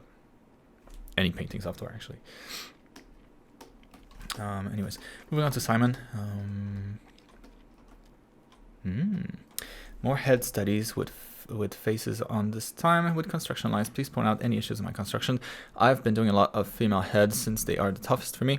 Also, if you feel like I'm ready to move on to drawing the torso and rendering the faces. Please let me know. Later, Hannah. Thanks for swinging by. Oh, those are good. Very good. Yes. Yes, and is it just me? I'm starting to see some significant improvements.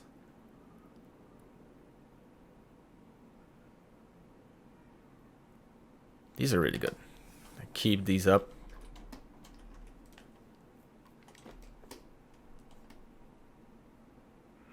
Yeah, keep the engine running here. Don't stop. These are really good.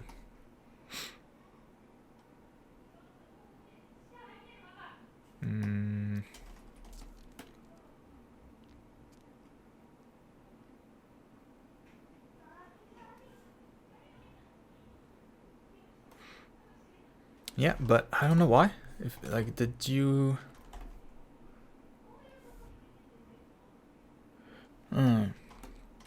Yeah. So like, example for this one here, I think you had all the right guidelines here, for the most part.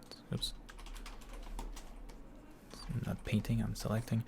But then did you?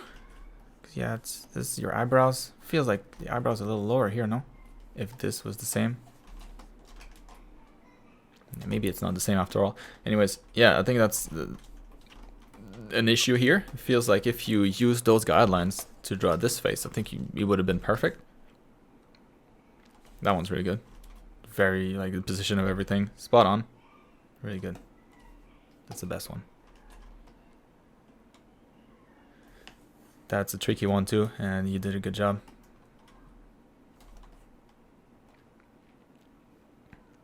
Yeah, but this one here is pretty close. I think it's just the eyes here need to be higher. And probably in that angle, partially hidden by the eyebrows.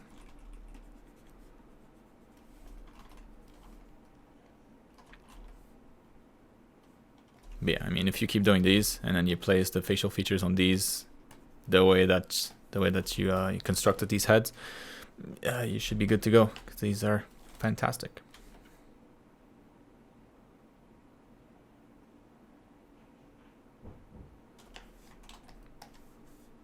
Yeah, that one's really good too. Like when you do a profile, any profile, any character really, always be conscious of like the distance here, like the length of the mandible versus like the height of it.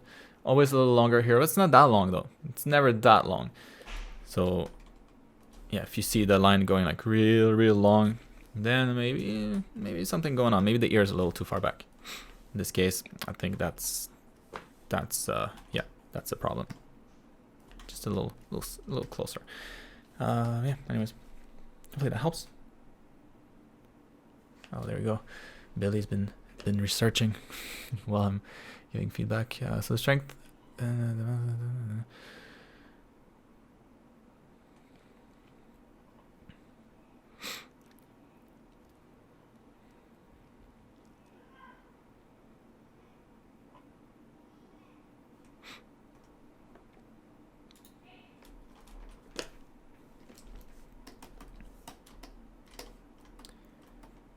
All right, let's go. So I want to put this piece in my portfolio, but before I do, can you tell me what I can improve?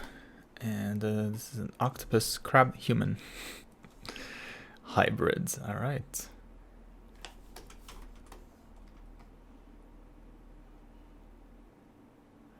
You know what would look super cool with this? Because that looks...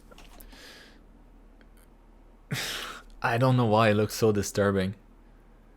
But it almost looks like she's wearing like mittens. But then you realize, oh no, those are not mittens. Those are actually crab claws. Terrifying, these. But what might look kind of cool would be like if each of the fingers were kind of like that. You know, like if that was one finger.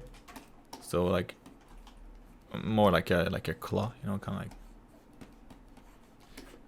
But still fingers, or maybe she's got like 3 fingers or 4 fingers, something like that. If you don't want to draw them all.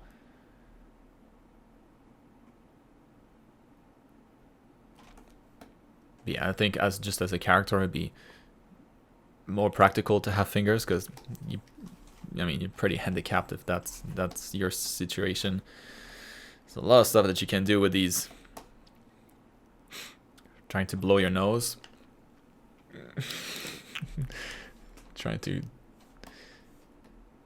to comb your hair, to tie a rope. Anyways.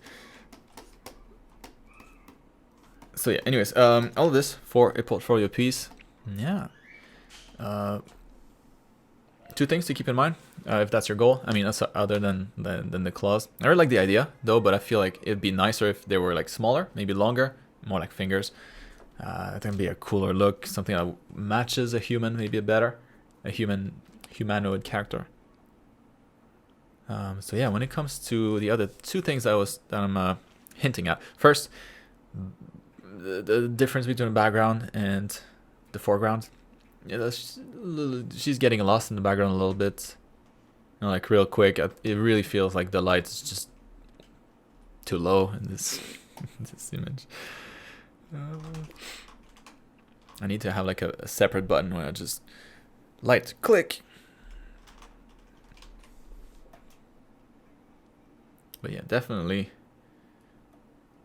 would love to see more of the character. A little brighter, there we go, to reveal all those nice colors, nice brush strokes, nice details in the anatomy.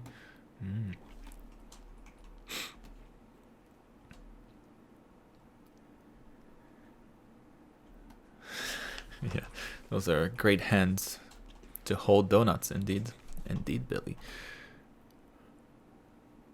So yeah, so that helps already, you know, like now she pops a bit more. And then the other thing was just kind of like the frame.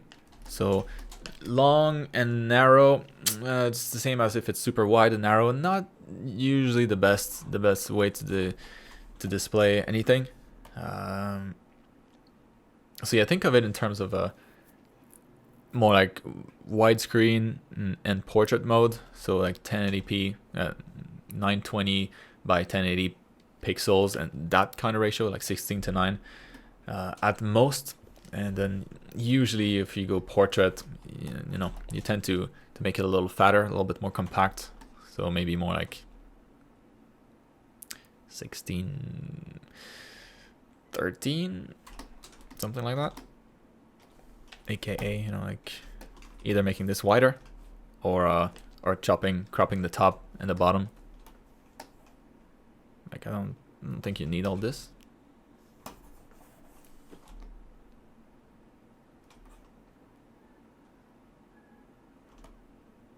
Yeah, and then you can extend this maybe a little bit more. Anyways.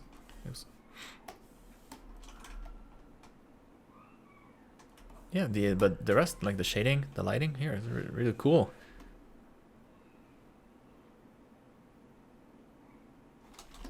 Since the light seems to be coming from the top, you know, and she's got like these big tentacles kind of like hanging in front of her face, almost acting like a hat, right? Like it would cast shadow, just like it's casting shadow on my face right now. So I think that's something that you could add in here to reinforce that that directional lighting. Looks kind of cool.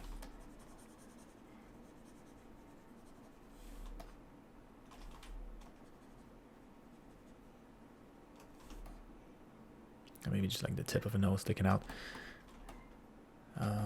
Yeah, and then feet. Probably you're not gonna leave them like this, but yeah, the feet look like she's wearing like socks. So probably something that matches the fingers would be good. And that looks really cool. I love the colors that you have here for the skin.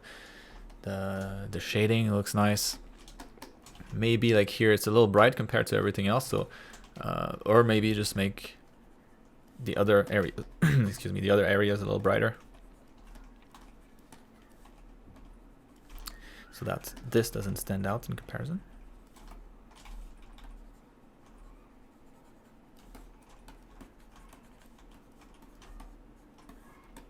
Yeah, very nice. So just small stuff. Hopefully that helps. Moving on to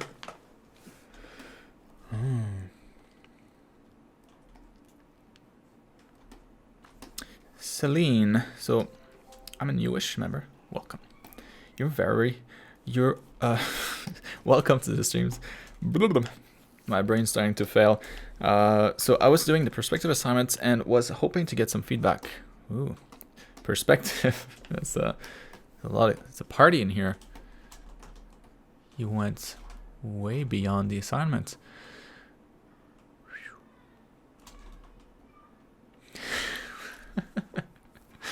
What is going on in here? They're having a duel. Who's fighting who? Oh, I see. Those are the toys. Got it. I didn't see the bed here.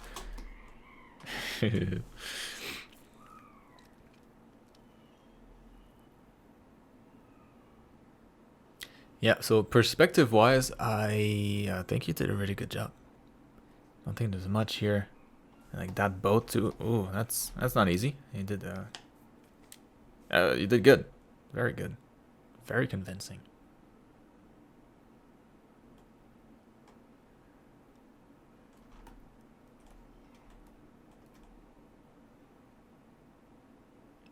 Yeah, that's really good. Yep, I love the slight difference here in how much you can see, right? Closer to the horizon, everything looks more flat. Yeah, perspective is really good. So fantastic job, Celine. The only thing really that I think I would recommend, and it's not really related to the maybe I forgot if I mentioned it in the class or not, but just like the thickness of your line, I think would help the initial read at least. Because right now, yeah, I thought these guys were just chilling in a room, and it took me like a second read to realize that, oh no, they're in fact on a bed. But something that you could do that's really easy to prevent that, to make it really obvious that no, they're in fact like closer, would be just to increase the thickness of your line a bit. So you can change the thickness based on the depth of the object. So if anything is close to the camera, usually the thickness of the line is going to be a little more, and then you make it finer and finer with distance. And you can also change the color of your line. So maybe instead of using black for the stuff in the background here, maybe you could go a little lighter. Once again, so that everything in the foreground just pops a little more.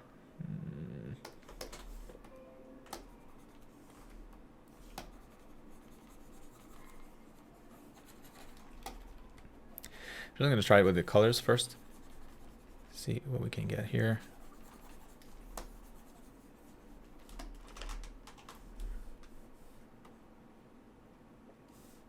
I think it'll be more obvious if I do this.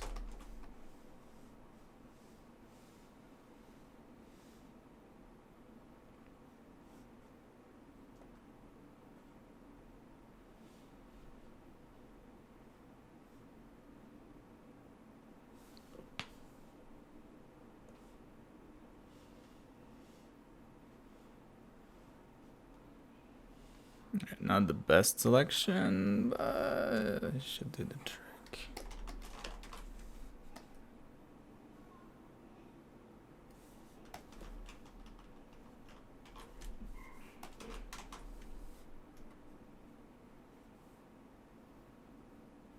Already just doing that makes them feel closer to the camera. At least I feel like. So color, that's always a good one. And then yeah, the thickness of the line. So if all these like if the line here was a little thicker than it is for the rest of the scene, like the line, the contour of the bed here, just a little bit thicker. Same thing here. These are in front, so the line's gonna be just slightly thicker. It's too much the way I'm doing it, but just so you get the idea.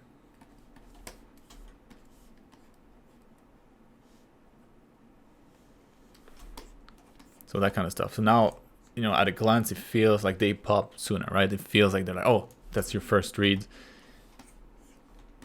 And then the harsher outline of the bed makes it feel in front. At least I feel like it does. That's what I would recommend, because yeah, other than that, very nice. Timmy. To me, let me know. So I've taken your feedback into account and continued practicing portraiture. Portraiture, that's a tough word to say for me. Studying from references helped me understand the form of the face, but I still have difficulty placing the values down. I feel like lights and darks aren't pronounced enough, and it ends up making things look flat. Any help with learning which values to use and where? Yes. So, right here, so far so good. Using reference, excellent. It's a good reference too, very good. Clear directional lights on here, some shadows cast on the face. Yeah, that's a really good reference.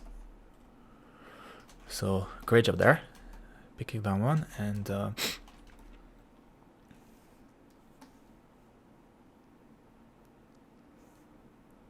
yeah, so in here, like I think it'll be similar to, who was this? Who was it? I forgot who I was saying this to. Warren, I think it was. Was it? I don't know, I forgot. Anyways, who cares? It doesn't matter. But I think the main issue with this is not so much the shading. You know, it's the just the anatomy of the face and the structure. Not so much the face, because all of this looks really good. It's more the structure of the head itself. You know, how you have nice, like, defined, like, structure here. You can see like the cheekbone sticking out here, and that's also reflected in the shading. You have the outline here. You can see clearly the jaw and where the rest of the head begins and all that stuff. So I think that's what's more lacking in yours here. Because yeah, like the eyes, they look good. You know, the nose itself, I know it could use a little bit of fine tuning in the shading itself, but I think the drawing looks good. Same thing with the mouth. So yeah, that's really where it begins, you know, like making sure that everything is anatomically correct. Because after that, it's always the same thing. If the sketch is a little bit off, then the shading will be a little bit off. There's no way around it.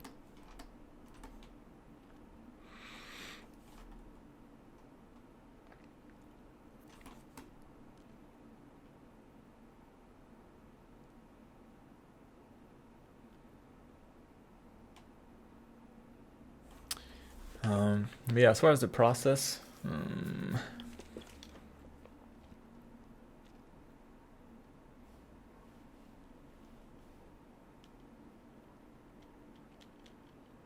trying to see what you did here. So it looks like you added the shadows, right?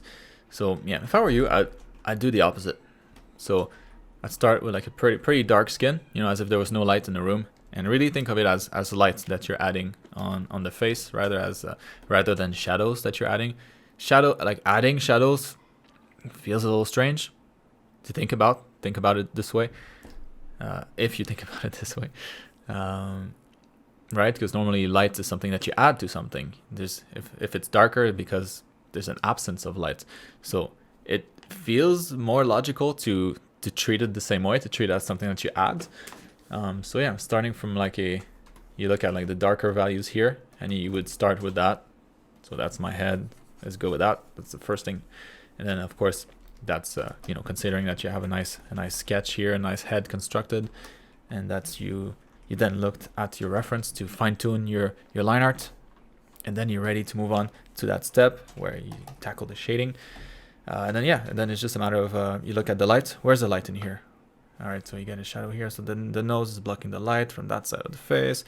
All right, now the forehead can be almost treated like a big sphere. Right, like all of this highlight here, and then shadows back there. So that's you look at it like overall first, and so the forehead,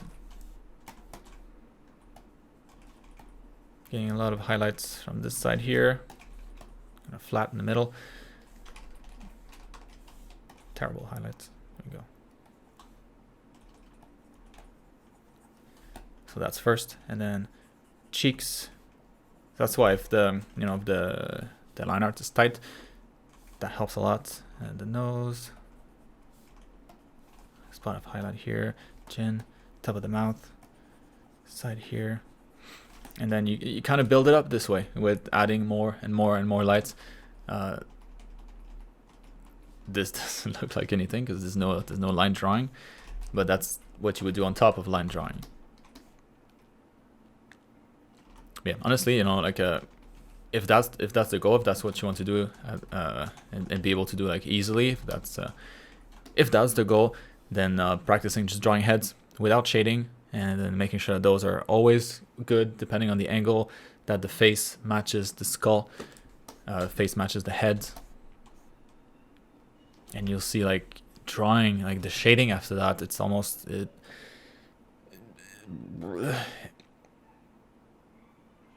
it's like it's the same as, you know, like if you're trying to run really fast, you know, if you're a sprinter and your goal is to go fast, to go real fast, you'll get there at some point, but as a side effect of that, you'll also get really good cardio, right? Probably. And so this same idea here, you get good at the structure of the head, and as a result your shading also gets better, just because it's kind of the same, it's part of the same thing. So I don't know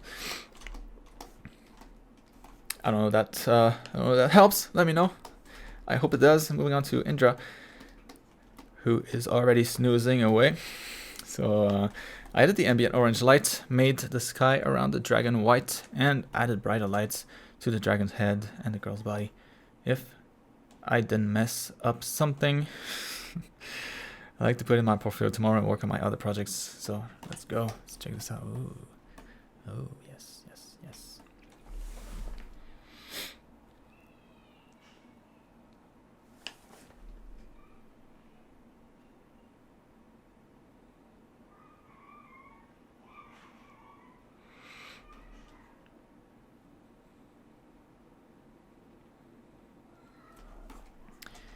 Yes, that's much better.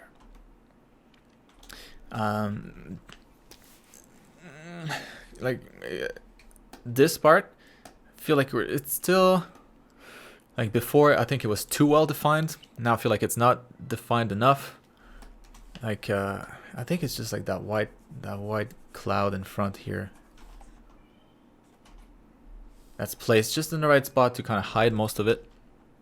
It's like you can see it if you really pay attention, but yeah, I feel like maybe darken the stuff around so that shape can be a little bit more obvious. Basically just like, yeah, tone down the orange a little bit. I like it, but I think it's a little too much. Like it reaches a little too far. Because yeah, that light would need to be like very, very intense, almost like the light of the sun, to have such a radiant effect. Yeah, so I think I would just like tone down the orange a little bit, but that's the direction though. Just maybe a little too much.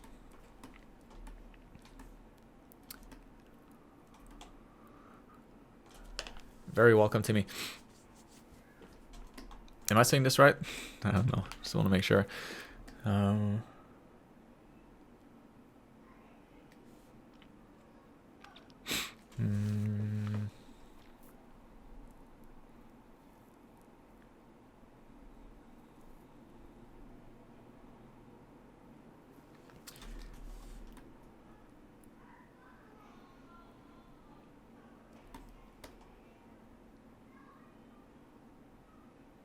Yeah, that works a lot better.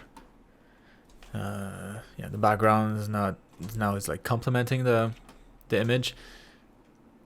If I may, maybe one thing might add a little bit more atmospheric perspective on the background here, just so that you know, like the contrast of this stuff doesn't fight too much with the dragon. This seems far enough, and if anything, it's high enough in the clouds that it'd start to disappear. Not the cloud, high enough in the sky. So it's a little closer to that one back there. And this way you don't get all these parallel lines, these super obvious parallel lines on the side of the canvas. If you tone it down, we don't see them as much. Yeah, with the rest.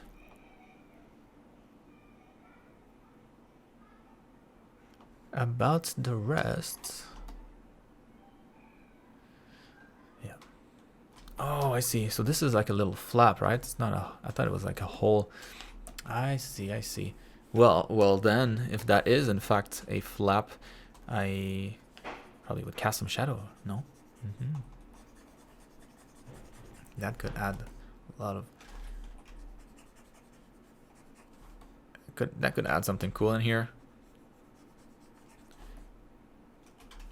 Because yeah, I mean, if it's sticking out, anyways, it will cast shadow just like the cast shadow here.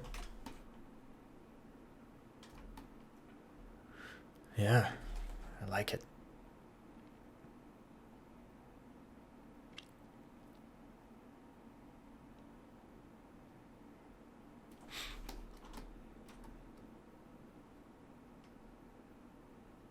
I can't think of anything else, so it's probably a good sign. Did a really good job, Indra. All right, moving on to Billy. Oh snap! Whoa! Damn. All right, so this is my submission for the Darksiders challenge. I'm surrendering the callouts on the right side to make this a portfolio ready concept. Yeah, I would definitely do that because that's a killer portfolio piece. So the full render and the headshots are what I turned in for the challenge. Your help last week combined with this feedback from Sasha in the end.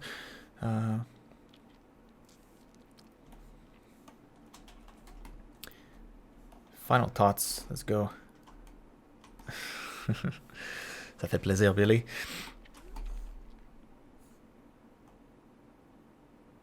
Yeah, man, that looks really cool. Love the colors in this.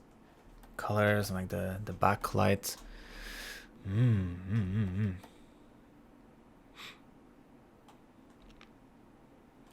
No, Michael, I love you.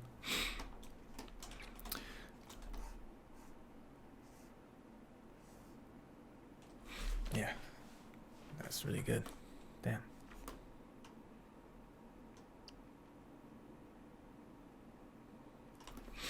I think like the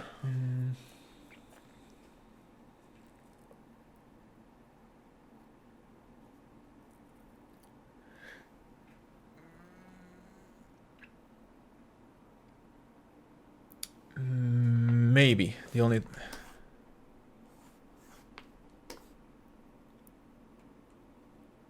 I don't know. I was gonna say almost like these better without colors. So you can just see the details, you know, like the pure details. And anyways, you have like the full renders here, the full render.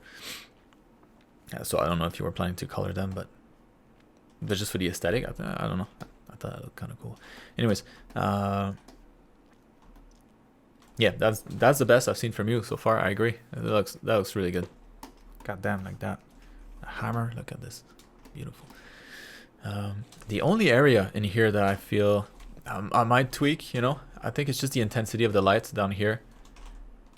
It's like the intensity of the reflection versus the light. You know, like this should be less intense than the light source itself. That's it.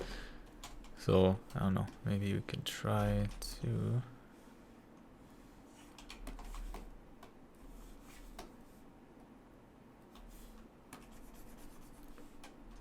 It doesn't even have to be completely white either.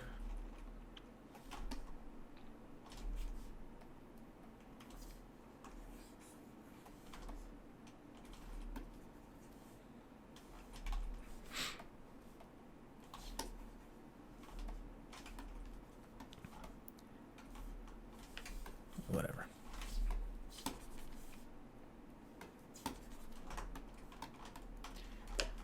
Yeah, so the reflection on this thing here. Let's try to knock this down a bit. It doesn't compete with the light too much. I mean, there should definitely be some highlights here. Don't get me wrong. But it'd be probably more of a rim light.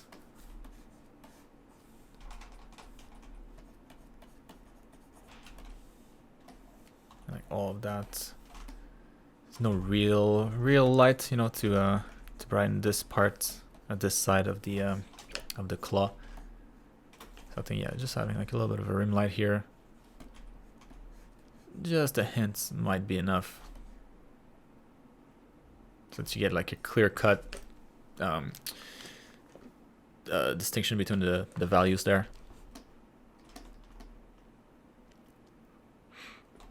Yeah, you're right. Yeah, but maybe not like I'd reduce the saturation maybe in the areas that don't matter as much. Like here, I don't think I would touch it, but maybe like in this area, like this side here could be maybe a little darker. That side too, just a little darker.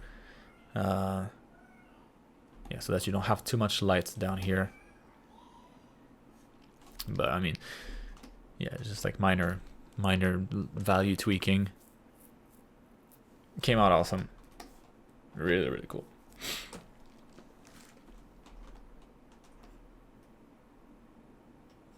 Yeah, like maybe.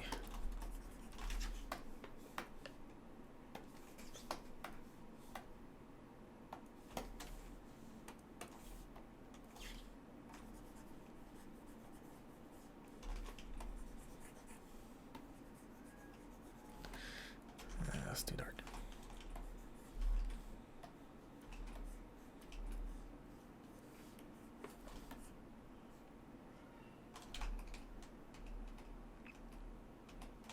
Yeah, I think it's kind of just overall values. Anyways, very nice. It's come a long way.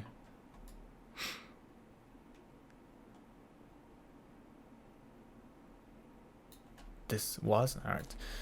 Well, good luck.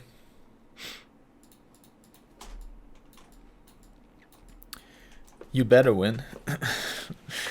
Philip, so last time you said you want to see more head shapes, so here they are. Yes, yes.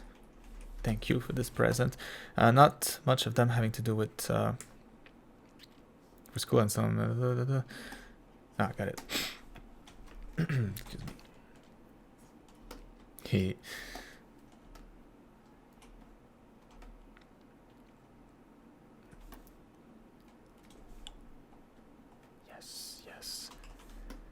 Yes. More of it. Yeah, man, these are great. Still very shaky, but that's good. The proportions are there. Yeah, in some of these cases, maybe a little long, you know, like the face. So be careful about the thirds here. So if the line starts to stray down a bit too much, then yeah, you end up measuring your things wrong. Like this one here should be parallel to that. Right, same distance. So in that case, if that's the ellipse, then the other one here will be a little higher as a result, and then it would work.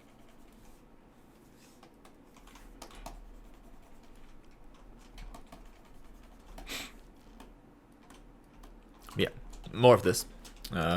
These are great, and yeah, like the line confidence, all of that will come along with it. Yeah, great practice, definitely. So keep working on these. And that's a good that's a really good study.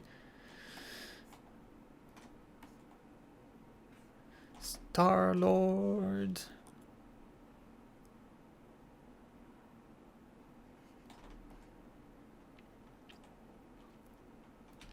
Yeah, something I actually highly recommend. You know, it's fun, and you learn a lot all the time, especially if you know, if you try to, especially when you get into like colors and shading and like light sources and all that stuff. That's when you're able to maybe observe those references a little bit better.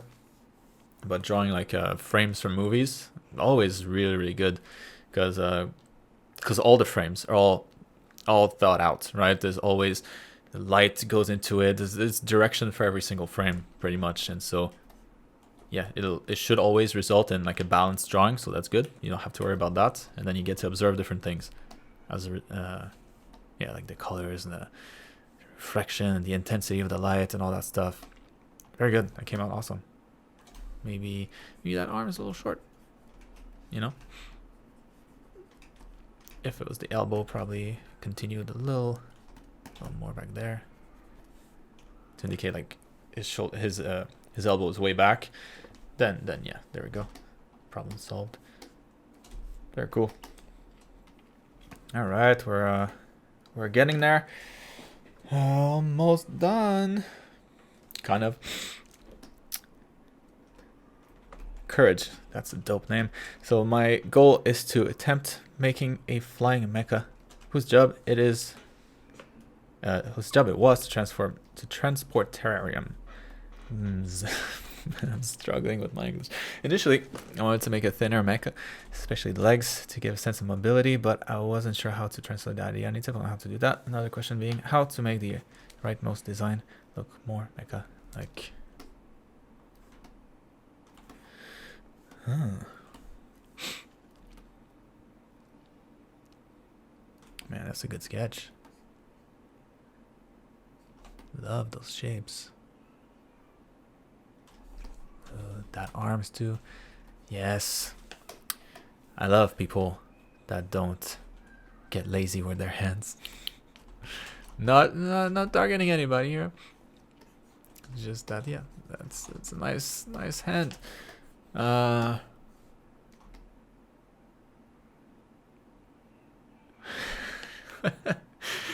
you gotta explain to me where that concept is from. Terrariums, transporters. That's definitely unique. Yeah, that one looks killer.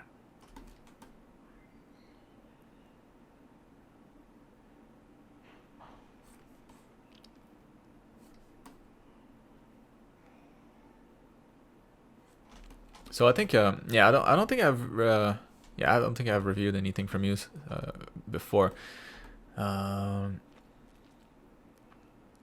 So welcome. If yeah, I'm happy to have you. And yeah, man, these are good. So you're asking, so design question. So a little far into the program.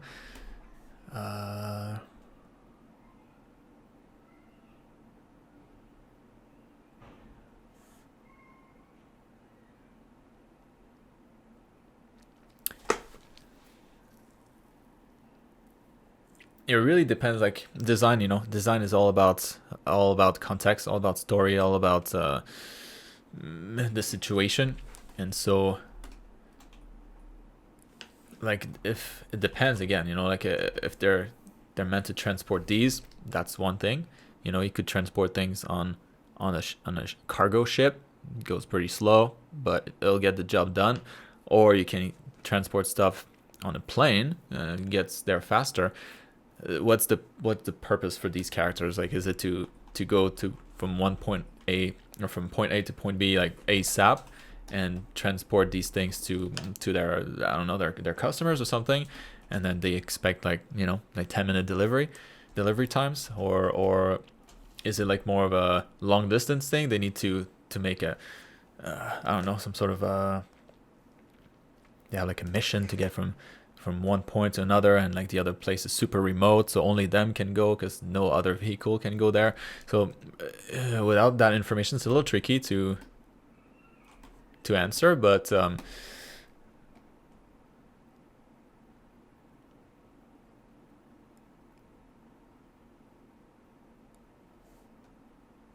like the main thing with these, you know, since the back is so heavy, I think of it the same way as a backpack. You always try to offset the weight, and by you know, kind of hunching forward, and so that you don't fall back because of the weight of the thing. So and here that would be my first feedback, right? Before even the design would be just the pose doesn't really match what I see. So this one here, for sure, in that stance, she would fall back, right? That thing is way too big behind, even if it's not that heavy.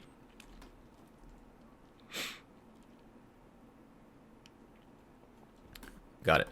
So yeah, like for me to sell this concept, you know, she would have to be like almost like hunch forward like this, with like the thing on her back. So the pose would sell it a lot. Because like, for example, I think it's more obvious with this one. With this one, the pose looks awesome. Like the design of the character is super cool. I love the way that the design kind of reminds you of real human anatomy. Proportions are on point. Just nice expressive lines, very, very good. But the back here makes it look more like a, just like almost like a poster, you know, like you have the character in the foreground and then you just have like a random image behind. It doesn't feel like there's a connection between the two. This one more, yeah, because you get to see the hands here, kind of holding the thing. Yeah, it's definitely more clear. It's just your key, man, because yeah, that's to me that's kind of the main thing that you should adjust, the pose, to sell that design, to sell that concept. And then, but yeah, when it comes to the other thing, make it look more like a makeup without losing that organic feel. A lot of it will be in your treatment of the materials. So, you know, mechanical things, they're gonna be built out of sturdy materials. So usually those materials come with different types of properties. Like if it's metal, you know, like it'll be reflective, it'll be shiny, it looks harder. And then you'll get different combination of materials. Again, that will remind you that it's more likely to be a machine than it is a person. But yeah, in terms of the design, a good way to make it look like it's more like a cyborg is to do things that are weird, that can only be achieved with machines. So it could be having like just deformed legs, like more optimized legs for whatever job they're doing. Maybe they're on like roller skates, something, you know, like bigger feet with like wheels on them, or maybe the feet just bigger because it's, I don't know, because it runs faster or something. Or maybe they like their joints is different, more like a dog leg, like quadruped leg, if that runs faster. It could be, yeah, it's anything that's out of the ordinary. So like making the legs like way longer, almost like a spider. And like if these legs are way longer, then clearly she's not human. But in terms of the shape language, definitely more subtle, but going away from human anatomy, you know. So I was complimenting the design because it's nice that it reminds you of like real quads and like a kneecap and all that stuff. But if you go away from that, if you do something that's different, then it starts to look more mechanical, because then like, oh yeah, that's clearly not human. Humans are not made like that. And so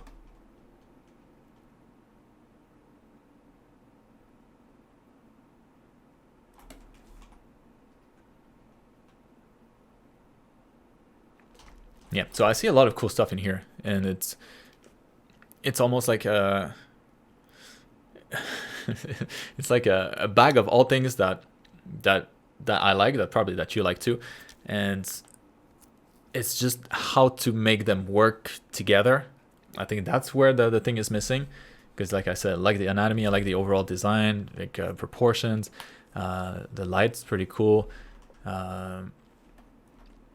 Yeah, it's just like how to combine all of these, like making sure that the design that she has sells her job, right? To carry these things, that her pose sells that too, that again, like maybe her colors, maybe that's you know, think of like cabs, you know, taxi cabs in New York, they're yellow because they're easy to spot. Maybe she needs that. Maybe she needs to be easily spotted if she's walking around in a really, really crowded area. You know, maybe she's like in a cyberpunk world or something like that. And you know, when they see these guys coming, they need to move away because they know they're fast. You know, so I don't know, all these kinds of questions. But yeah, I mean, I'm really excited to see this because there's a lot of skills here, and so how we can refine that. I'm really looking forward to see what you come up with next time. Moving on to Kostya. So interesting week, yes, that's for sure. Thank you very much for your precious previous advice. Very welcome. So I'm back with a new piece of environment design. I would be very glad to hear your feedback. Got it.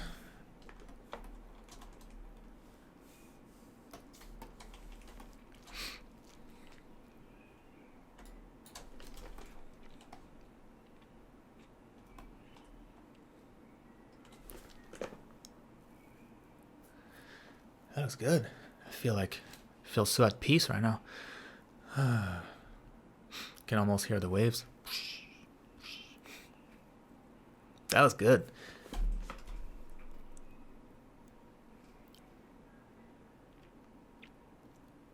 Yeah, so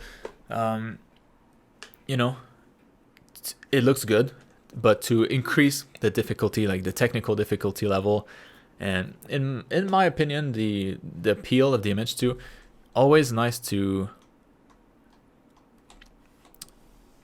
not necessarily to stay away, but to go towards more the shaded route versus the silhouette route, if you know what I mean. So for example, like this looks more like a silhouette to me rather than a shaded surface, because you can't really see the details here, and so maybe the details there. So let's just try to brighten this up.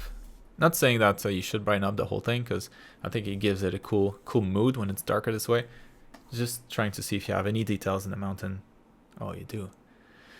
Oh, I see. It's kind of subtle though. Yeah, so in this case, what you could do, I think, is just add a secondary light in the scene, because right now you have the water that's illuminated, you have the mountains in the back here that get a little bit more sun, but these mountains don't get any light whatsoever, so that's why they're so black, right? There's no light to light them up to for us to see any surface details, and so I feel that would be a good place to start here. So kind of what you did back there. I mean, the sky itself is not completely dark, right? So there is some light in the scene, some kind of purple light that could definitely land on these mountains up here. And for anything that's closer to us anyways, we should get a little bit more contrast. And so if this is the amount of contrast you get back here, up there, or in front here, you're just going to get more of that. So more, a bigger difference between your highlights and your shadows, your whites and your blacks. Later for what? So doing that kind of stuff, I don't know how much or like how far this mountain is supposed to be, but yeah, having some sort of shading on here I think would look nice. In the back here, probably all the background you can brighten up a bit, introduce some sort of atmospheric perspective that we can see. More particles in the air.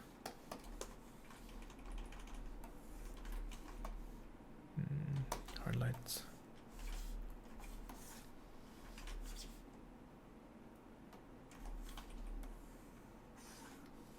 Yeah, kind of see how it kind of pushes it back. Now it feels way farther away. Then maybe we can push these even more.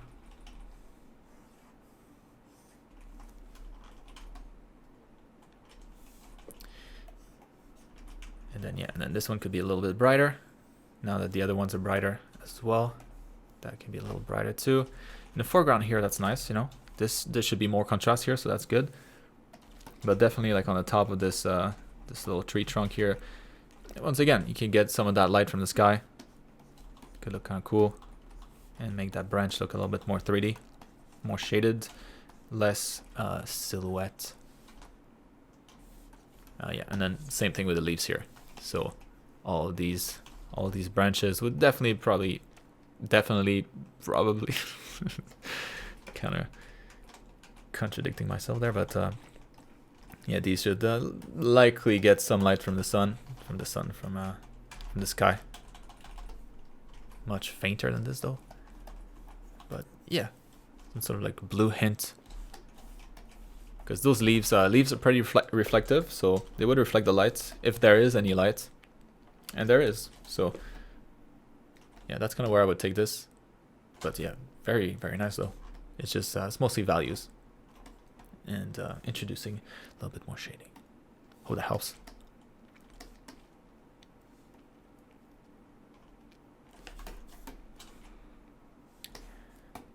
Whoa. What do we have here? I'm missing context for this. Let me just look it up.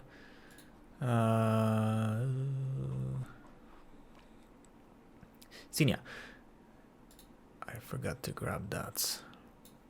Alright, so this week I have tried to learn storyboarding basics and continued trying to understand colors. I did some sort of a comic page establishing a scene. Is there anything that doesn't work? And what could I do better in terms of coloring or anything else? Alright. Your turn, Missy. Alright, so we got some comic book panels here. Ooh.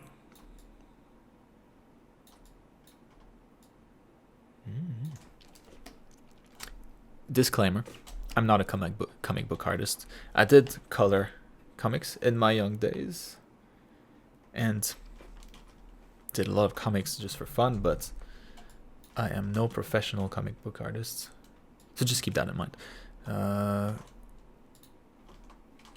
First thing, I think could brighten things up a bit. There we go. Because I couldn't see this guy's pants. Oh, nice. And then I see the little bit of red on his shoes. Oh, that's a nice touch. Yeah, I couldn't see much of that before, but now, probably a little too dark, right? Too bright with the hands, but maybe like a localized tweak. So maybe we can make that darker.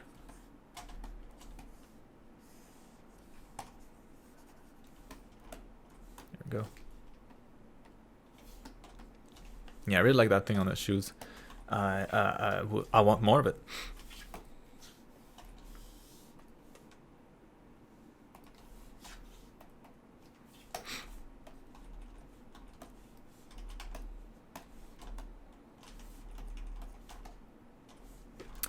Because you can always, you can always push it a bit more.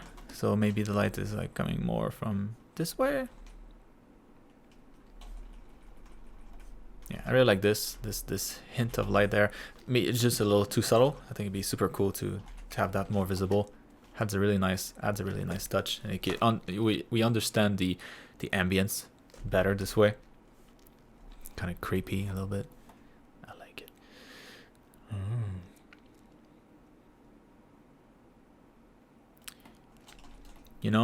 The problem with this is that it's the only page. What happens next? You can't do this to me. You're setting up the stage and then nothing. But yeah, I mean, I could totally see this as being kind of like the first page in first page of a graphic novel. You kind of just instant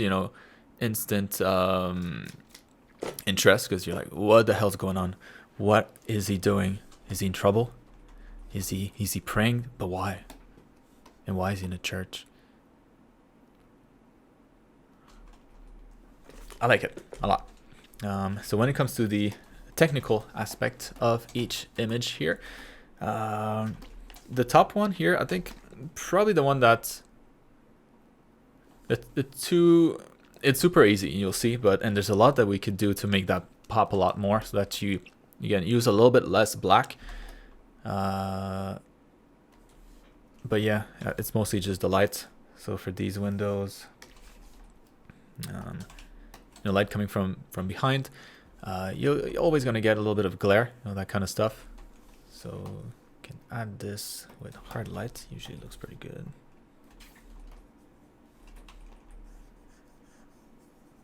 Because the inside, and also makes it look maybe a little dusty. Like churches is pretty dusty usually.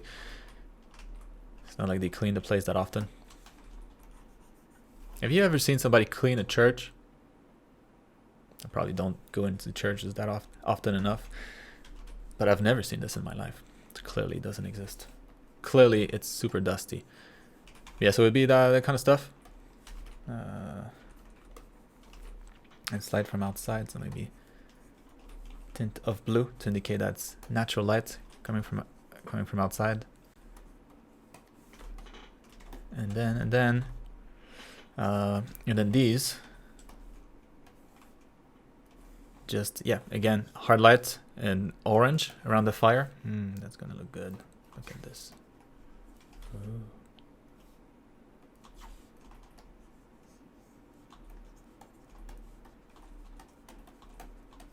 Just a little bit more mood, a little bit more ambience.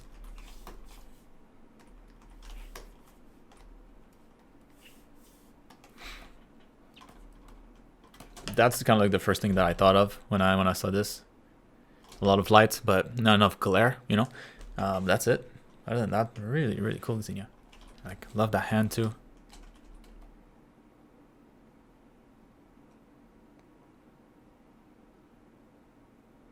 Yeah, very nice. Well, that helps. Moving on to Hana. Oh, Hana left. Almost made it.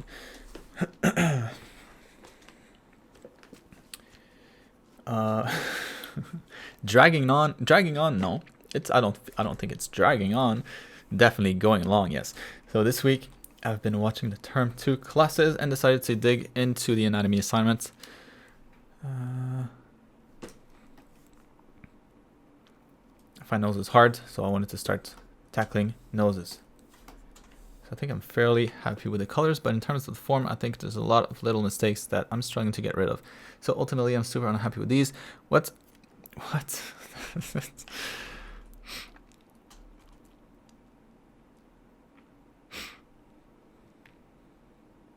I like this, I like that, I like that, I like that, but overall I hate it. Come on. So I did make a sketch with construction lines before. Painting, that's good. Good. Also wanted to be able to simplify and use less brush strokes. All right, let's see.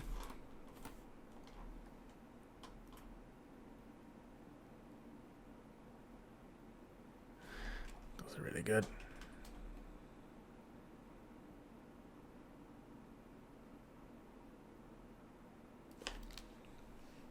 No, Dasha, they're smoky because it's dusty in there.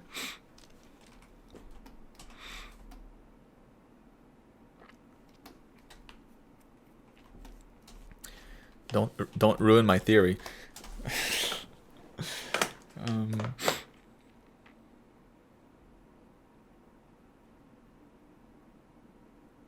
Dude, these are like really good. What are you talking about?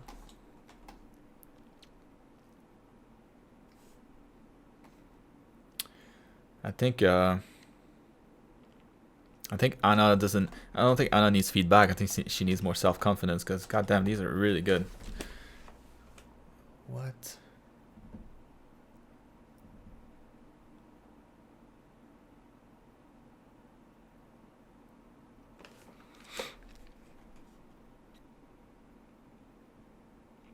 I mean, the only one that I could really like point out something that's a little different from the photo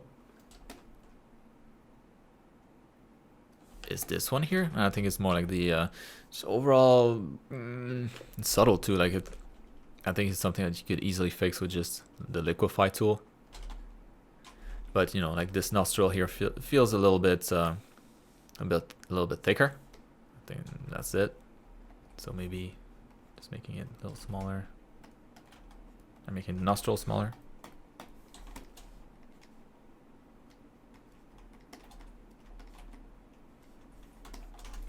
That did not help whatsoever.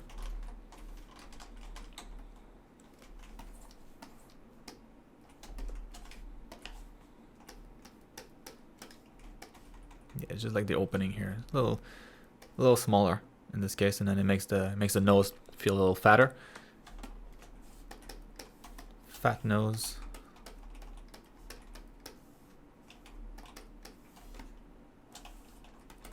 I mean, yeah, it's super subtle stuff. Like this one, like yours, all a little more angular, you know, and that's not a bad thing. It's more stylized, so you highlight like the contour better, so that yeah, it reads as being a little bit more edgy, but that's a cool style to me at least.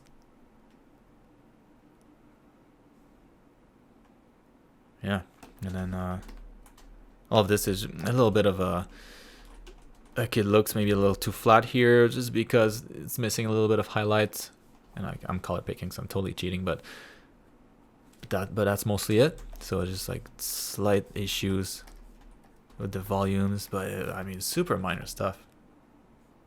Like here, like that feels a little smaller there than it feels on yours. And like the tip of his nose maybe a little brighter too, but minor, as minor as it gets.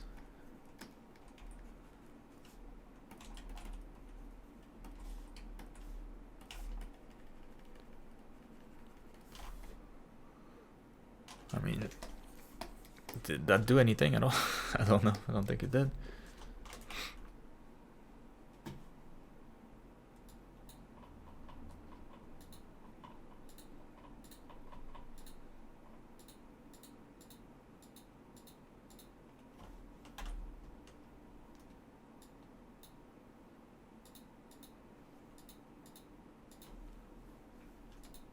That's it, you know? Tiny, minor shading issues. And shading, not so much the shade, like the quality of the shading, it's more the values that you're using to shade. So it was a little darker than in reality. Kind of just like here, you know, like the top of his nostrils. It makes the nostril feels a little flatter just because it's darker, and it makes the corner here stick out even more. So yeah, you just get more of a like an angular feel to the silhouette rather than more of like a soft curve. Is that good or bad? I don't know. I think that's cool. That looks super nice. Stylized nose. Yeah, if you want to get something more like this, then it's just a matter of adding a little bit more flesh here. And making the highlights a little bit more diffuse, less sharp, and then it'll look more round. But I don't know. You should be proud of these. Definitely. These are really good.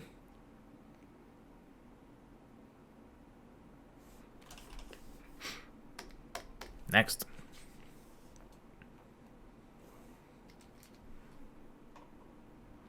And then there were 5. All right.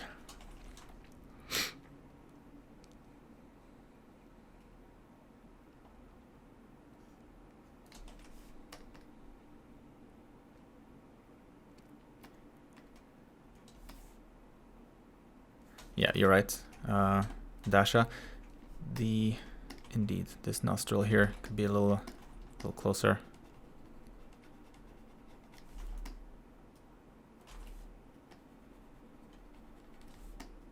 Just like bringing the light here from the upper lip, or the upper lip, the side of the face, to tighten that up. But I mean, it wasn't that far off. Anna's version, I mean. Okay. All right, Michael. So what do you think about the left image from last week's stream? Yeah, oh, snap. Oh man, that guy's been hitting the gym even more. He's making some real fast progress. I'm jealous.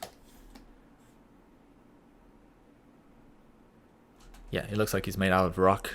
Like, you don't want to punch this, you know, you'll hurt yourself. That's really that looks really good. It's a different style though, so I'll just point that out. You know how you kind of highlight the edges of the muscle, almost like it feels more blocky. It's super cool. I like the style a lot. Don't get me wrong, but you would probably need to do the same thing on the rest of the muscles too. Otherwise, it kind of stands out just because it's different. So that would be like yeah, highlight here. Flatter on the side, because that's really what it is, right? It's just blockier design. That can totally work. It's just blocky muscles overall. Either that, or yeah, just like soften these a bit more. That's a little more organic, less hard plastic. But yeah, I mean, all of the shading here, delicious. The weaker point in this guy's anatomy is definitely his biceps, his arms. Like his torso is really nice, chest nice, everything else nice. But yeah, like here, I think here it could be better to match the tightness of his abs.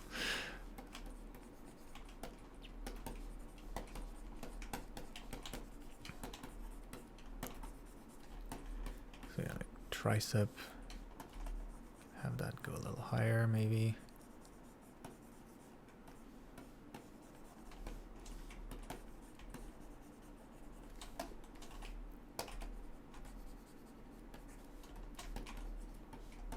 And then the bicep kind of turns into a tendon, and then loses the fullness as it gets closer here to its insertion points. And then for the brachialis, you know, unless you're like really real beef, you're probably not gonna see it a whole lot unless you're flexing. So you can kind of treat it as just a bicep, or like a slight change in height. Very subtle. And it's mostly going to be up here because the bulk of the bicep, the head of the biceps towards the top, you know, closer to the shoulder. So I think this line is the biggest problem in this image. So you just want to have more mass up here, less down there.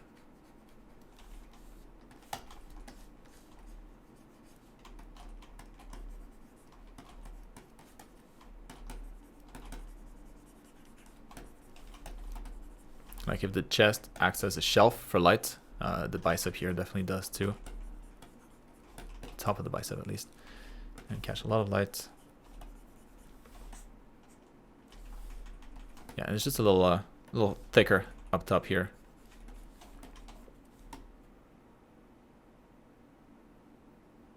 I mean, it's super simple. Obviously, you should probably look at some references to get you know, subtleties back in there, but I'm talking about like silhouette. It works slightly better there. And then yeah, from this angle too, we'll see the bicep, and then we should be able to see the tricep kind of behind that too, because the bicep's definitely a lot flatter, triceps a lot wider, so we'll probably be able to see part of it back there, kind of sticking out. All right, anyways. Next, also the image on the right is a character I want to create for my wife, which is the one, with the white cloth.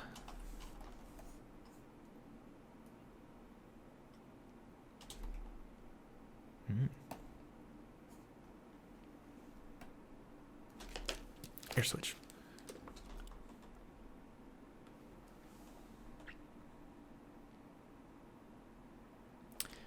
It's pretty good.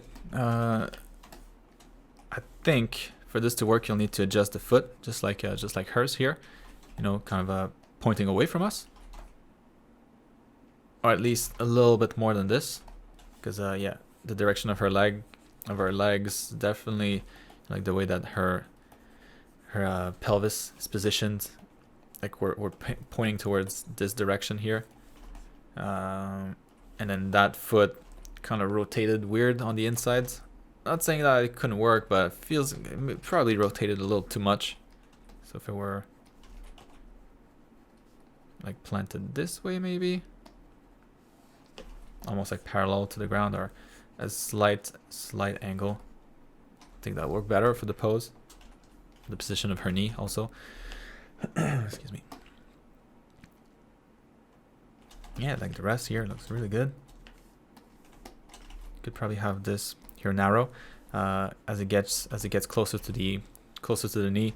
You know, there's not a whole lot there. It's mostly tendons, so it'll get pretty narrow compared to the thickness of the leg up there. So a little more narrow probably. Otherwise, the knee feels a little too bulky. And that arm feels a little short, or just small in general. Let's try to just scale it up and see what that looks like. I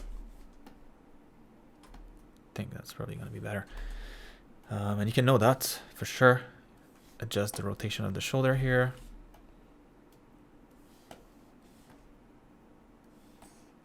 And then you can have it kind of hang right next to the side of her body.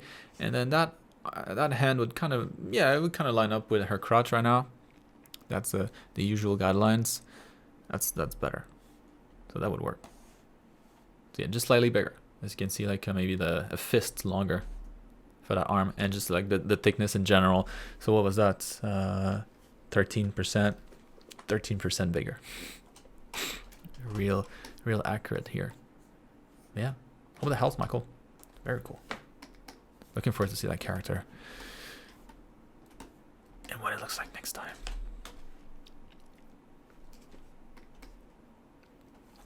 All right, Dandelion. God damn it. Dandelion. Damn it. I don't know. I'm struggling with your name. But other than that, yes, I'm doing good. So I struggle a lot with line art. It takes me forever to finish it. And well, most of the time I get bored and jump ahead to colors and shading. Can I get your feedback on this fan art? Question number 1. What should I do next to make them look better? All right. Ah, very nice.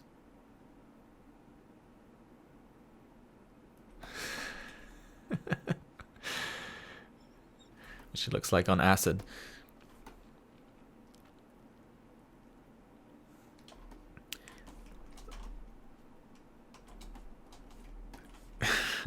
I think I would just like for cartoons, you know, for cartoons what they do is they remove all the features, right? They just keep the bare minimum. And when you have too many details, you know, when you don't take out enough, cartoons tend to look a little strange. Like, yeah. And I think I was getting a little bit of this, and maybe like with the nose here, like those are the kind of details that you would want to kind of just remove, because yeah, it's cartoony anyways, it's stylized, it's not meant to look real, and less is usually more with cartoon style. It's like above the nose here, kind of get rid of that too. Around you can just keep the eyebrows. And also depends on like the size that you're gonna be displaying this drawing at. If it's gonna be like a portrait, if it's gonna be tiny, of course the level of detail is gonna change then. But for something this small here, yeah, you could easily remove a few more even. Maybe some of the details underneath here. You're left with not much. But from a distance, it's not like you don't have too many lines. It reads pretty nice from a distance. So instead of having multi-lines, you have less line. Never mind. That was horrible. Sorry. This one, I really like what you did with the shading. Like super subtle. Very stylized again, but that works quite well. Yeah, the only thing here I think is just the hand. What's the hand situation here? It's kind of like a fist. Yeah, I think we're just missing some fingers there. I don't know, maybe that was coming next. I don't know. But really love what you did with the folds here, kind of like the subtle line-less brush work. You really did a good job conveying the folds. Yeah, I think the only thing I would mention is how saturated the belt is here. Like it really attracts a lot of attention away from the character.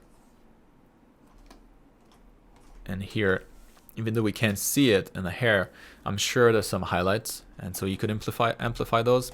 Again, you know, trying to stay away from silhouettes, going towards more something that's shaded, even if the shading is really subtle. Always better to have something.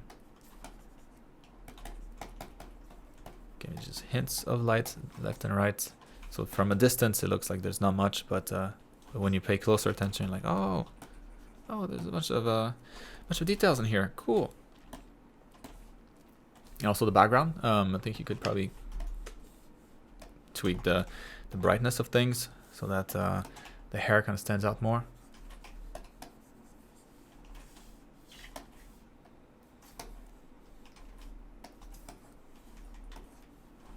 Doesn't have to be flat backgrounds. There we go. And yeah, the lighter purple, the lighter turquoise, dirty turquoise. Nice offset to the purple that you have down here. But yeah, that purple, like I was saying, probably saturated a bit. Like this one here, pretty desaturated. Because saturation attracts a lot of attention. So you don't want too much where you don't want the eyes to go.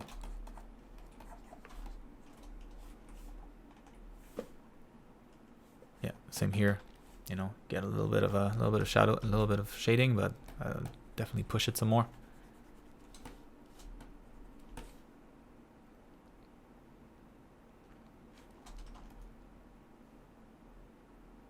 Yeah. So, hope that helps. Moving on. And then there were 3. We're getting there. Viet. So this week I'm having trouble with lighting. Later, Vika. Thanks for sticking around.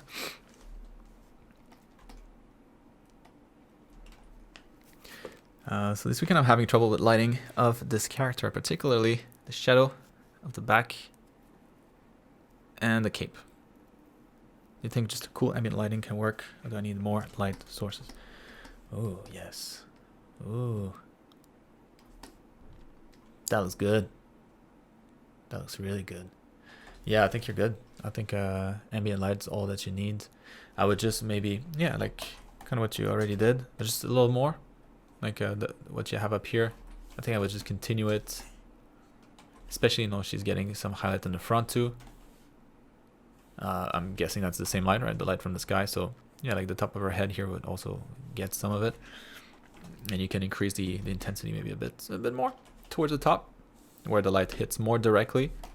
Like on the side here, I think that's good. I don't think I would do much there. But up here, maybe.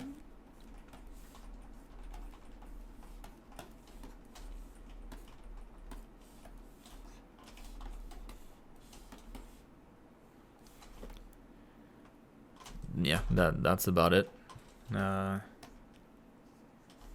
yeah, again, it's just the contrast, you know, between this character and the background here. So if that's going to be the color, like the overall color of the building, then yeah, she just needs to have some sort of outline that contrasts with that enough.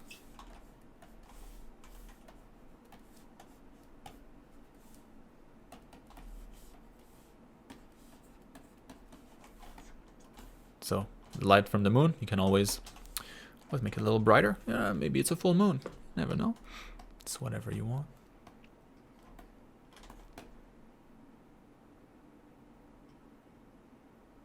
Yeah, honestly, that's it, man. Because the rest, the pose, the shading, the colors that you chose so far, yummy.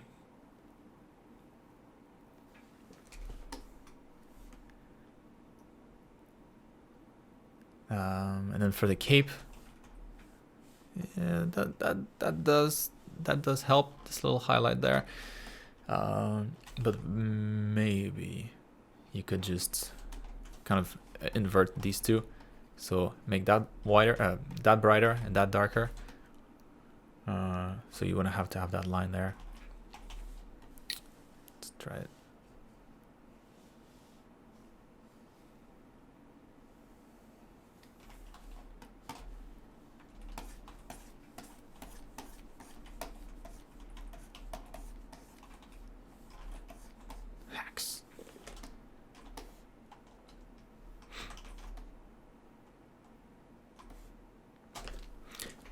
Something like that.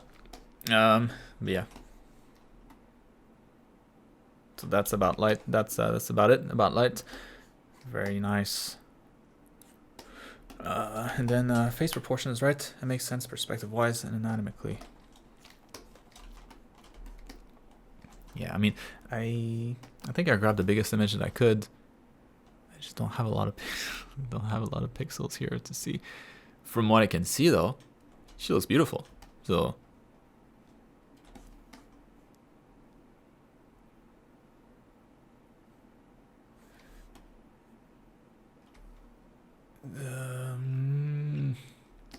You know, about the eyes, you know, I don't think I would change it, to be honest. Like, she could have her head tilted one way or the other, but yeah, just looking at those lines that you have here, like the eyes would probably need, if she was looking at us directly at least, or if she was looking in the same direction as those buildings are facing. Oh, she kind of is. Yeah, like the eyes might need to be on that same line, something in between. Or she could just be like, you know, slightly tilted like this. Honestly, I don't think I would change it. From what I can see, it looks very nice.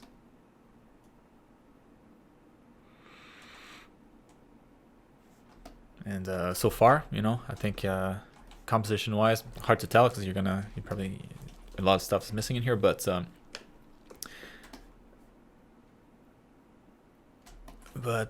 maybe could thicken that part here so that it looks like there's maybe a little bit more fabric here for it to open up this wide at the end, and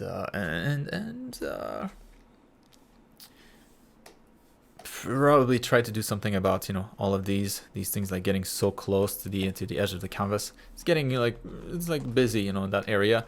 Like, hey, I'm really close to the edge. Hey, me too. Hey, I'm kind of like a line right next to it. Maybe like cut the frame this way, or maybe adjust that flap so that it's not so close to it. Like chop the cape a bit more. I don't know.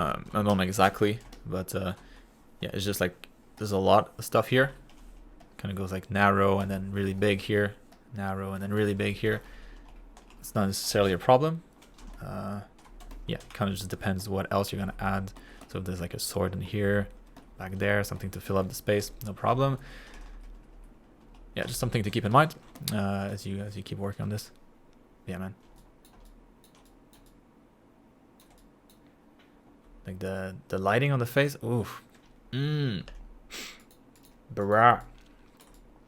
Oh my god. Jesus. That scared the hell out of me. Dasha, there we go. So I'm currently trying to build my portfolio for the game industry, and did this piece inspired by the realism of all the art from Last of Us 2, but it didn't turn out realistic despite using Blender and modeling. How can I bump up this piece to the next level? So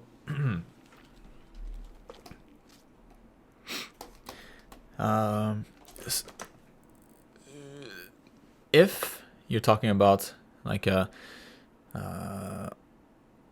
what an artist working on those teams would do, it's definitely not as realistic as the games are. So who's the lead artist on that game? What's his face? Forgot the name. But anyways, like when it comes to like the final look, the concept art from the game and like the final visuals, there's definitely a disconnect there, and it's not necessarily a problem. And I would probably recommend that you don't really look too much as at the end result in the game as inspiration. More like find the art book or find the portfolio from some of these artists that work on those on that game, and look at what they do, you know, in terms of what kind of concepts they do to contribute to the game. Let me check real quick.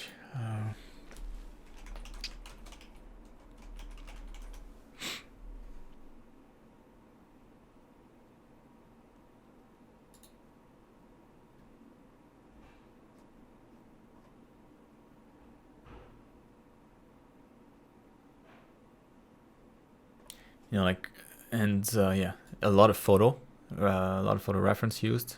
Like for example, Mr. John here. So I don't want to advertise anything here, so I'll probably like cut that out from the edit. But you know, like this doesn't look real. It's pretty sketchy.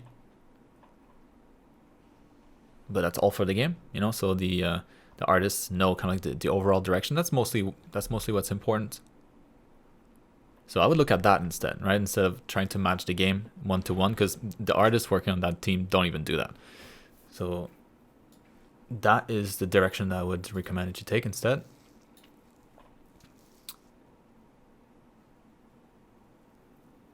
yeah, and like what they, yeah, that's a good point, Billy.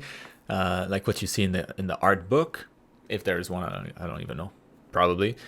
But what you see in the book is not necessarily what they'll do in studio. Like a lot of the stuff that you do in a game studio is garbage. You know, it's not something that you would ever show to anyone. It wouldn't work as a, as a portfolio piece for the most part. It's always like rough and quick, but yeah. There's also like a difference between the concepts that they'll do to make the game, and also the concepts, illustrations that that they'll feature in the art book or to promote the game. Difference there too. So yeah, if the goal is to work there though, you don't really care about the promo art. That's illustrators, different. What you're doing here is more like a concept art, right? Like building a scene, conveying the information that you need to for the artist that will take this to do their job. And yeah, look at artist portfolios rather than the game itself. Because yeah, while something might that looks pretty realistic to me. You know, maybe there's some bounce lights that we could add in here, but yeah, in terms of like a concept art piece, not as effective because like the darkness, it just makes it so hard to read. You know, there's a lot of details here that we're missing. Like in this area, I'm not too sure what's going on. So let's try to brighten this up. So you know, of course, a little crazy of a change, but something like this would have more information, more valuable information as a concept art piece, just because we can see everything. Probably best case scenario is a mix of the two. Oops.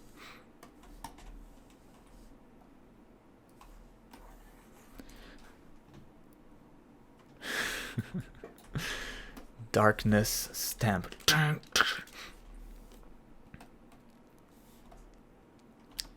But yeah, so let's just take a look at what we have here. So yeah, you started with a lot of, I mean, this is mostly 3D, right? And some paint over.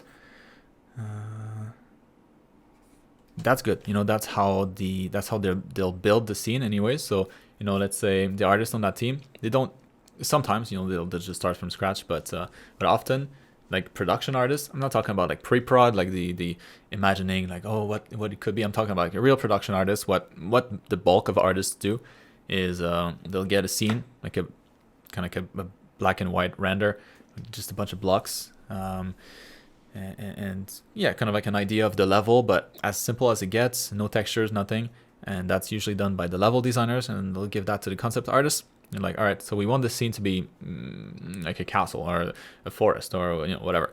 And then it's your job to take that 3D block out and just paint over it, slap a bunch of textures as quick as you can. Obviously, if it's a portfolio piece, you'll spend a little extra time. But yeah, in reality, it's just, yeah, slap textures on there, you know, anything you can grab off of the internet, and just make that scene look pretty. Because, yeah, you know, nobody wants to play in a bunch of white boxes. Yeah, so in this case, you know, for something like this,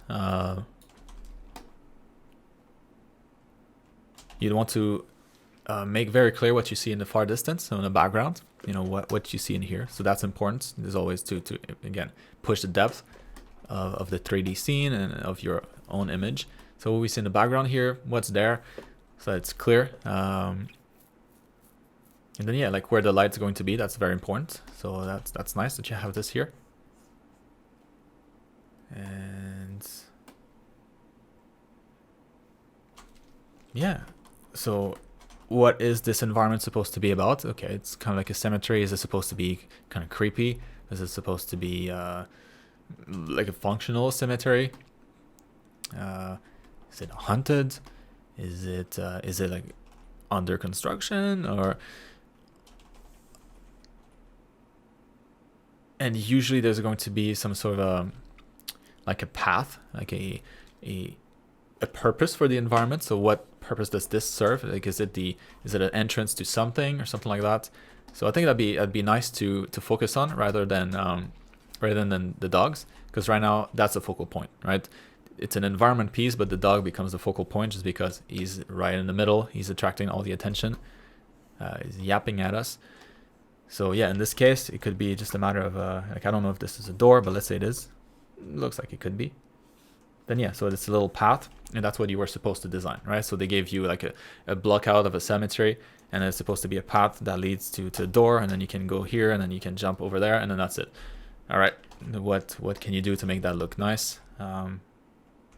Illuminate the little path with lights, you know, from the outside and the shadow, so that it's clear where you should follow the path. It's clear where you shouldn't go as a player because there's nothing to see there. And then what the destination is it obvious that that's the destination? And you can guide, yeah, you can guide with lights, you can guide with colors, you can guide with a bunch of different things. Got it. Okay, yeah, so in here, if that's kind of what I was guessing, but thanks for confirming. So if this is the door, it doesn't read like a door to me at first. I get it now because I can see like the handle here, and I can see the extra bars. But it took me a little long for me to spot this. So might be nice, you know, to change the patterns of the spikes here. So maybe it starts to go higher and higher, and then goes back. So he understands like an arch there. So oh, that's different. Why is it different? Ah, because it's the door. You could also have like, I don't know, some plates here, some thicker elements. Again, just trying to reinforce that it's a door. And then since that's where the player should go, you know, we're talking about a game here after all, trying to illuminate the path as best as you can. So maybe there's going to be like another tree up here, casting more shadow on that side. Maybe it's going to be some trees casting shadow here, back there, because there's nothing to see here. And so now the path's starting to get a little bit more clear. Like, oh, okay, so you can see, you can walk there. Then you open the door, and then, okay, but what's in the background here? So those are all the things that are most important. What the destination is, what the purpose of the scene is, and kind of how do you get there. Yeah, so for this here, maybe this, again, there's like a bunch of shadows up there, and so all the back of the statue is kind of in the shades, but the statue itself, you know, is receiving the light that's peeking through right through like a few branches, and then that's what makes it look like, oh, holy, you know, or something. But yeah, so what you have, you know, right now, I think it's a great starting base. It's a great starting level, and now it's just a matter of like refining that with all those different cues to get the player to go where you want it to go. Hopefully that helps. It's a really good base though. Like it reminds me of being like halfway done after you receive the block out. You know, like you start to populate the stuff. All right. Nothing looks lit yet. Nothing looks final yet, but everything is kind of in place. And then after that, now you're kind of at the point where you move on to the final polish and really guide the eyes. Anyways, hope that helps. And then finally, oh snaps, we did it. Bruno. 6 hours. Oh.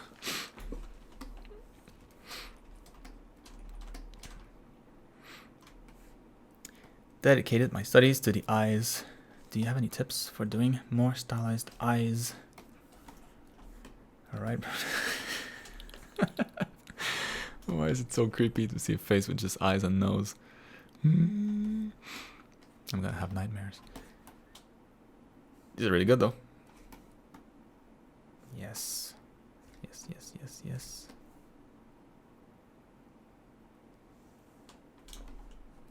Yeah, like I think you can stop doing heads from the front. Like you got it. I think you got this.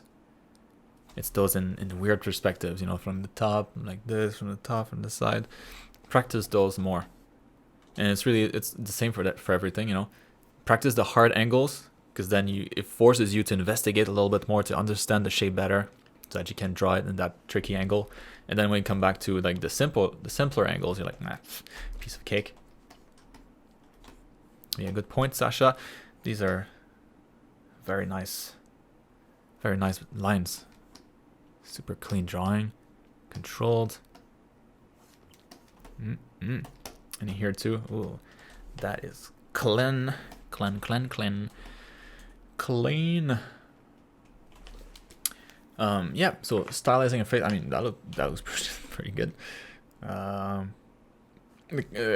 kind of rules that I think about, you know, when I draw faces.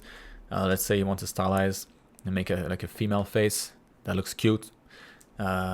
Usually make the eyes bigger. You basically reverting the adult face to the face of a baby, proportion of a baby. So smaller mouth, smaller nose, bigger eyes, and then and then rounding out the face. So if the face is a little too long equals mature, older, and then you shrink it like a ball. Usually that looks more like a baby's head, something that's cuter, like a cat head, you know, like a ball. I don't have much to say about this one, Bruno. That's good. You did a really good job. Maybe her left eye is a little too close to her nose compared to the right eye. Ear switch. Yeah, but that's what a lot of them do though. Like they flatten the eyes, so they'll draw it in perspective as if it was like a sticker on the surface of the. A lot of anime artists do that, manga artists, I should say. I prefer the more like realistic, you know, like volume. Anyways, but as a style thing, that a lot of artists do that, so it's not like it's a bad thing or anything. With her, I feel like that eye was just a little too close. You know, if I look at the corner of that eye here, the corner of the eye there, and how that kind of lines up with the mouth. I think this one, now that I moved it, it feels better. Feels like it lands. It's more centered with the rest of the nose. I think her iris is.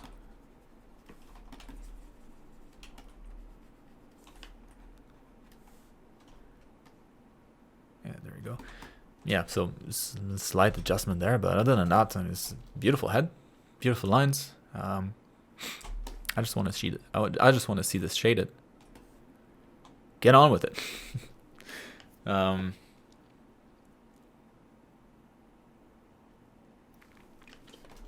Oh, so maybe you're talking about these. So one thing to keep in mind, you know, with this eye here, is that it's a sphere after all, right? So maybe it helps to draw the sphere. So that's why I would, if that's like a thing that you struggle with, maybe a little bit more, practice drawing the skull and then draw the eyeballs based on the openings that you see here. So let's say you have like your hole there, that one, something like this. Then draw the balls, eyeballs.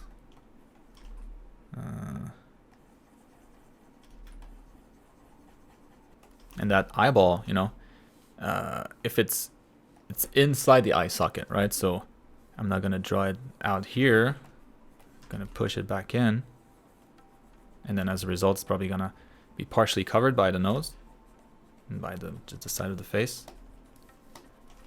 And if you add eyelids on top of that, then the eyelids will contour this, but still, this is a sphere. So if you have an iris on here, if the iris looks at us directly, and like he doesn't turn the head, like the iris will look like circular, right? It's not gonna be flat at all. It'll be like a perfect circle, because this ball is looking at us. It's like we're looking at the top of the ball, and so that's a little trickier to keep in mind. But that's really how you need to think of eyes when you draw them in perspective. You need to see them as spheres inside the eye sockets, and think of everything that kind of covers it, because then it would solve it for this one here. You look at the side of the eyeball, way too close to the side of the face. If you look at something like this, so this eyeball instead would probably be more like this, inside the head. And so we just need to shift everything. You can still have the eyelashes that keep going, but yeah. Anyways. Yay! hope that helps. And 6 hours. And yeah, I ended up practicing drawing all day long, so that's good. That's good practice for me. All right, guys. Hope that was helpful. Thanks so much for sticking around if you did, and for anybody that came in and visited. I appreciate it. And yeah, it was a lot of fun. A lot of really cool art. A lot of great progress. So that makes me happy, and I hope you're gonna have a good rest of your weekend, a good creative week, and in this election madness, if that concerns you. But yeah, have a good one. I'll see you guys next time.